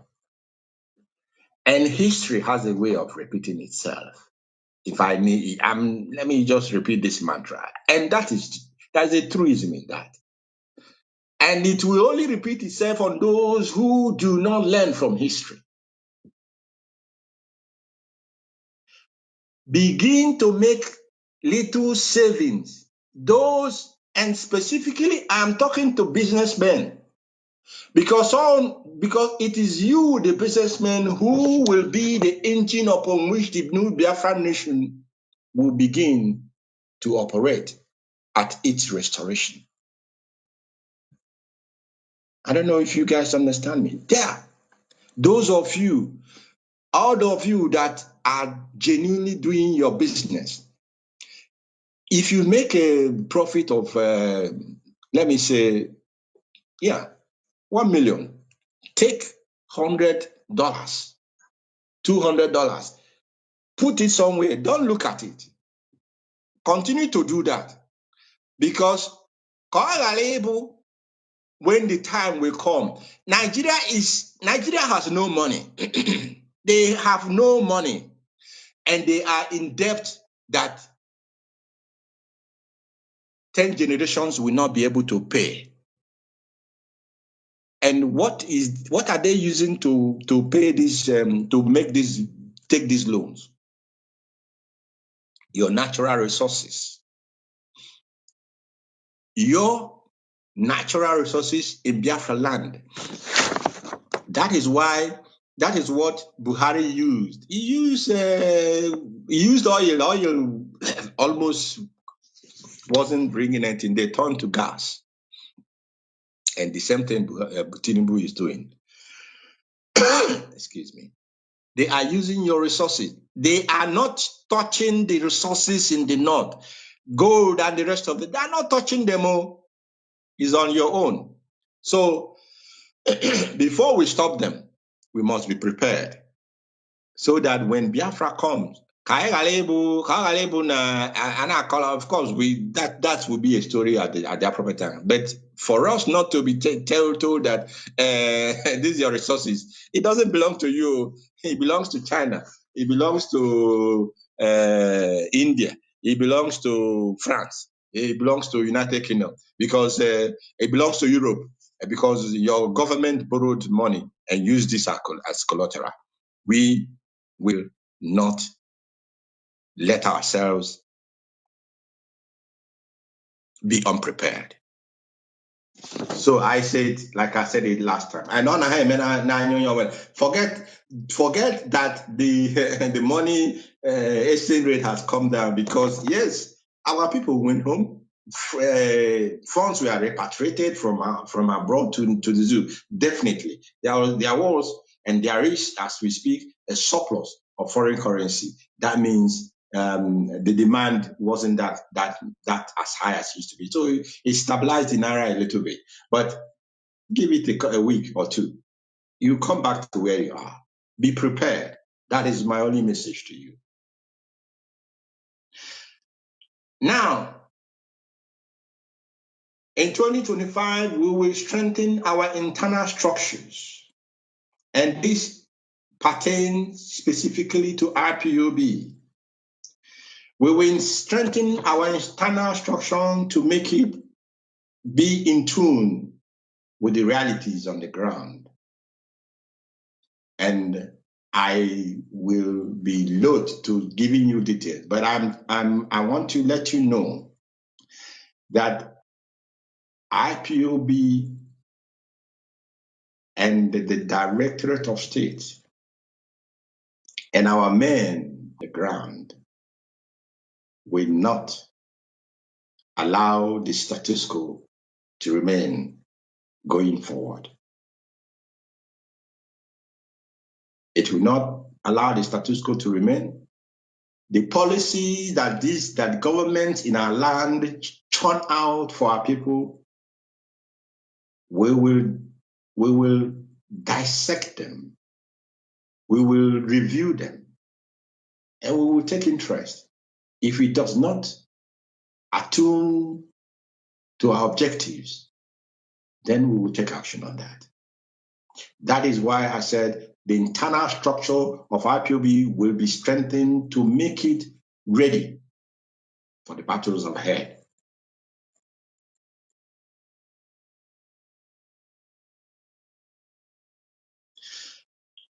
Going into 2025, we already have started asking our people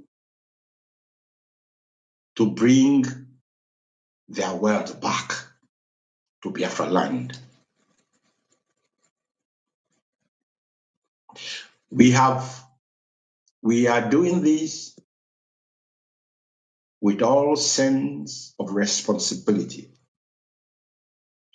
Yes, we are looking for Biafra, but we must ensure that while we are on it, that our people have the opportunity, they have the environment, they have the will to develop their given talents and gifts. Therefore, going into New Year again, IPOB will roll out projects that will attract. In fact, honestly, we do not actually need foreign finance into our land because Igbo Melomado, the land of Biafra, has people. Without a doubt, we have the human resources. We have those who have the capacity to repatriate part of their wealth and businesses to Biafra land, and it will flourish and create employment for our people and develop our land and begin to bring it at par with the Community of Nations. This enabling environment to allow this massive influx of capital from our people will require that the men on the ground must be very active. And when I talk about the men on the ground, I mean the ESN. It is on this basis that I want to call upon parents and guardians. Of course, the politicians have received their message, or have received their message. Now, parents, I'm giving you your own message. And guardians, I'm giving you your own message. And youths as well. Listen, and listen very carefully. Those of you who have taken up arms against our people, tabubo,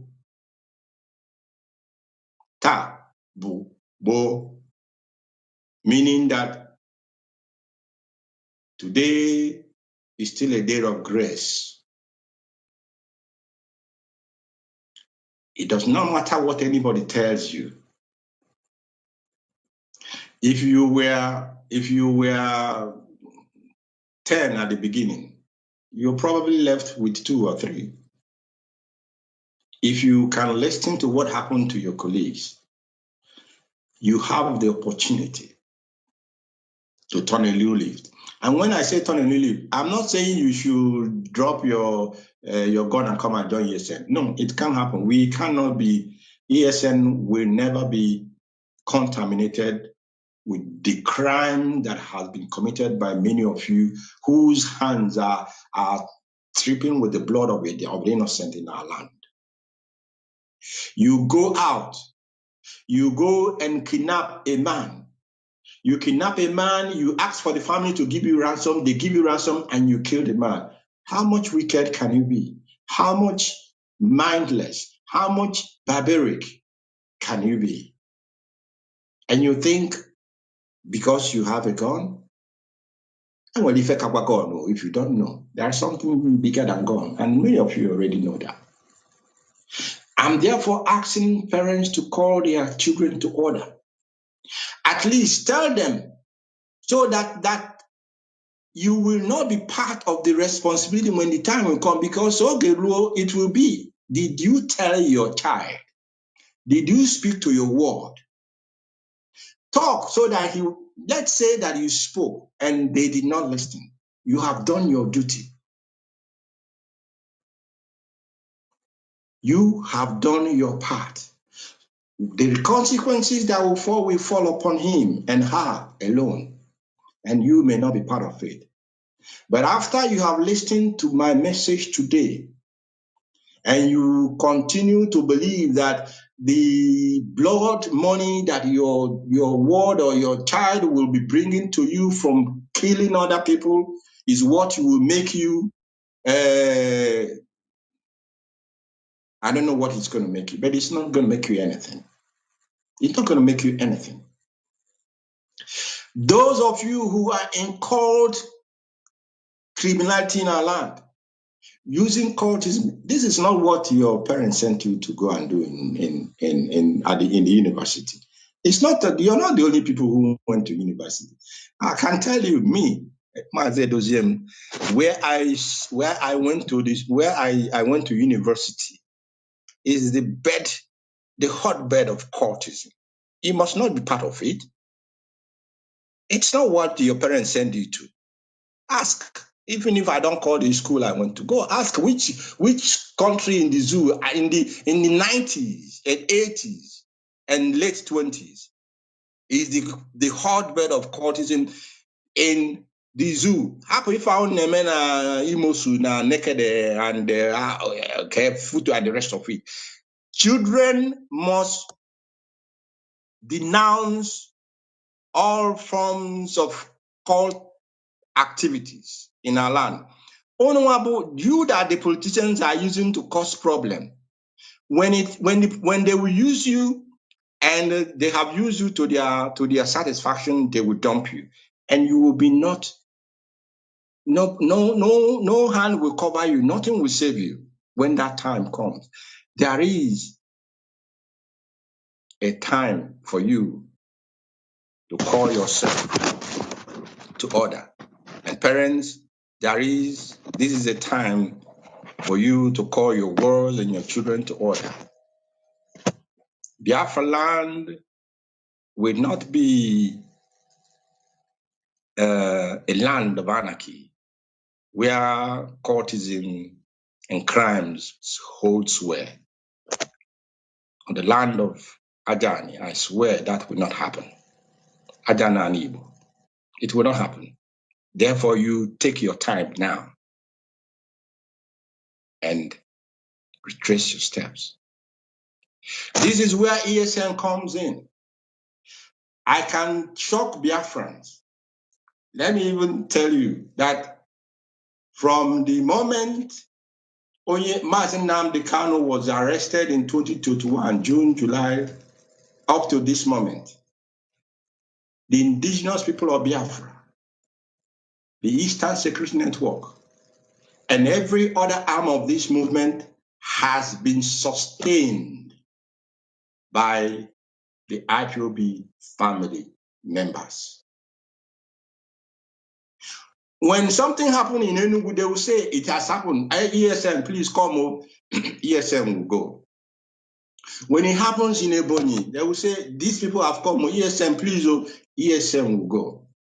If it happens in Anambra, in Imo, in Abia, it is the same story. We have sacrificed our men for the benefit of the general people of Biafra land. We have sacrificed our sweat, our resources for the good of the land and its people. We will continue to do that because we know that what we have achieved is an impossibility if we were on our own and our ancestors were not with us. It is an impossibility. How can you fight an establishment like the zoo that doesn't know what to do with money and fight them to a standstill? It is not by our power. And that is why I want to publicly acknowledge that our sources, we owe it to the ancestors of Igbo land, ancestors of Biafra land, and above all to Chukwuka Biama. And with them before us, our destination and our final, objective is laid bare before us. It is laid bare before us. ESN needs the support of our people, even if it is moral support. We're not asking you to give us your money. Like I said, Chukwokike will provide Ifegeji Wecholiaja. Because we don't even need your money, because we don't want the politicians' money that are their blood money. We cannot contaminate this very holy struggle with such resources.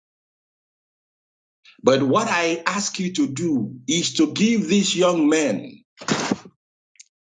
give them the support that they need morally, because they will need it for the battle ahead. Is the battle coming? Yes, it is coming. We will be ready. at the land of Biafra and by ancestors, we shall be ready. And of course, Chukwokikabiama being our strength. Our men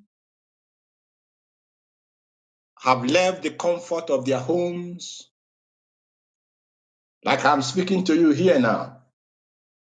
Here it is winter in Switzerland. It's cold. Snow is outside. But I'm in the four walls of my apartment here is warm. These men are in the bushes. If it rains, it falls on them. If the sun shines, it falls on them. If the mosquito comes, it falls on them. What they see, it's not all that they see that they will tell you. But it's for you to understand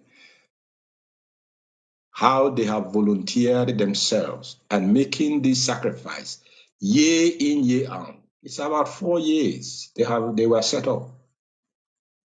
You will see. Where is it? Yes, don't worry. Our actions speak for us, not too much of talking. Our actions is what speaks for us. Therefore, in the Biafra that we are, in the new year that we are entering into, there is a set of people that I must call upon. If you like, misunderstand this. If you like, don't misunderstand it. I'll give you an example. In Switzerland, there is a project. There is a project from the city, the main city of Bern, to a neighboring city where they want to build what we call tram. You know, you call this small, what do they call it again? Metro, something like that. They want to build a metro. This has been on for Chukwuoge knows how long. It's been on, if not more than 10 years. And it's been there. The people have voted that this will go in. But do you know some of the reasons why this project hasn't? In fact, now it's taking off. It's taking off after every agreement has been reached. But do you know what was keeping the project from taking off? It is because along the path this metro will pass, there are trees, OCC, both old and young trees. And the people are saying, if you bring this development, it's a development too. Are you full? I want people to listen. It's a development. But if you bring this development, it will destroy this tree that has been there for a very long time. Until the compromise was reached and some of these trees will be preserved. And those that will be removed, immediately the project finishes, they will replace the same tree that they removed. Where am I going with this? I am going with this example to what is happening in our land. Our people are mad. Apologies. When I say you're mad, I'm not abusing you or insulting you. But our people have gone mad. Somebody will go into our ancient forest.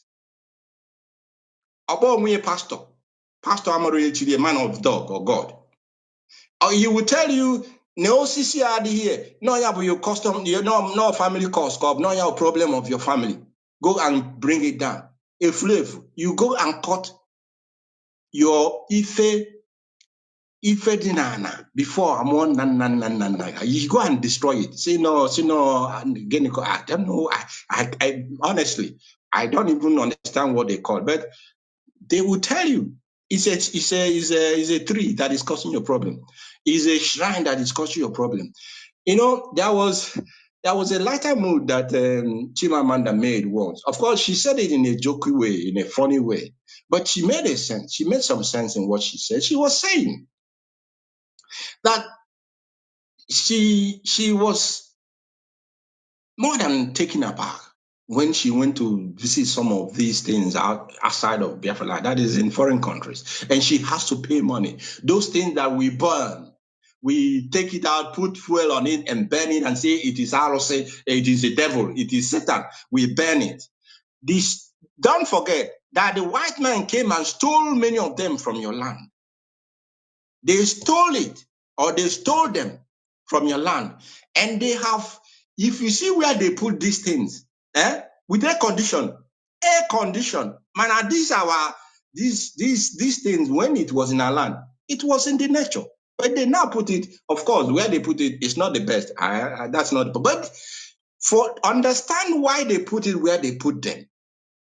And then you will go there and pay money to see this thing from your land.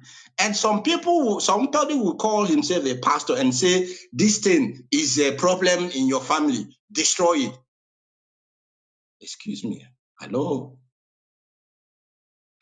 I want to say, or ask a question. All those pastors that are, they have nothing in their head to tell their people what their problem is.